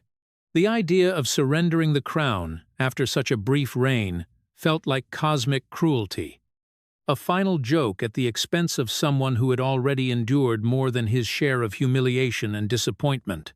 But Charles was nothing if not dutiful. He understood constitutional monarchy in ways few others could. Having studied its requirements and limitations for 7 decades, he knew the crown required not just symbolic presence, but active engagement, mental acuity, and physical stamina to maintain the relentless schedule of duties that sustained the institution's relevance. He had watched his mother serve with dedication until her final days. While he admired her commitment, he had also seen how her determination never to abdicate had created awkward situations in her final years when age diminished her capacity. Yet duty demanded continuation. The constitutional lawyers had explained the precedent carefully. Britain had not seen a voluntary abdication since Edward VIII in 1936, an event so traumatic it had reshaped the monarchy and was still referenced as a cautionary tale nearly 90 years later. Edward's abdication had been driven by desire to marry a divorced woman, a personal choice that put individual happiness above duty. What Charles contemplated was fundamentally different, stepping aside not for personal gratification, but because medical reality made continuing irresponsible. The distinction mattered enormously in how such an action would be perceived and whether the institution could survive it intact. He had confided in only a handful of people: his private secretary, who had served him for 22 years, the Archbishop of Canterbury, 2 senior constitutional experts whose discretion was absolute, and eventually William, whose reaction would determine whether this path was even possible. The conversation with his eldest son had occurred 3 weeks earlier in this same study. During what was publicly described as a routine private visit to Balmoral, Charles had presented the medical realities without embellishment, shown William the documentation, and explained the prognosis and treatment requirements. He watched his son's face cycle through shock, denial, grief, and finally reluctant acceptance as the implications became clear. William had begged him to seek additional opinions, to explore every possible treatment option that might allow him to continue. But when those alternatives had been exhausted and the medical consensus remained unchanged, William had reached the same conclusion: continuation was not sustainable. What followed had been the most difficult negotiation of both their lives. William, at Patruzec, Chitre, had expected to have at least another decade, perhaps 2, before assuming the throne. He had 3 young children, The youngest, barely 7 years old, Catherine was still recovering from her own health challenges, regaining strength but not yet fully restored. The idea of becoming king while his children were still in primary and secondary school, while his wife remained fragile, felt overwhelming. But duty, that inexorable force that had shaped both their lives since birth, left no room for personal preference or convenient timing. Camilla's discovery. Queen Camilla had discovered her husband's intention in the worst possible way, by accident. Through overhearing a conversation she was never meant to witness. She had returned to Balmoral unexpectedly, early from a visit to a local hospital, cutting the engagement short because of a migraine.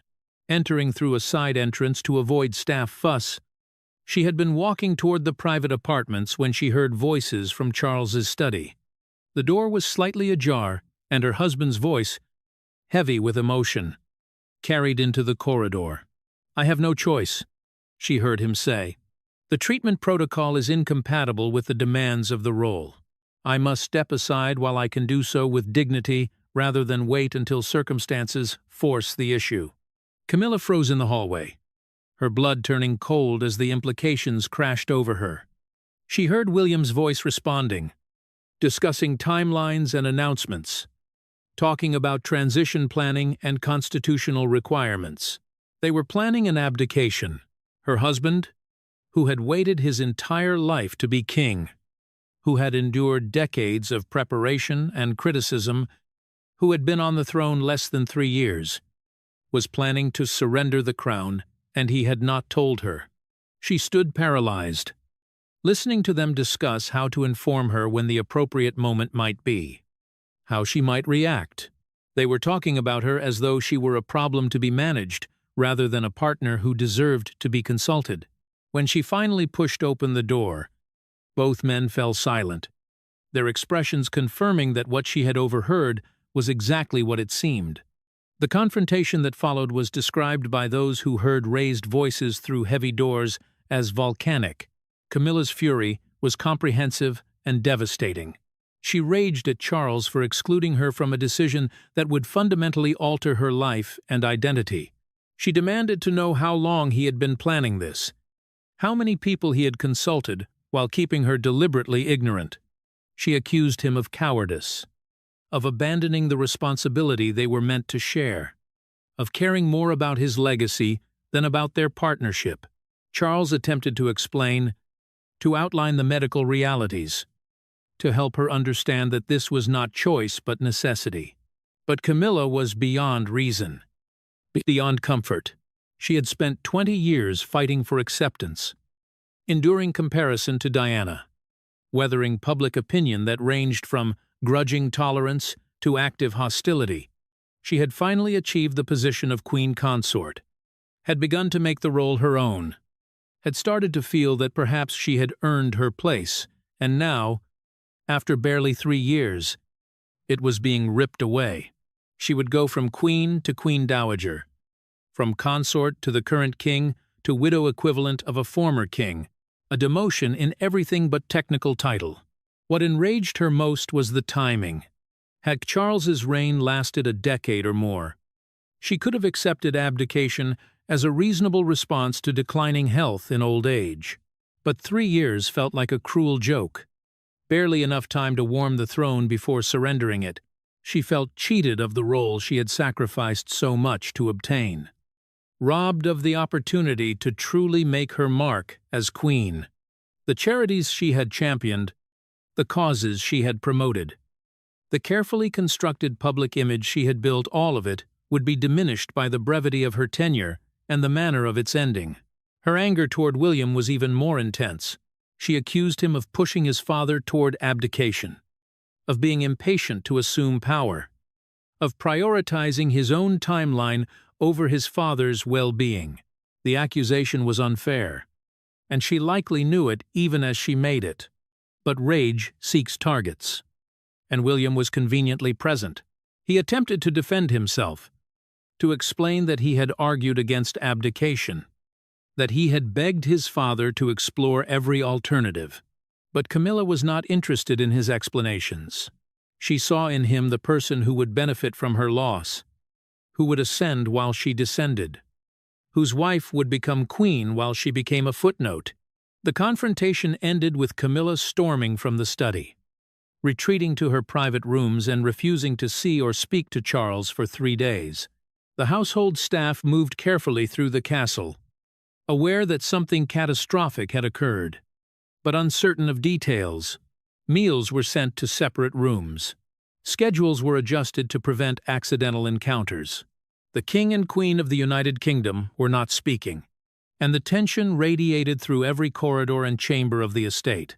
Charles, miserable and guilt-ridden, threw himself into finalizing the abdication plans, perhaps finding in bureaucratic details a distraction from emotional devastation. When Camilla finally emerged from her self-imposed isolation, it was not with acceptance but with strategy. She began making calls to her own advisors, to friends with legal expertise, to people who might help her understand her options and rights. She discovered that as queen consort, her position was entirely derivative of her husband's. If he abdicated, she had no independent constitutional role. She would retain the title Queen Camilla for life, as the widow equivalent of a former king, but she would have no official duties, no platform, no purpose beyond that which she could construct independently. Everything she had built was tied to Charles's position, and when he stepped down, her relevance stepped down with him. The institutional machinery engages. While the personal drama unfolded at Balmoral, the machinery of constitutional transition began grinding into motion. The Prime Minister was briefed in a private meeting at Downing Street. The conversation protected by protocols that ensured no record would be kept and no staff would be present. The governmental response was carefully neutral. Ministers understood that the Crown's continuity mattered more than any individual monarch, and a smooth transition from father to son posed far fewer constitutional complications than a prolonged decline in a king unable to fully execute his duties. Political calculation favored support for abdication, though no politician would say so publicly. The Archbishop of Canterbury convened a small group of senior clergy to discuss the theological and ceremonial implications. The coronation of Charles had occurred barely 2 years prior, an elaborate ceremony costing millions and watched by billions globally. The idea of conducting another coronation so soon felt excessive. Yet William's accession would require formal recognition and blessing. Discussions began about creating a modified ceremony, something that acknowledged the solemnity of the moment, without the full pageantry of a traditional coronation. The balance between maintaining appropriate dignity and avoiding the appearance of wasteful repetition required careful consideration. Constitutional experts grappled with questions that had no modern precedent. What would be Charles's title after abdication? Would he remain a counselor of state, or would that role pass exclusively to working royals in the new reign? Where would he live, given that sovereign residences would transfer to William? What financial arrangements would apply, and how would they be funded? The sovereign grant was designed for the reigning monarch, not for a living former king. Every question spawned additional complications, each requiring resolution before any public announcement could be made. The palace communications team, brought into the planning at this stage, began crafting the narrative that would accompany the announcement. The messaging needed to emphasize duty and continuity, to present the abdication as responsible stewardship rather than abandonment. They drafted statements highlighting Charles's dedication to the crown, his determination to ensure the monarchy's strength by facilitating transition while he could still guide it, his confidence in William's readiness to assume the throne. Every word was tested against potential public reaction, adjusted to minimize shock while maintaining honesty about the medical realities driving the decision. Security services conducted their own assessments. An abdication would create a period of vulnerability, a moment when the established order was in flux and various groups might seek to exploit uncertainty. Threats were evaluated, protection details adjusted, Contingencies planned for scenarios ranging from political protests to potential violence from extremist groups. The transition itself would be a massive security operation, requiring coordination across multiple agencies and jurisdictions. Plans were developed in secret, ready to be activated the moment the decision became public. Behind all the institutional preparation lay a fundamental question nobody wanted to articulate directly. Would the public accept this? Edward VIII's abdication had traumatized the nation, created a constitutional crisis, and permanently stained the monarchy's reputation. That abdication had been driven by selfish desire. But even a medically necessary abdication carried risks. Would the public understand Charles's reasoning, or would they view it as weakness? Would they accept William and Catherine as king and queen despite their relative youth? Or would resentment at losing Charles so soon poison the transition? Public opinion research conducted carefully to avoid revealing the true purpose provided mixed signals that reassured no one. The decision was made to inform certain key family members before any public announcement. Princess Anne was told first, her practical nature and institutional knowledge making her feedback valuable. Her reaction was supportive of Charles but concerned about Camilla, whom she had come to genuinely respect despite their complicated history. She volunteered to speak with the Queen to help her understand that this was not betrayal, but medical necessity. Prince Edward was informed next. His response was characterized by sadness for his brother, but acceptance of the logic. Sophie immediately began thinking about how to support Catherine through the transition, knowing the younger woman would need guidance from someone who had navigated royal life successfully. Prince Harry presented a unique challenge. Relations remained strained despite occasional reconciliation attempts. But his position as son of the former king and brother of the incoming king meant he could not be left uninformed until the public announcement. The notification was handled delicately, with assurances that his security concerns would be considered in transition planning and that he would be welcomed at any ceremonial events he chose to attend. His response, conveyed through intermediaries, was supportive of his father's decision while maintaining distance from institutional matters. He would not oppose the abdication, but neither would he involve himself in planning or public advocacy for it. Camilla's campaign, as the abdication planning progressed toward an announcement date tentatively set for mid-December, Camilla launched her own campaign to prevent or at least delay the transition. She began with appeals to Charles's sense of duty, reminding him of the sacred vows made at his coronation, the promises to serve until death. She argued that medical treatment had advanced remarkably, that his condition might be manageable with proper care, that abandoning the throne after such brief tenure would damage the institution he claimed to be protecting. Her arguments were passionate and grounded in genuine belief that abdication was wrong. When appeals to duty failed, Camilla shifted to personal arguments. She spoke about their relationship, the decades they had waited to be together openly, the short time they had served as king and queen. She reminded him how hard she had worked to earn public acceptance, of the causes she had championed, of the difference she was beginning to make. The abdication would truncate all of that, reduce her tenure to a historical footnote, waste the goodwill she had painstakingly accumulated. Did he not owe her the chance to complete what she had started? Charles, torn between love for his wife and conviction that abdication was necessary, tried to show her alternative paths forward.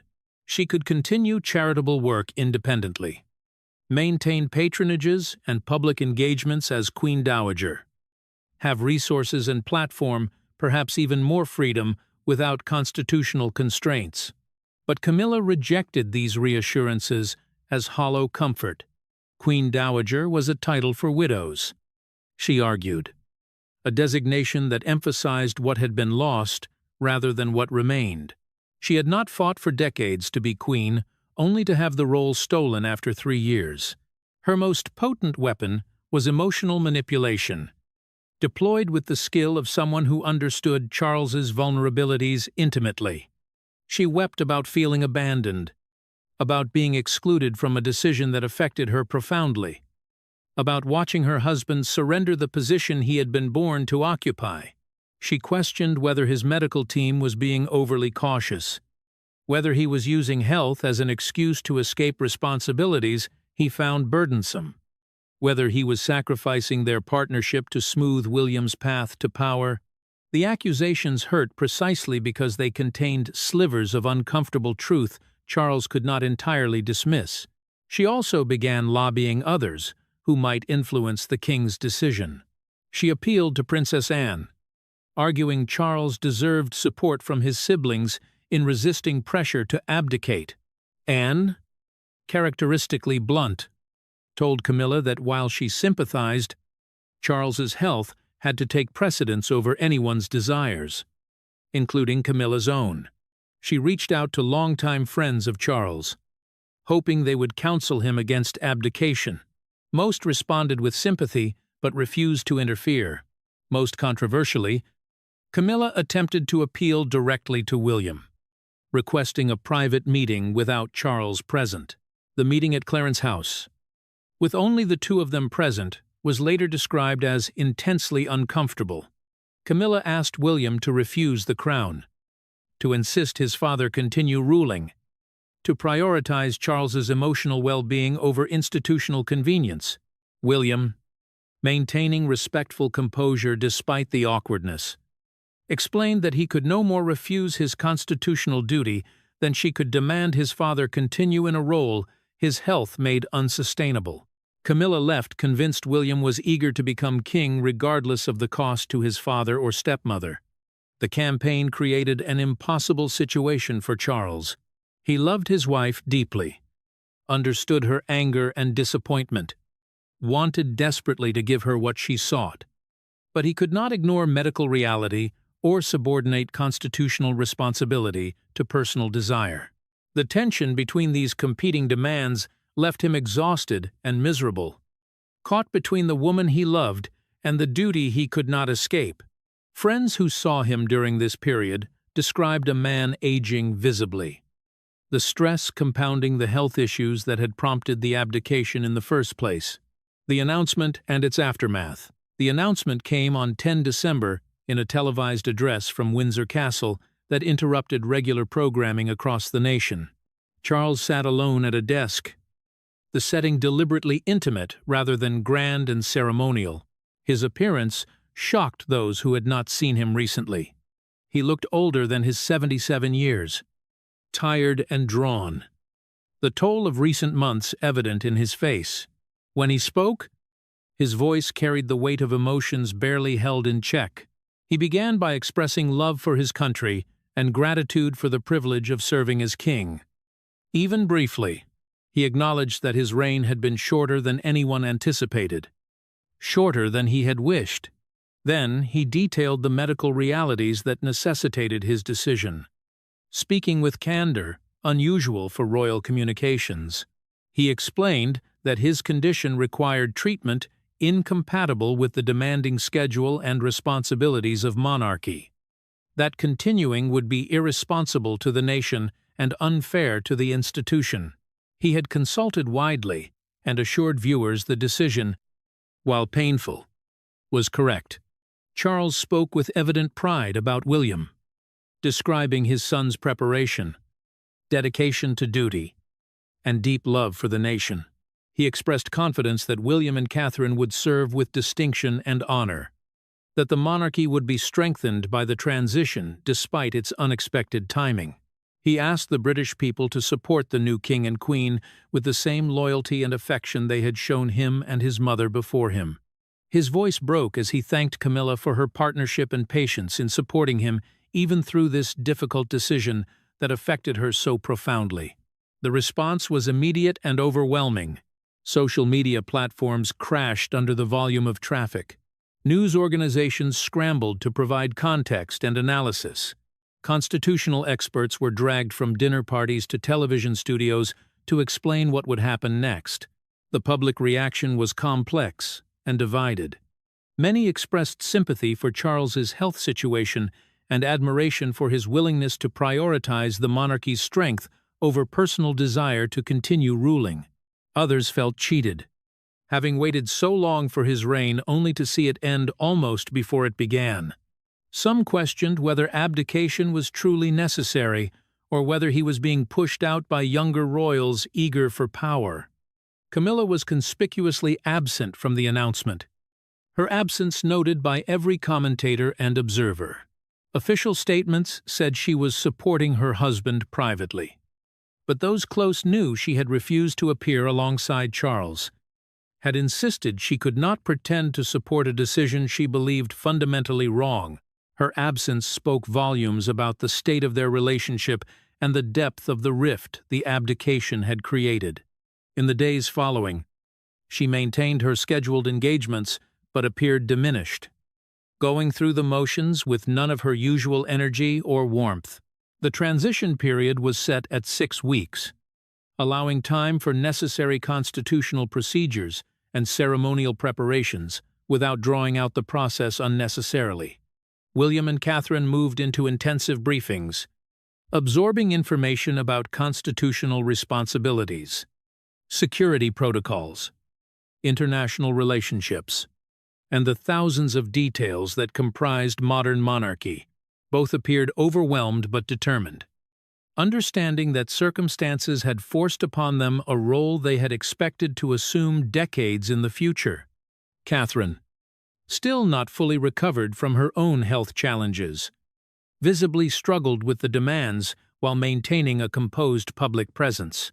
The ceremony of transition, held on 25 January 2026, was deliberately understated, not a full coronation, but a solemn service of recognition at Westminster Abbey, attended by dignitaries and family without the elaborate pageantry that had marked Charles's coronation. Charles himself participated, formally transferring authority to William in a moment fraught with symbolism and emotion. When father placed the crown on son's head, both men had tears streaming down their faces. The personal pain of the moment overwhelmed protocol and dignity. Camilla watched from the congregation, her expression a mask that revealed nothing of her internal turmoil. In the immediate aftermath, Charles and Camilla retreated to a private estate in Scotland, away from public view and media speculation. The plan was for rest and adjustment, allowing them both to process the magnitude of what had occurred and to find new equilibrium in their changed circumstances. But those close to the couple reported that the relationship remained strained, that Camilla's anger had not dissipated, that she struggled to accept her diminished role and continued to blame both Charles and William for what she viewed as an unnecessary surrender. Charles, meanwhile, faced his own adjustment challenges, having spent his entire life preparing to be king. Having finally achieved the role, stepping away created an identity crisis no amount of planning could fully prepare him for. He was no longer the sovereign, no longer the final constitutional authority, no longer the person everyone turned to for decision and direction. He was a former king, a living reminder of abdication, a figure without clear purpose or defined role. The loss of identity was profound and disorienting, compounded by guilt over how his decision had hurt Camilla and disrupted William's family life. The new reign and old wounds. King William V's reign began under circumstances no one had anticipated. At 43, he was young by monarchical standards, yet burdened by responsibilities that would challenge someone decades older. Catherine, now queen consort, faced even steeper challenges. She had expected years to prepare, time to fully recover her health and strength, a gradual transition into increased duties. Instead, she was thrust immediately into the most visible position in the nation, while still fragile from illness and treatment. The pressure was immense and unrelenting. Their children faced the most dramatic adjustment. Prince George, at 12, suddenly became heir to the throne. Princess Charlotte, and Prince Louis, found their lives transformed overnight. Security increased dramatically. Media attention intensified. The family struggled to maintain normality while adapting to a new reality that intruded on every aspect of their lives. William's first months as king were characterized by careful continuity mixed with subtle changes. He maintained most of his father's appointments and policies while quietly beginning to implement his own vision for a streamlined, more focused monarchy. The number of working royals was reduced. Public spending on royal activities was scrutinized more carefully. The emphasis shifted toward younger generations and future sustainability, rather than honoring traditions that no longer served clear purpose. These changes were presented as natural evolution, but everyone understood they represented William's distinct vision, different from what Charles had pursued during his brief reign. The relationship between William and his father remained cordial but complicated. They spoke regularly, with William seeking Charles's advice and Charles offering guidance when asked. But an underlying tension persisted, unspoken but palpable.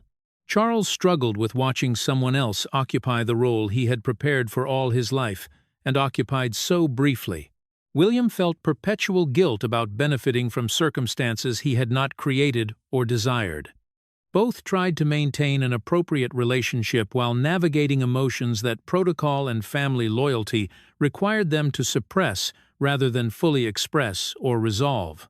Camilla's situation became increasingly difficult as months passed, and the reality of her changed circumstances settled in.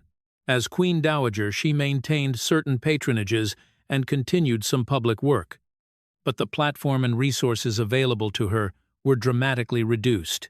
She was no longer a central figure in national life, but rather a historical footnote, the woman who had been queen consort for 3 years before her husband's unprecedented abdication. The brevity of her tenure and the manner of its ending defined her legacy in ways she found unbearable. Her relationship with Charles deteriorated further during the first year after abdication. Living together in reduced circumstances, no longer united by shared public role, they discovered that the partnership that had endured scandal and opposition struggled when stripped of the purpose that had sustained it. Camilla could not forgive Charles for the abdication, for ending her time as queen before she felt she had truly begun. Charles, dealing with his own grief and identity crisis, had little emotional reserve to support his wife through her parallel struggles. They grew distant, maintaining appearances when necessary, but living increasingly separate lives within their shared household. The most painful aspect for both was watching William and Catherine succeed in roles that had been theirs so briefly. Every successful engagement, every positive media coverage, every public triumph for the new king and queen felt like an implicit criticism of what Charles and Camilla had surrendered or lost. Rationally, they understood institutional success was positive, regardless of who occupied the throne. Emotionally, it was agonizing to watch others flourish in positions they had barely begun to make their own before circumstances forced them aside. Public perception of the abdication evolved over time. Initial shock gave way to acceptance, then to something approaching appreciation for Charles's willingness to prioritize institutional health over personal pride. His decision was increasingly viewed as selfless rather than weak, as evidence of devotion to crown over ego. But this positive reframing offered little comfort to Camilla, who remained convinced the abdication had been unnecessary and premature. The divergence between public narrative and her private conviction deepened her sense of isolation and bitterness.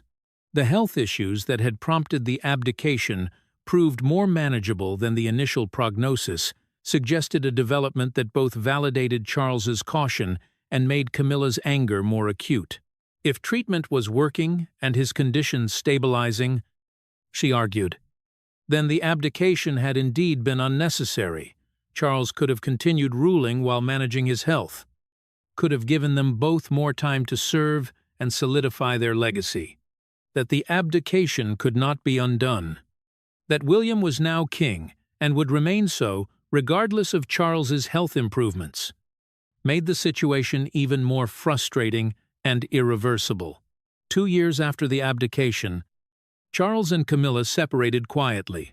The arrangement was announced through a brief palace statement that emphasized it was an amicable decision to pursue different paths while maintaining respect and affection. The truth known to those close to them was that Camilla could not forgive or move past her anger, and Charles could not bear the constant reminder of how his decision had destroyed his wife's dreams and damaged their relationship beyond repair. The separation was sad, but inevitable, the final casualty of an abdication that had been medically necessary but personally devastating. Charles lived out his remaining years in increasing isolation, maintained contact with his sons, but never fully recovered his sense of purpose or identity. He pursued scholarly interests, wrote extensively about environmental causes he had championed for decades, and occasionally appeared at ceremonial events when protocol required. But he remained a figure out of time, a king who had ruled too briefly to be remembered for accomplishment and who had abdicated under circumstances that, however justified, marked him permanently as the monarch who had given up the crown. When he died at 84, the public mourning was genuine but muted, recognition of a complicated figure who had served dutifully but whose reign would always be overshadowed by its unprecedented end. Camilla outlived him by several years, maintaining her separate existence, continuing charitable work, and cultivating relationships with her children and grandchildren, who remained her primary source of joy and purpose. She never reconciled herself to what had been taken from her, never fully accepted that the abdication had been necessary, never stopped believing that she had been cheated of the role she had fought so hard to obtain and had barely begun to truly occupy. In her final years, when asked about her time as queen consort, she would simply say it had been too brief. The words heavy with all the bitterness and regret that 3 years on the throne in a lifetime of longing could not resolve or redeem.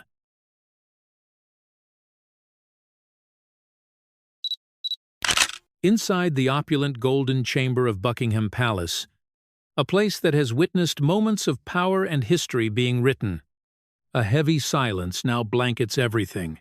King Charles III stands behind the podium, the lights shining directly onto his face. His voice lowers, trembling slightly yet resolute. From this moment, Camilla Parker Bowles will no longer be Queen of the United Kingdom. In a single second, the entire hall seems frozen. Not a whisper, not a single breath dares to rise. In the front row, William grips Kate's hand so tightly that his knuckles turn pale.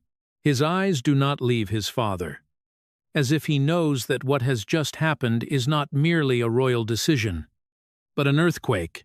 Camilla remains seated, her familiar smile still on her lips. But if one looks closely, her eyes no longer hold their calm. A flicker of panic flashes through, so quick that only the most perceptive can notice. History has just been reversed in a matter of seconds.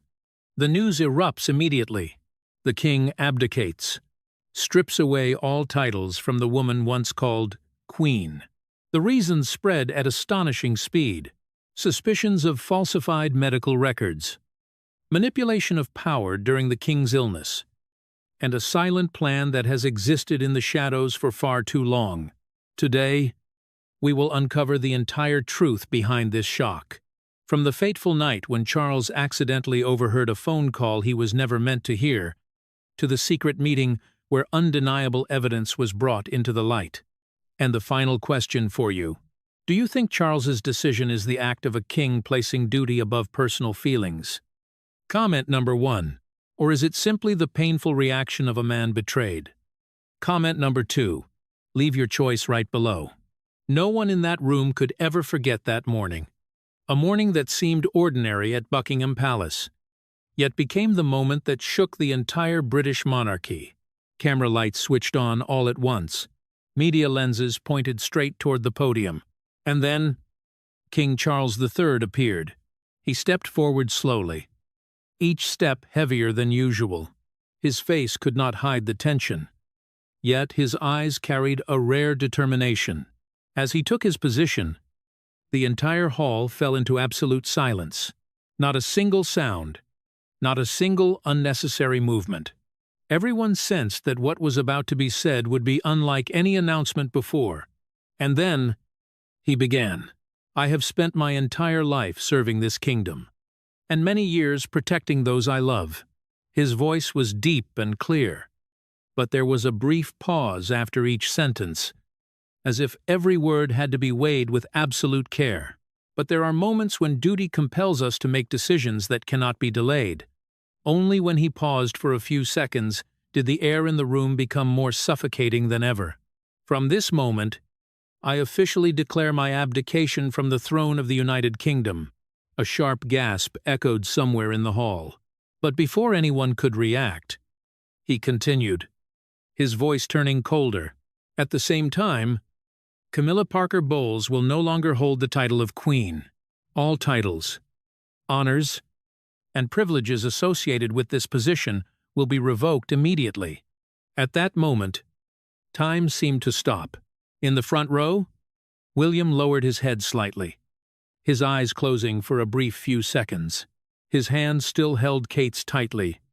But this time it was not just tension. It was preparation for the storm about to come. Kate maintained her characteristic composure, but her eyes revealed clear shock. And Camilla? She remained seated there, upright, smiling, a smile that was almost perfect. But if one looked deep into those eyes, one thing became clear. Control was slowly slipping from her grasp. In just 1 minute, just a single minute, a woman had lost everything. The title of Queen, the Order of the Garter, every privilege she had waited more than 17 years to obtain. All of it vanished, not through a long process, but in a cold declaration before the entire world. Those present in the room began exchanging glances. Some lowered their heads, others could not hide their shock. The reporters, though accustomed to royal upheavals, failed to take notes in time, because no one had imagined they would witness an event of such historical magnitude. Charles did not stop there. He continued reading the prepared statement, but his voice now carried a different tone, no longer hesitation, but absolute finality. I believe that transparency and public trust must come first, and any action that undermines those values cannot be accepted. It was not merely a statement. It was an indirect accusation. Those words immediately sparked a wave of speculation. What had happened behind palace doors? What could drive a king, a man who had spent his life protecting the woman beside him, to turn away so ruthlessly? When the speech ended, Charles did not look toward Camilla. He left the podium immediately, leaving behind a room that had yet to recover. Camilla remained seated for a few more seconds. Her smile finally disappeared. No mask remained to conceal her, only an empty gaze, mixed with anger and disbelief. Outside the palace, the news spread at an unprecedented speed. Television channels replayed the statement continuously. Sensational headlines appeared everywhere. A new royal crisis had officially erupted. But all of that was only the surface, because the real question still had no answer. What had happened behind the scenes? What could have driven Charles to make such a ruthless decision, regardless of the consequences? And to understand that, we must turn back time, back to 7 days earlier, the fateful night at Sandringham, where everything began. 7 days before the shocking speech at Buckingham Palace, everything was still hidden in the shadows. No one knew, no one suspected, and even King Charles III, a man who had spent his entire life surrounded by intrigue and royal protocol, was not prepared for what he was about to hear that night. It was a quiet evening at Sandringham, an evening that should have been commemorative. No media, no ceremony, just two people who had walked together through more than 17 turbulent years. The atmosphere inside the estate softened under warm golden light, and the long corridors seemed to sink into a rare stillness. Dinner was simpler than usual. Camilla appeared subdued, but not enough to raise Charles's suspicion. He had grown too accustomed to the subtle shifts in her mood, and perhaps it was that very familiarity that prevented him from realizing that this night was unlike any before. After dinner, Charles left the room first. He said he needed to rest early, but in truth, he only wanted a moment of solitude. The recent pressures, the rumors about his health, and the advice from his team of advisors had left him more exhausted than ever. As he walked along the west corridor, a very faint sound made him stop. A voice, not a servant, not a member of security. It was Camilla's voice. The door to her study was slightly ajar. Light spilled out in a thin line across the stone floor. Charles had no intention of listening, at least not at first. But then, a single phrase reached his ears. Severe exhaustion. Yes, that will be enough. He froze. On the other side of the door, Camilla was speaking on the phone. Her voice was low, controlled, but clear. Not the voice of a wife in casual conversation, but the voice of someone negotiating. Charles moved closer, almost unconsciously. Indefinite rest period. He must not be seen in public. The council will accept it if the documents are properly signed. A brief pause. Then a male voice came through the phone, loud enough for Charles to recognize that this was not an internal call. Are you certain this will hold? Your Majesty? Dr. Harland. A familiar name within the royal medical system. A man trusted without question. Camilla replied without hesitation. It has to. Just 3 words, but enough to make everything in Charles's mind collapse. He stood motionless outside the door, feeling as if the entire space around him was closing in. What he had just heard was not a misunderstanding, not a phrase taken out of context. It was a plan, a clear, cold, carefully calculated plan, a falsified medical record, a diagnosis of severe exhaustion, an indefinite period of rest, and most importantly, a perfect reason to remove him from all public duties. In just 2 minutes, a phone call that lasted only 2 minutes had destroyed the trust Charles had built over decades. He stepped back, 1 step at a time, trying not to make a single sound. His heart was pounding, but his face remained calm, because in that very moment, he understood one thing. If this was truly a conspiracy, then any hasty reaction could cost him the only advantage he had. Surprise. Charles returned to his private room. He did not turn on the lights. He did not call anyone. He simply sat in the darkness, allowing the flood of thoughts to wash over him. Every memory, every decision, every sacrifice, all of it replayed in his mind like a slow-moving film. The woman he had defended before the public, the woman he had elevated to the highest position, despite all opposition, the woman he had trusted completely, and now, that very person was planning to remove him from power. But Charles was not a man easily defeated. Instead of confronting, instead of questioning, he chose silence, a dangerous silence. The next morning, everything proceeded as usual. Charles appeared at breakfast, spoke gently, even asked after Camilla in his familiar tone. There was no sign that he knew. Not a single glance betrayed his true thoughts. Camilla suspected nothing. She continued her role flawlessly, but beneath that calm surface, something entirely different was unfolding. Charles began to observe. He paid attention to every call, every schedule, every small change in Camilla's behavior. He did not ask directly. He did not apply pressure. He simply recorded in silence. At the same time, he reached out to a very small number of people he trusted absolutely, not through official channels, leaving no trace. Names of those who had worked with him since his time in the Royal Navy. People who understood how a discreet investigation operates. A plan began to take shape, not loud, not rushed, but precise down to every detail. Charles knew that if he was wrong, everything would collapse. But if he was right, this was not just a personal betrayal. This was a direct threat to the stability of the entire monarchy. And so, he decided not to stop. He would find the truth, no matter the cost. The secret investigation had begun, like the days when he served in the Royal Navy, when every decision depended on accurate information and absolute patience. And this time, the target was not an external opponent, but the woman sitting across from him every day. The investigation began in complete silence. No announcement, no official records, not a single trace allowed to exist within the royal internal system. King Charles III understood clearly that if there were any leak, everything would be erased before he could reach the truth. And this time, he could not allow any mistake. The first days passed in careful observation. Camilla's schedule was monitored discreetly. Calls were noted by time and frequency, but not interfered with.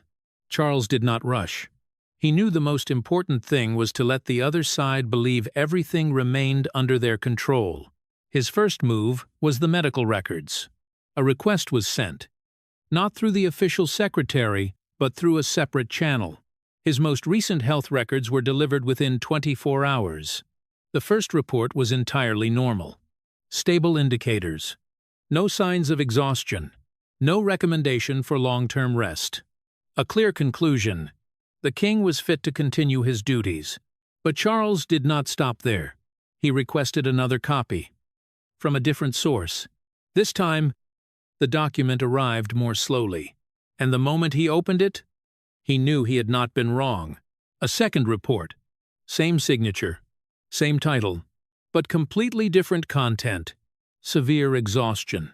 Immediate withdrawal from public duties recommended. Indefinite rest required. The words lay cold on the page, yet carried the weight of a sentence. Not only for his health, but for his position. 2 sets of medical reports. One real, one false. One described him as fully capable of continuing to lead.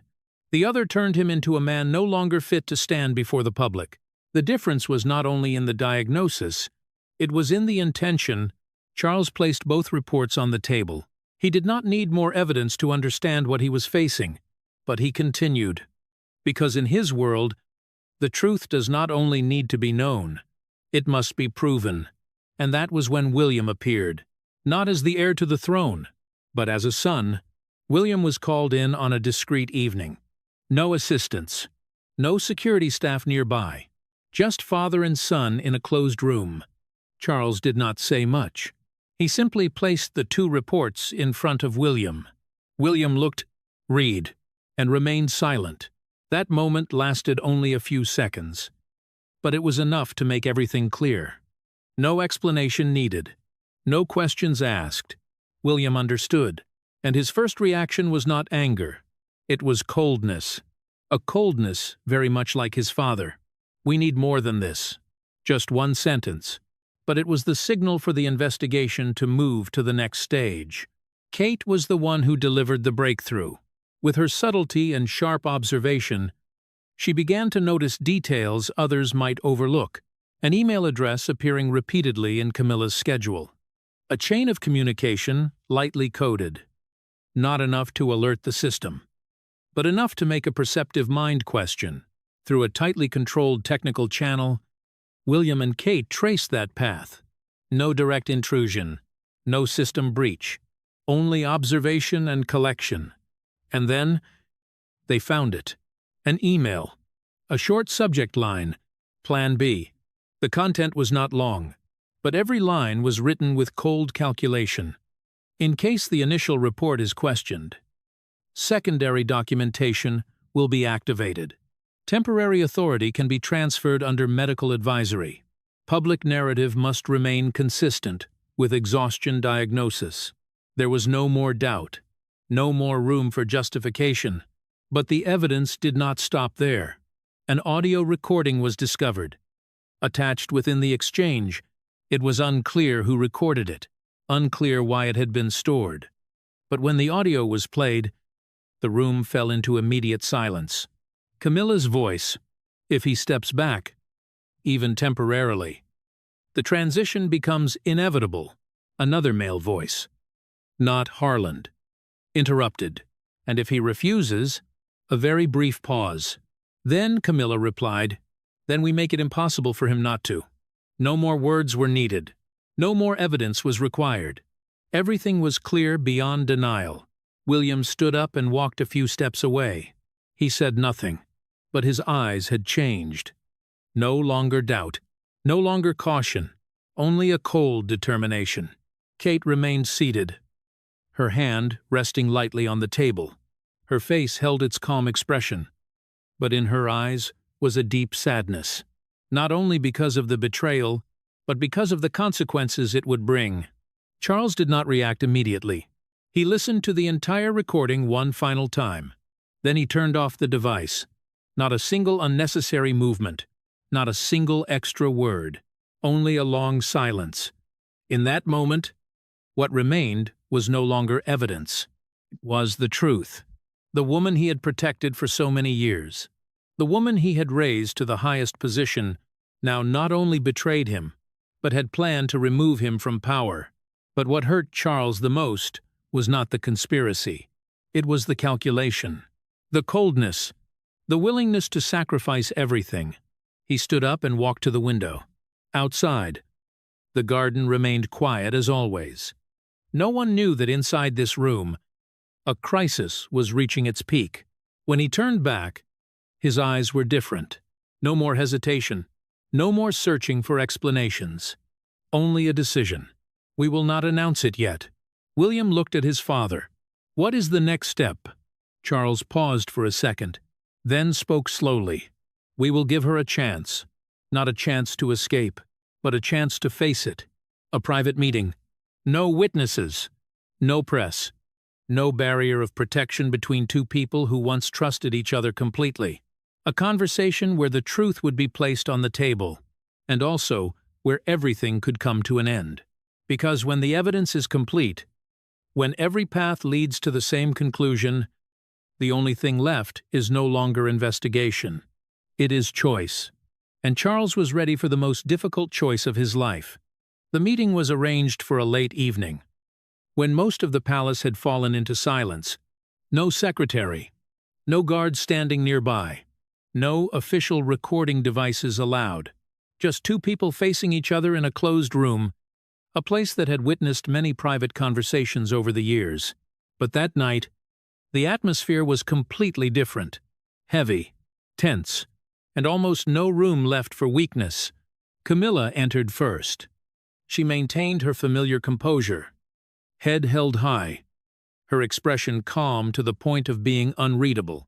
When Charles entered a few seconds later, he did not look at her immediately. He closed the door slowly, as if sealing this space away from the outside world. A long silence followed. No one spoke first. Finally, Charles placed a set of documents on the table, not forcefully, but with enough finality to break the stillness. I think you should look at this. Camilla looked down. The pages were opened. She recognized them immediately. Medical records. 2 versions. Familiar lines. Signatures she knew all too well. In a fraction of a second, her eyes changed. But just as quickly, she regained control. I do not understand what you mean. Her voice was steady, not trembling, not rushed. A perfect response. Charles did not reply at once. He took out a small device and placed it on the table. A light touch. The recording played. If he steps back, even temporarily, the transition becomes inevitable. There was no need to hear the rest. Just the first few seconds were enough. Camilla did not move. But this time, her silence was no longer absolute control. It carried something else. A void.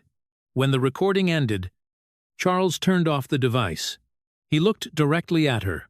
For the first time that evening, "Do you have anything to say?" A short question, but heavy as a verdict. Camilla took a very light breath. Then she raised her head. "I do not know where you got these things, but they prove nothing. No panic, no confession, only denial." Charles did not interrupt. He let her speak. "You are under pressure. You are tired. And the people around you are making you believe things that are not real." This time, her voice carried a sharper edge, an attempt to shift the situation. But Charles only shook his head slightly. "I gave you a chance. No raised voice. No anger. Just a calm statement. Cold as ice. Camilla looked at him.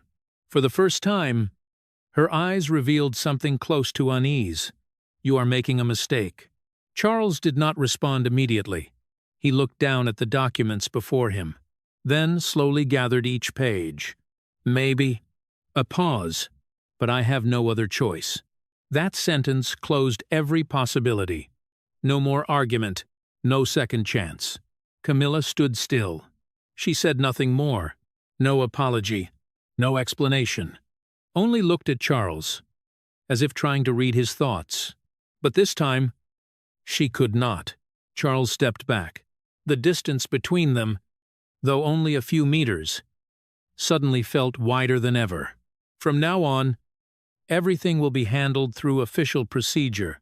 That was no longer the voice of a husband. It was the voice of a king. Camilla left the room without turning back.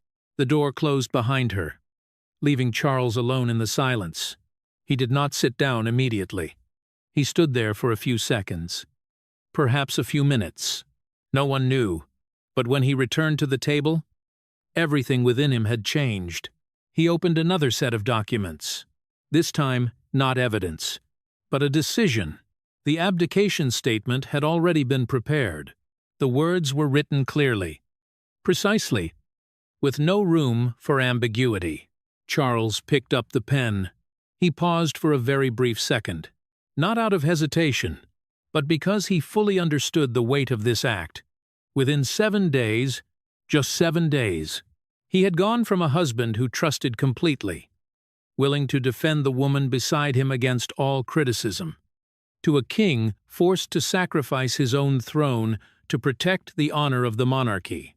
Not because he was weak, but because he would not allow betrayal to exist within the system he represented. The pen touched the paper. The signature was placed. An era ended in silence. But it did not end there. Immediately after completing it, Charles activated the next step. A council meeting was urgently convened. No public announcement.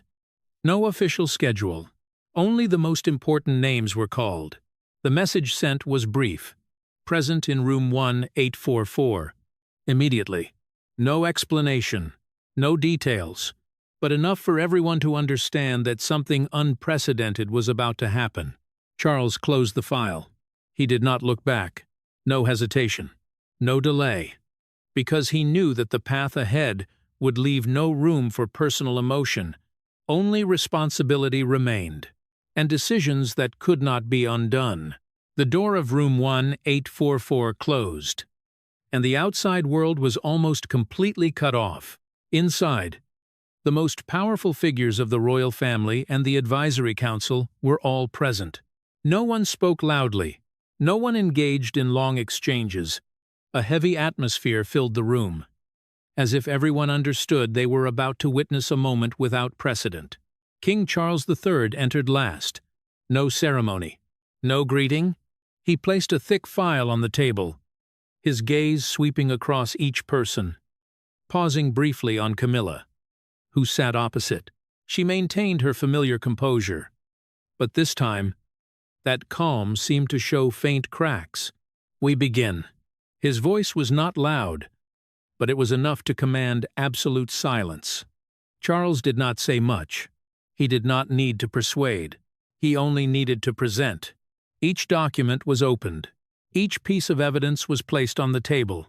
The 2 sets of medical records were passed among the council members. The conflicting lines caused several to frown. One voice spoke, low but clear. "Same signature." Charles nodded. Then came the recording. When the sound filled the enclosed room, the atmosphere shifted instantly. No longer suspicion, no longer assumption, but truth laid bare. The transition becomes inevitable. No one spoke when the recording ended, but that silence was the strongest reaction. Some eyes turned toward Camilla. Others lowered their gaze, unwilling to witness the moment directly. Camilla sat upright. She did not bow her head. She did not avoid. But this time, there was no smile, no perfect mask, only a rigid stillness. as if her entire body was holding against the weight of what had just unfolded. "Do you have anything to say?" Charles spoke again. No longer a private question. This was a formal invitation before the council. A few seconds passed. Camilla looked around the room. Familiar faces. People who had once supported her, once stood by her side. But now, no one spoke. No one intervened. Finally, she spoke. "I do not accept these accusations." Her voice was no longer as steady as before, but it was enough to preserve a final trace of dignity. Charles did not argue. He simply gestured. Another document was passed forward. Signature analysis. Time comparison. Technical details that could not be dismissed by words. A council member spoke. "The evidence is clear." That sentence was like a final full stop. No space for argument. No room for doubt. Camilla said nothing more. Her gaze fell to the table, no longer seeking support from anyone. Charles stood. "As head of the royal family, and based on the verified evidence, I declare the removal of all titles, honors, and privileges of Camilla Parker Bowles, effective immediately." Not a single objection, not a single gesture of resistance, only silence. A historic decision had just been made. In that same meeting, Charles did not stop. He moved to the next step, a step he had likely prepared before entering the room. "I also declare my abdication from the throne." A few people looked up, not in complete surprise, but in confirmation of what they had already sensed. The line of succession will pass to William, who will assume leadership with the support of the council. William remained seated.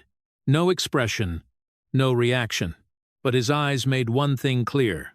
He was ready. In just one meeting, in just a few hours, a power structure that had existed for centuries had been changed.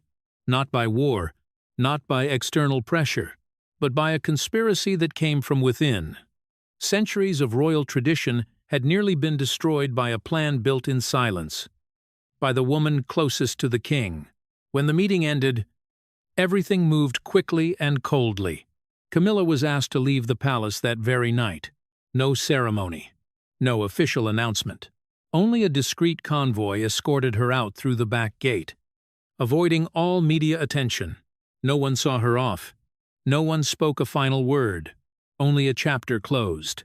In the days that followed, Camilla's image disappeared completely from public life. No appearances, no statements, no official information about her whereabouts. Only rumors of a life in isolation, entirely separated from the world she once belonged to. Meanwhile, William began to assume his new role. Meetings were held continuously. Decisions were made quickly to stabilize the situation.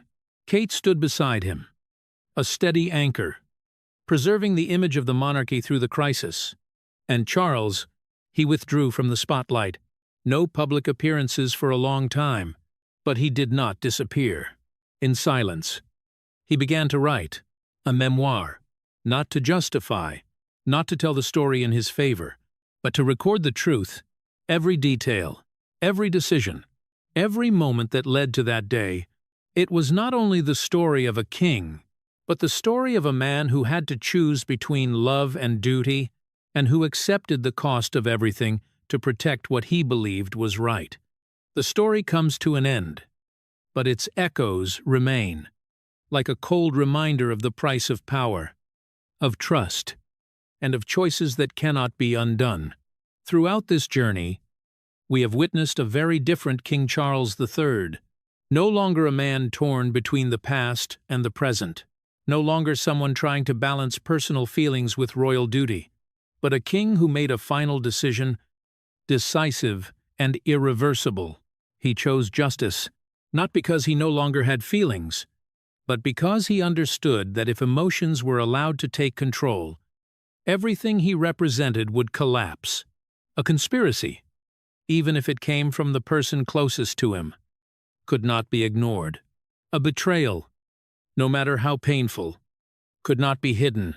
And above all, the honor of an entire dynasty could not be sacrificed just to preserve a personal relationship. Love can blind a person, but justice never does. That statement is not just a philosophy. It is the explanation for everything that happened. Love can make people overlook the obvious. It can make us believe in what we want to believe. But justice does not. Justice is not guided by emotion. It is not blurred by memory or attachment. And when the truth is revealed, justice always demands a price. In this case, that price was the throne, a marriage that lasted for decades. The image the world had long been familiar with, but in return, it was also the way to protect the very existence of the monarchy. And now, the question is not only for history, but for you. What do you think about this decision? Was it the act of a king placing duty above all else? Comment number 1. Or was it the reaction of a man deeply hurt by betrayal? Comment number 2. Leave your choice right below. If this story surprised you, if it made you think, please like and share so others can follow along as well. And do not forget to subscribe and turn on notifications so you do not miss the next videos, where more royal secrets will continue to be revealed. Because behind those seemingly quiet walls, there are always stories that have never been fully told.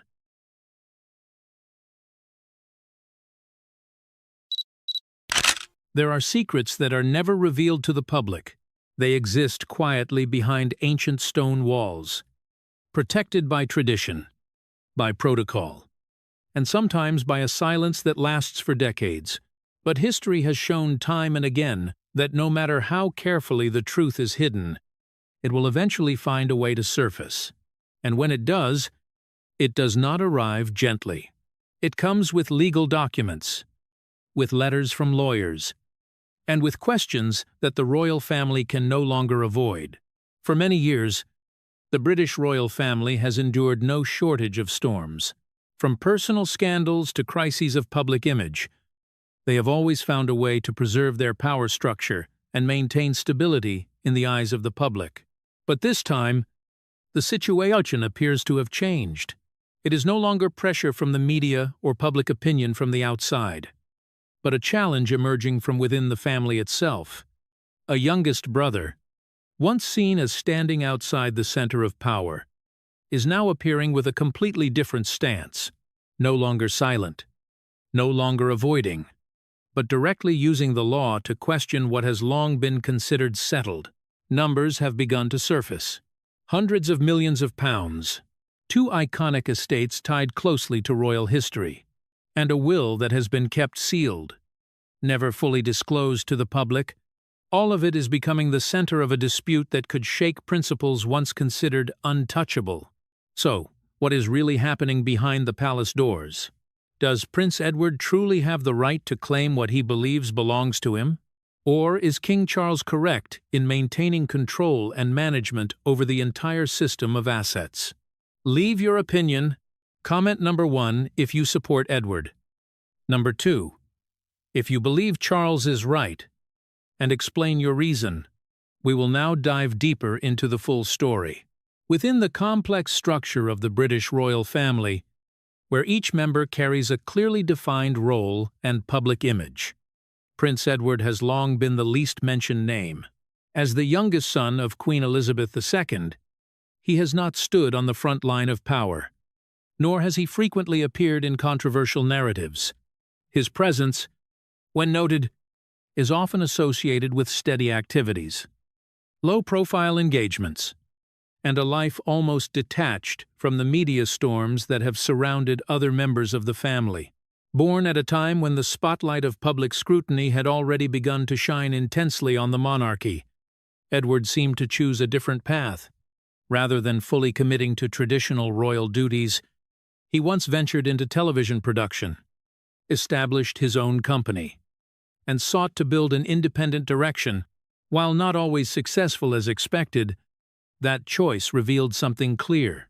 Edward was not merely a symbolic figure, but someone aware of the need to create his own place within a system that had already been structured in advance.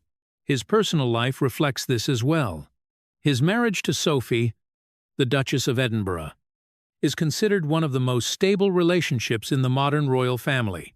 There are no shocking scandals, no dramatic separations, and no prolonged controversies across the press. While many other members have faced intense media pressure and image crises, Edward and his small family have maintained a quiet rhythm of life, almost outside the vortex of public scrutiny. It is precisely this contrast that makes Edward's position unique when placed beside his siblings. King Charles III, the eldest, has spent decades surrounded by controversy related to his marriage to Princess Diana and his relationship with Camilla. Princess Anne, with her direct and firm style, is often seen as one of the strongest figures in the family, yet has also sparked debates over her approach to duty and personal views. Meanwhile, Prince Andrew has become the center of serious scandals that have directly affected the reputation of the entire royal family. Amid all of this, Edward appears to be a quiet space, but that very silence raises a larger question. Is that silence a choice, or the result of being pushed away from the center of power? And more importantly, can someone who has stood outside the spotlight for so long truly hold no advantage within a system that values hierarchy and tradition? In recent years, Edward's role has shown signs of change. After being granted the title of Duke of Edinburgh, a title closely tied to the legacy of Prince Philip, his position within the royal structure has been reinforced in both symbolic and practical ways. However, along with that title come not only recognition, but also questions about rights, assets, and agreements that have existed for decades without ever being clearly disclosed. What makes this story even more complex is that Edward is not known for shocking statements or impulsive actions. If he truly decides to step into a dispute, it is unlikely to be an emotional decision. It would be a calculated move, grounded in legal basis and supported by concrete evidence. And this is exactly where attention begins to grow. Because in a system where most power is maintained through tradition and internal consensus, the law may become the only force strong enough to shift the balance. Unofficial sources have begun to suggest that Edward may be reviewing rights related to assets and titles connected to his position. Old documents, undisclosed agreements, and even details within the will may now be examined under a legal lens. If this is true, then the story is no longer simply a family disagreement, but could evolve into a dispute capable of setting a precedent.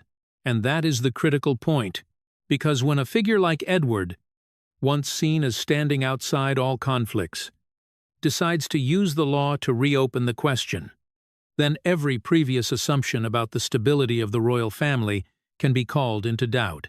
Yet behind that quiet exterior, Edward may be holding one of the most powerful tools of all. Not the media, not personal influence, but the law. And to understand why that matters so much, we need to return to the history of a very particular title, the Duke of Edinburgh, a designation that for many years has often been viewed simply as a matter of ceremony. In reality, it is one of the titles that carries the most complex layers of legal and historical meaning within the structure of the British royal family. It is not only tied to honor or status, but also directly connected to property rights, financial provisions, and commitments that were established very early on. In the year 1947, just before marrying Princess Elizabeth, Prince Philip was granted the title of Duke of Edinburgh. This was not only a symbolic decision recognizing his position within the royal family, but also a clear legal establishment through letters patent. These documents defined the scope of the title, the line of succession, as well as the provisions related to assets and obligations attached to it. Within the British royal system, letters patent are not merely ceremonial procedures. They form a long-lasting legal foundation, often drafted with a high level of detail to ensure stability across generations. Over the following decades, this title became inseparably associated with Prince Philip, not only as a designation, but as part of a broader system of rights and responsibilities that he held. However, under traditional principles, when the holder of a title passes away, the designation returns to the crown if there is no direct line of succession specified. This is what occurred in the year 2021, when after the passing of Prince Philip, the title of Duke of Edinburgh formally reverted to the control of the crown. The notable point lies in what followed. In the year 2022, during the period of the Platinum Jubilee, Queen Elizabeth II re-granted this title to Prince Edward. This was seen as a deeply personal gesture, as there had previously been indications of Prince Philip's wish that the title would ultimately pass to his youngest son. However, the re-granting of the title was not merely a nominal act. It raises an important question. When a title is re-granted, are the original legal provisions reactivated as well? This is where many analysts begin to focus their attention. The letters patent from 1947 do not simply define the title, but may also include provisions related to assets, annual allowances, and mechanisms designed to protect the rights of the holder. In addition, in many cases, major titles are linked to trust documents, legal instruments that establish trusts to manage assets across generations. These trusts are typically designed with strict binding provisions, which may include beneficiary rights, conditions for asset distribution, and even limitations on external interference. If such documents exist in the case of the Duke of Edinburgh title, then the re-granting of the designation to Prince Edward may carry more than symbolic meaning. It could imply the reactivation of a range of legal rights that had been established previously. And this is precisely where the story becomes more complex. Because if these provisions remain in force, they could create legal obligations for the Crown or for the bodies responsible for managing royal assets. Another factor to consider is the binding nature of these provisions. In many instances, trust documents and letters patent cannot be altered unilaterally, especially when they were originally established to protect the rights of beneficiaries across generations. This means that even if the power structure within the royal family has evolved, legal commitments from the past may still remain in effect. And if there is any conflict between current management practices and the original provisions, then a dispute may become difficult to avoid. For that reason, viewing the title of Duke of Edinburgh as merely a ceremonial designation may be an oversimplification. Behind it lies a complex network of legal documents, trust structures, and agreements that have existed for decades. These elements are rarely discussed in public, yet they play a crucial role in determining the actual rights of royal family members. In the current context, as Prince Edward holds this title, attention is beginning to focus on whether these historical provisions are being reviewed. If they are, then the issue extends beyond who holds the title and moves into the question of who has rights over the assets and benefits associated with it. And that is why many believe that documents which once seemed confined to history may now become decisive factors in the present. Provisions written decades ago, in a completely different context, may now be brought into the light and interpreted in new ways. When that happens, they are no longer just lines in an archive, but become the foundation for legal arguments capable of reshaping the entire landscape. And it is precisely these old provisions that have quietly existed like a slow, burning fuse. They do not create immediate impact, but once activated, their consequences can spread far beyond expectation. After the passing of Queen Elizabeth II in the year 2022, a historic transition of power officially began. It was not only the succession of King Charles III to the throne, but also a process of restructuring the entire system of personal royal assets, particularly iconic properties such as Balmoral Castle and Sandringham Estate. For many years, these estates were not part of the Crown estate, but were considered the private property of the monarch, passed down through the line of succession. This meant that upon the Queen passing, Effective control over these assets transferred to Charles almost immediately. In that context, a series of management decisions began to take shape. Sources suggest that King Charles III moved to consolidate control over both Balmoral Castle and Sandringham Estate, including reviewing ownership structures, revenue streams from the land, and agreements related to their use. This was not an unusual step during a transition period, as any successor would need to ensure that the asset system operates in a stable manner and aligns with long-term strategy. However, it is precisely during this process that another factor begins to emerge. The legal team of Prince Edward is believed to have started reviewing documents related to the title of Duke of Edinburgh.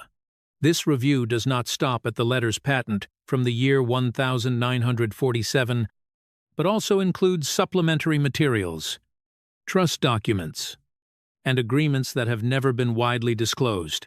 The objective of this review is not simply to confirm the title, but to clarify the actual scope of rights attached to it. The initial findings of this process are said to have created a turning point. Provisions within these older documents may not only refer to the title itself, but could also include rights to use certain assets, rights to benefit from income, and even a share of interests connected to historic estates. If these provisions remain valid, then the regranting of the title to Prince Edward could imply that he has the right to request the enforcement of those benefits.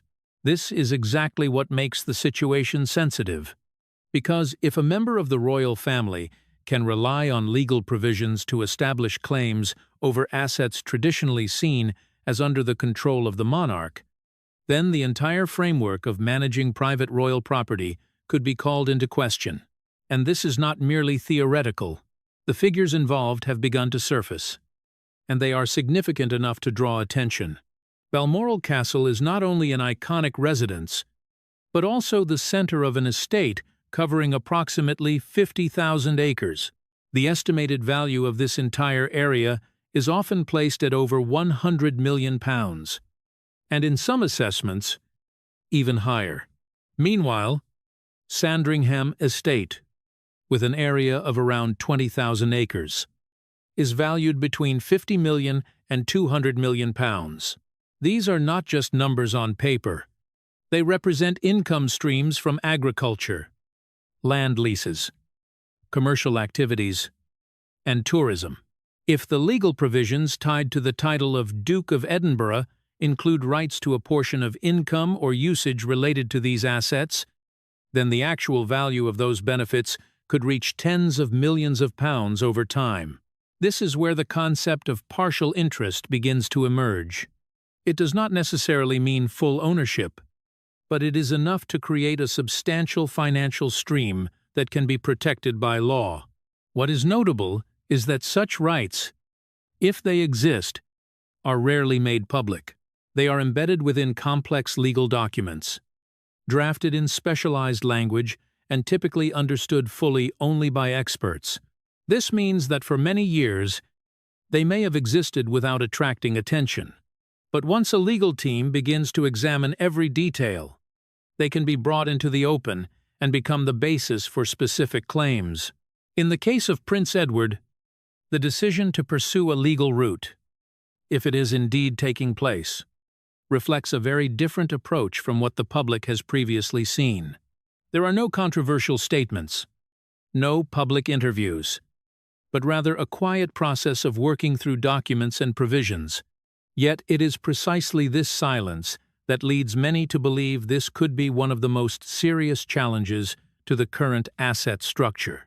On the other side, King Charles III has clear reasons to maintain centralized control. Managing large estates, such as Balmoral Castle and Sandringham Estate, is not only about personal benefit, but is also closely tied to the image and functioning of the entire royal family. Any division of interests, if not tightly controlled, could create complex precedents for the future. For that reason, if legal claims are formally raised, the response from the palace may not be purely defensive, but also strategic in the long term. because once a provision is recognized and enforced, it may open the door for similar claims from other members, or force the system to adjust in an entirely new way. All of these factors combine to form a picture in which the law is no longer a secondary element, but becomes the center of the story. It is no longer just a question of who holds the title, but who has rights to the real value behind that title. And when those values are measured in hundreds of millions of pounds, any shift can create significant consequences. So what are the real stakes in this story? And why is the mere review of legal provisions enough to raise concern within the palace? As legal documents begin to be reviewed in a systematic way, the most important question is no longer who is right in principle, but the actual value of the rights being discussed. In the case of Prince Edward, if the provisions attached to the title of Duke of Edinburgh are indeed valid, then the scope of benefits may be far greater than the public has ever imagined. First, it is necessary to look at the nature of the assets involved. Balmoral Castle is not just a symbolic retreat.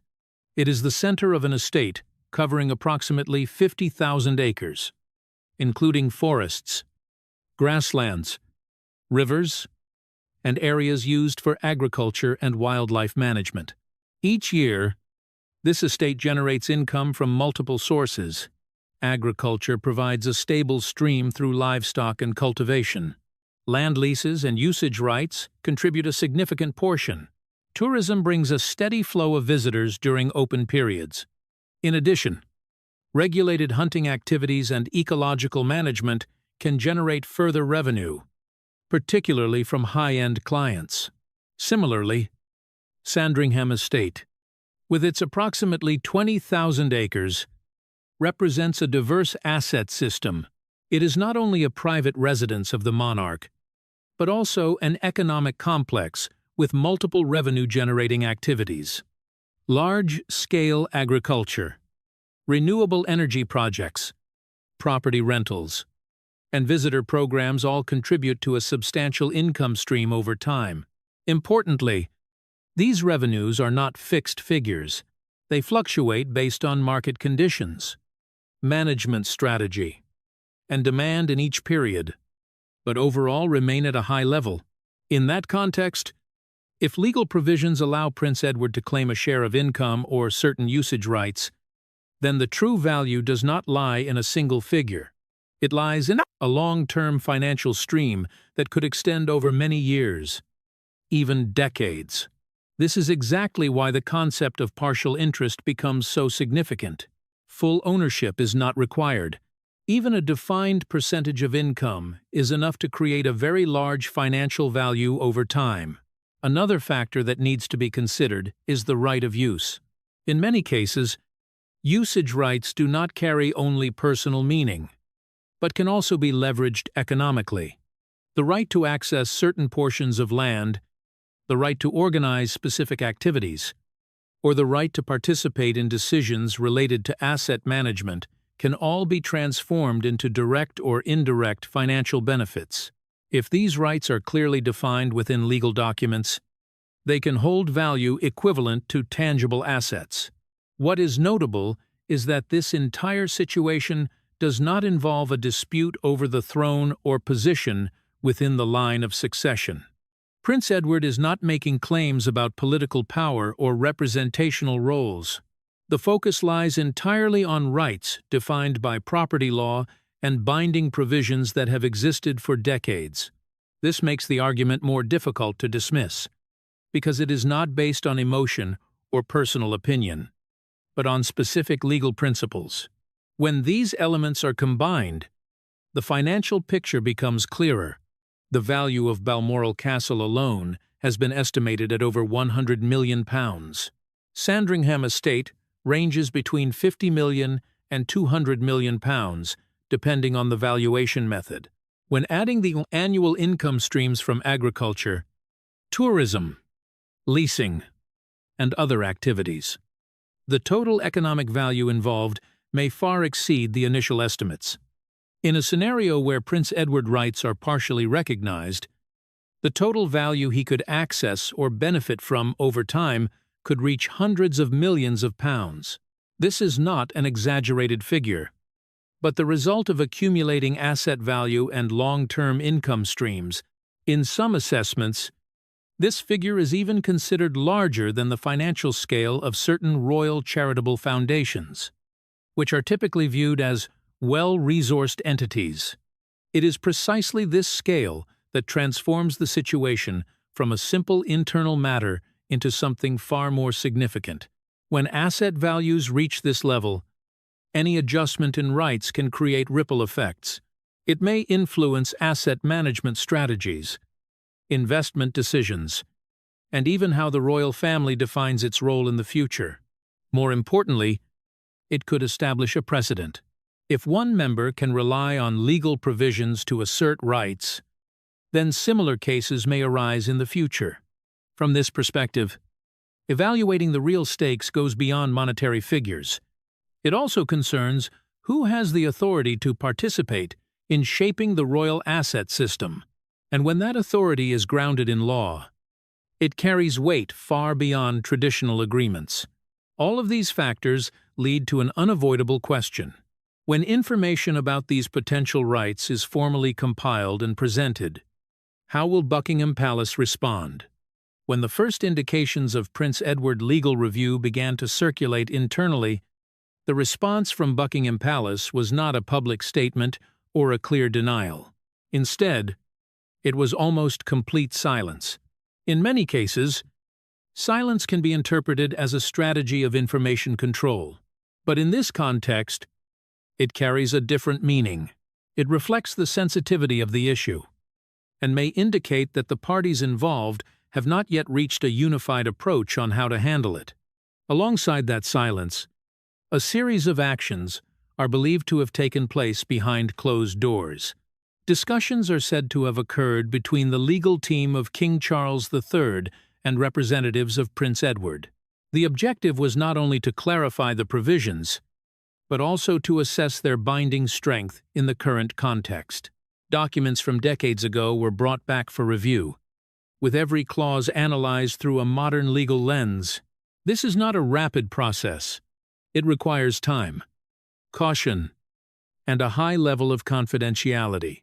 One notable element is the involvement of independent advisory groups. When an issue has the potential to set a precedent, relying solely on internal advisors may not be sufficient. Seeking opinions from external experts is therefore understandable. This indicates the seriousness of the situation. When multiple layers of legal evaluation are required, it suggests that no one wants to make a rushed decision that could lead to long-term consequences. At the same time, signs regarding the personal relationship between King Charles III and Prince Edward have begun to attract attention. In the past, Edward was often seen as one of the most stable and least confrontational figures in relation to Charles. However, in the current context, their interactions are believed to have become more cautious. There are no public statements of disagreement, but there are also no clear signals of complete alignment as before. This can be explained by the nature of the issue. When a dispute involves asset rights, it is difficult to separate it entirely from personal factors. Even if both sides attempt to maintain professionalism, facing legal claims from within the family inevitably creates pressure. This is especially true when those claims are based on provisions that may carry clear legal force. Another aspect to consider is how the palace is managing information in relation to the public. Up to this point, there has been no official confirmation of any dispute. No press release. No detailed explanation. This aligns with the traditional strategy of the royal family, maintaining silence to avoid amplifying attention. However, in an era where information spreads rapidly, silence can also create space for speculation. It is precisely this space that leads many observers to raise questions. If everything were entirely under control, would such a level of caution be necessary? The combination of a thorough legal review and private negotiations suggests that the matter is far from simple. It is not a misunderstanding that can be quickly resolved, but a situation that requires step-by-step handling. with careful consideration of both legal and reputational factors. Another commonly noted signal is the level of preparation on both sides. When an institution is confident in its position, it is often willing to present a clear stance. In contrast, when there is uncertainty, the general tendency is to delay and gather more information. In this case, the absence of a definitive response from Buckingham Palace may be interpreted as a sign that multiple scenarios are still being considered. All of these factors combine to form a picture in which silence is no longer merely a media strategy. It becomes part of the crisis management process. Negotiations take place in private. Legal teams work at high intensity. Personal relationships come under pressure. And above all, a sense of uncertainty begins to emerge, something rarely seen in a system that has always emphasized stability. For that reason, this situation does not remain confined within the family. It touches on the core principles of how the royal family operates, from asset management to the handling of internal disagreements. And when those principles are called into question, the impact can extend far beyond what is immediately visible. Looking more broadly, this story is not only about the interests of Prince Edward or the way King Charles III manages assets. It touches on a fundamental principle that has long existed within the modern legal system of the United Kingdom. No individual or institution stands above the law, including the royal family. For decades, the stability of the monarchy has relied in large part on the belief that internal matters are resolved discreetly and effectively. But when specific legal provisions are brought forward, the demand for transparency becomes more apparent. From this perspective, three main scenarios can be considered for what may happen next. The first scenario, and the most likely, is a private settlement. In this case, both sides reach an agreement through negotiation, which may include adjustments to financial rights or a clear definition of asset usage, without bringing the matter into the public sphere. This approach aligns with royal tradition, minimizing reputational risk and avoiding the creation of a public legal precedent. The second scenario is more confrontational. If no agreement is reached, the matter could be taken to court. In that case, all documents, from letters patent to trust structures, could be subject to public examination. This would be a highly significant development, not only because of the value of the assets involved, but also because it could require the royal family to explain its asset management practices before the legal system and the public. The third scenario is broader and structural in nature. If the situation generates sufficient pressure, it could lead to a wider review of how the royal family manages personal assets and titles. In this case, the role of the Parliament of the United Kingdom may come into consideration, particularly as questions of transparency and accountability become matters of public concern. Regardless of the outcome, one thing appears almost certain. This story has opened a new discussion about the boundary between tradition and law within the British royal family. When looking back at the entire development, what surprises many observers most is not the scale of the assets or the complexity of the legal provisions. It is the individual at the center of the story. Prince Edward, long regarded as the quiet one within the family, has chosen perhaps the most direct approach to an issue that has traditionally been handled through custom. There are no dramatic statements, no public confrontations, but each step appears to rest on a clear foundation. That foundation is the law. This also reshapes how the dispute itself is understood. It is not a power struggle in the conventional sense. It is not about hierarchy or personal rivalry between family members.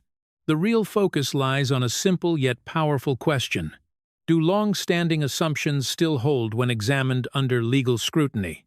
And once the law is applied, those assumptions may no longer be sufficient to maintain balance. On the other side, King Charles III represents not only himself, but a system that has existed for generations. Protecting the structure of assets and the traditional methods of management is not only about the present, but about the future of the entire royal family. For that reason, any adjustment, even a small one, must be considered carefully, and that is why the response from Buckingham Palace has been so cautious. But regardless of the final outcome, this story has already left a clear mark. It shows that even within a system that appears to be the most stable, there are always points that can be challenged.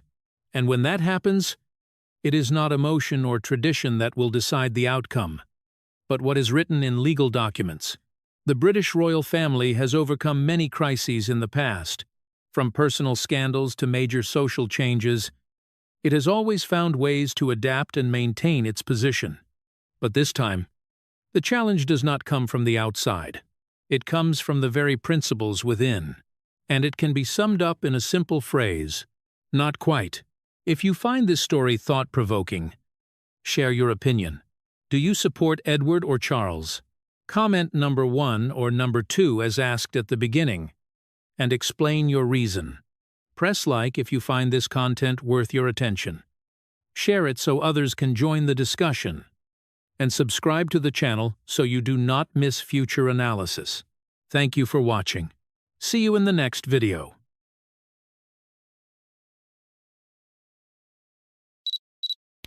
Once the royal family's happy couple, with a wedding as beautiful as a fairy tale and 2 handsome princes, it seemed they would weather all storms together. Yet, because of a woman many commentators deemed unworthy, he left his wife and family. One wonders, now at the age of 76, does he ever feel remorse? On July 15, 2025, an old jewelry box was delivered to Clarence's house, covered in the dust of time and the silence that had lasted nearly 3 decades. The box once belonged to Princess Diana and had been stored in a private archive at Althorpe, her final resting place. No one expected that inside would be not only priceless jewels, but also tear-stained secrets, letters never sent, a lost audio recording, and even a handwritten note bearing her final wish, all speaking of love, loss, and a forever missed chance at reconciliation. When Charles III opened the velvet-lined blue box, no one could have imagined how utterly the king's expression would collapse. He did not cry like a man in pain. He trembled, silent, like a child facing the consequences of a long-buried mistake. What lay inside that box was not merely memories. It was an awakening. The man who was once the Prince of Wales is now the King of England, but also a father, a former husband, a man who lost the most beloved woman in the world. The jewels were not only wrapped in velvet but also in memories he had tried to bury. A sapphire brooch he gave her for her 25th birthday, a pearl necklace she wore on her first official trip after Harry was born. And finally, a handwritten note in which Diana wrote, "If one day you understand how much I loved you, it may already be too late."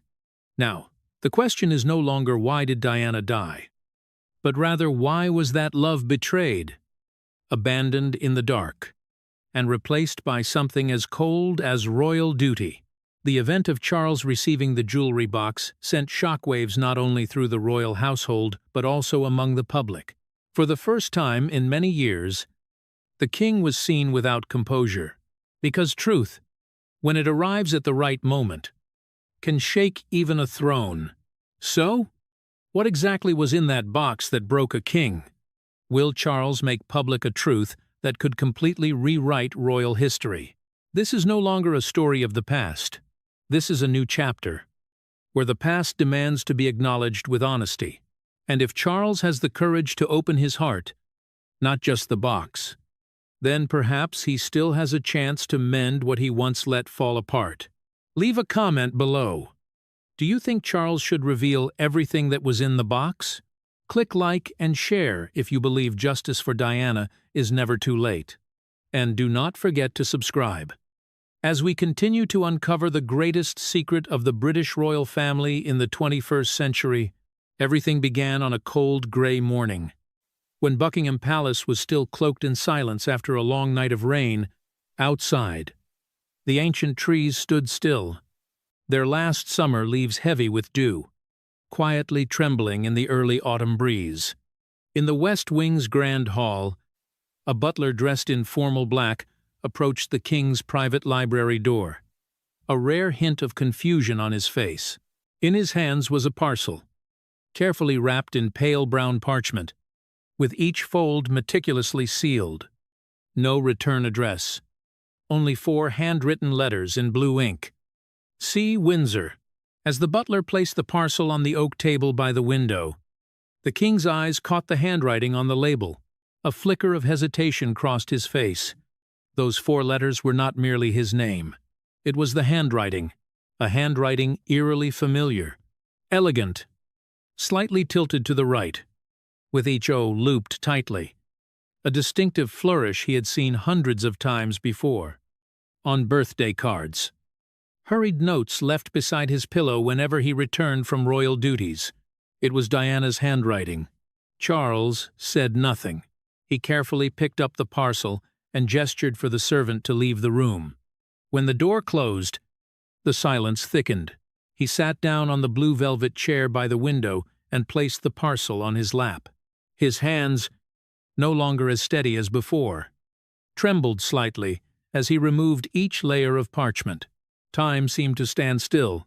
Inside was a dark mahogany wooden box, so exquisitely crafted that one could tell it was made specifically for someone of noble lineage. On the lid, the Spencer family crest was embossed, a red and white shield with a stylized V symbol, representing Diana's generation, a detail only someone truly close would recognize. Beneath the lid, held in place by a silver ribbon, was a handwritten letter on Ritz Paris stationery. The date at the top, August 29, 1997. Just 2 days before Diana's fatal accident in the Pont de l'Alma tunnel, Charles no longer heard the wind outside or the distant chimes of the clock. All he could hear was the pounding of his own heart. He untied the ribbon and opened the letter. "My dear Charles, I do not know if this letter will ever reach you, and perhaps I will never know your reaction, but I still want to write. Not because of what has passed, but because of what remains. I do not write this letter in anger or regret. I write because I still love you, even if you no longer love me. Even if the distance between us is now the cold halls of Buckingham Palace and the empty lights of the stage. The feelings in me have never truly faded. I miss you. Not the man in royal meetings or public statements. I miss the man who once snuck me out of a party to eat pudding in Kensington. The one who sat for hours just to listen to me talk, just to see me smile. The one who whispered everything will be all right when I was first mocked by the public. I do not need you to come back. I ask for nothing. I just want you to know. In those early years, I was truly happy. And if you can, even just once, please remember that time. Remember it for me. Remember it for us, with all the love that remains.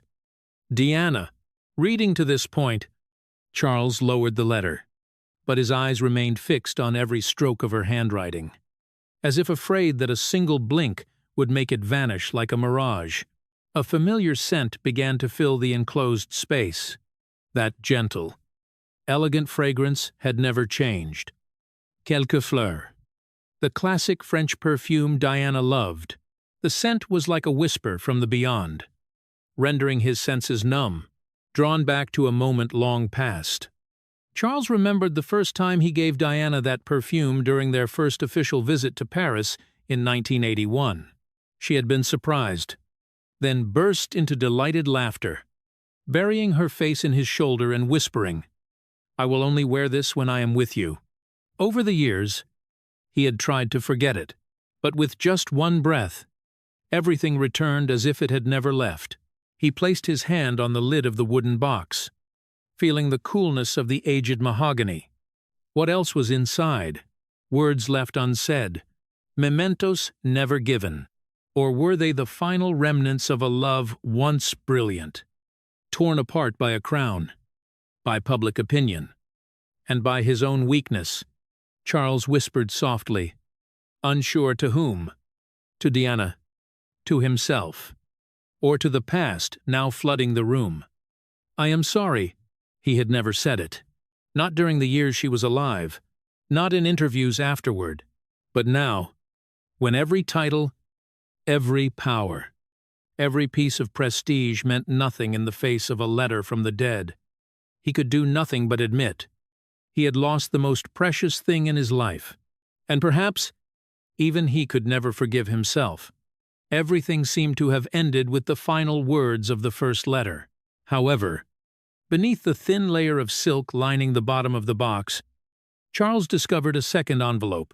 It was different from the first letter in both form and emotion. The paper had yellowed. The ink strokes rushed and messy, as if written in a moment of overwhelming emotion. On the outside of the envelope was a single line: "Open only when you are truly ready to know the whole truth." Charles held the letter in his hands for a long time. The wind outside Buckingham whispered softly through the thick glass window. But inside the room, there was only a deathly stillness. He knew that once he opened it, there would be no turning back. Though his heart had endured enough pain, enough regret, enough loss, he had never prepared himself to face something like this. And then, with a slow motion like someone touching a memory turned to ashes, Charles tore open the envelope. The paper inside trembled in his hands, as if another soul were present in the room. And that was the soul of the woman he once loved. The letter was dated August 30, 1997, just one day before Diana died. It began not with a greeting, but with a confession that made Charles stop breathing. "Charles, if you are reading this, then I am probably no longer here. And if that is the case, let me tell you the truth, I have hidden my entire life." Diana confessed that in 1985, amid the quiet fractures in her marriage to Charles, she became pregnant with a baby girl, Elizabeth Rose. She wrote, "Her name was Elizabeth, after your mother, and Rose, after my sister. She was a child who carried both of us, in flesh, in love, and in tragedy." The letter continued to describe the months of pregnancy in secret. Diana had told no one, not even those closest to her, because she feared the story would be twisted, distorted, or worse, turned into a stain on the royal family. She lived in fear, in loneliness, and with a fragile hope of keeping the baby. But fate did not grant her that chance. Elizabeth Rose was born prematurely and could not survive. Diana quietly held a simple funeral on the Spencer family private estate at Althorpe. No medialences, no royal priest. Just her, a tear-soaked scarf, and a shattered heart. "I visit her grave every year on December 23rd. Diana wrote, "You once asked why I always seemed so withdrawn at Christmas. I told you it was because I missed my mother. But the truth is, I missed our daughter." By now, Charles' hands had begun to tremble. A wave of cold shock coursed through his body like an icy current. He did not know how much of what he was reading he could believe. But all doubt vanished when he found a small object wrapped in velvet fabric at the bottom of the box. It was an old silver locket, intricately engraved with delicate craftsmanship. When Charles opened it, he saw two tiny photos pressed side by side. One was a black and white picture of him and Diana, taken during the early days of their courtship. The other was an ultrasound image of a small fetus, with the words "E. Rose, 1985, faintly printed in the corner. Charles felt as though someone had just stabbed him in the chest with an icy blade. Pain. Pain so deep it could not even become sound. Memories raced through his mind. The arguments, the misunderstandings, the cold glances that, had he known the pain Diana was carrying, he might have embraced her, might have protected everything. He sat still for a long time, then held the locket to his chest. No longer a king, no longer a divorced husband, no longer a symbol of a proud monarchy. In that moment, he was simply a father who had never met his own child, a man who had lived his whole life making the wrong choices, now haunted by a truth revealed too late. Diana's heart. The woman once judged, criticized, even shunned by the world, now appeared like a silent angel. She endured that pain alone, not because she was weak, but because she wanted to protect his honor, the family, and a monarchy she knew would never accept that child's existence. The bigger question now was why. Why did Diana choose to send these letters just days before her death? Did she sense something? Did anyone else know about Elizabeth Rose besides her? And deeper still, Charles had to face the most painful question no one else could answer for him. If he had known everything earlier, would he have changed? Would he have chosen Diana again? Chosen their family? The truth about Elizabeth Rose is not just a tragedy of a forgotten child. It is the symbol of everything that was lost. A love left unprotected, a mother misunderstood, and a father now left only with a slow-burning regret in every beat of his heart. And then, the room returned to silence. Only the faint scent of perfume remained. Diana's old fragrance still lingering in the box, like a late farewell from the woman who had loved, had forgiven, and had gone, never to return. It seemed things had not yet come to an end. When the locket finally lay still in Charles' hand, a deep and unrelenting remorse surged within him. But less than a day after discovering the truth about Elizabeth Rose, a close aide unexpectedly brought him a small item wrapped in dark blue silk, accompanied by a note, found at the bottom of the box. Charles opened it, and before him was an old notebook. Its leather cover faded with time. The faint words at the top simply read, D. Spencer, Private Journal, July 1997. Without hesitation, Charles turned each page. Every gentle stroke of handwriting seemed to carry Diana's final breath. The diary entries were not merely daily records, but confessions, deep scratches into the soul of a woman who had lived with both love and torment. July 15, 1997. It was the date that made him freeze. Charles, I could not sleep tonight. There is something I must confess.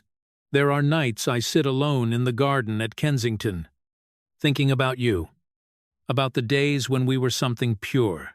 I used to be so angry at you, even hated you, but deep inside, I never stopped loving you. I regret putting everything in the press, for turning my pain into a public battlefield. At that point, Charles' hands began to tremble. He too had pushed back against Diana, with silence, by turning away when she needed him most. He thought she was playing politics. He had never imagined that this woman would write such words. Alone. In the night, then came a passage he could not tear his eyes from. I miss Highgrove. Miss the chair by the fireplace where you held me after Harry was born. I remember how you trembled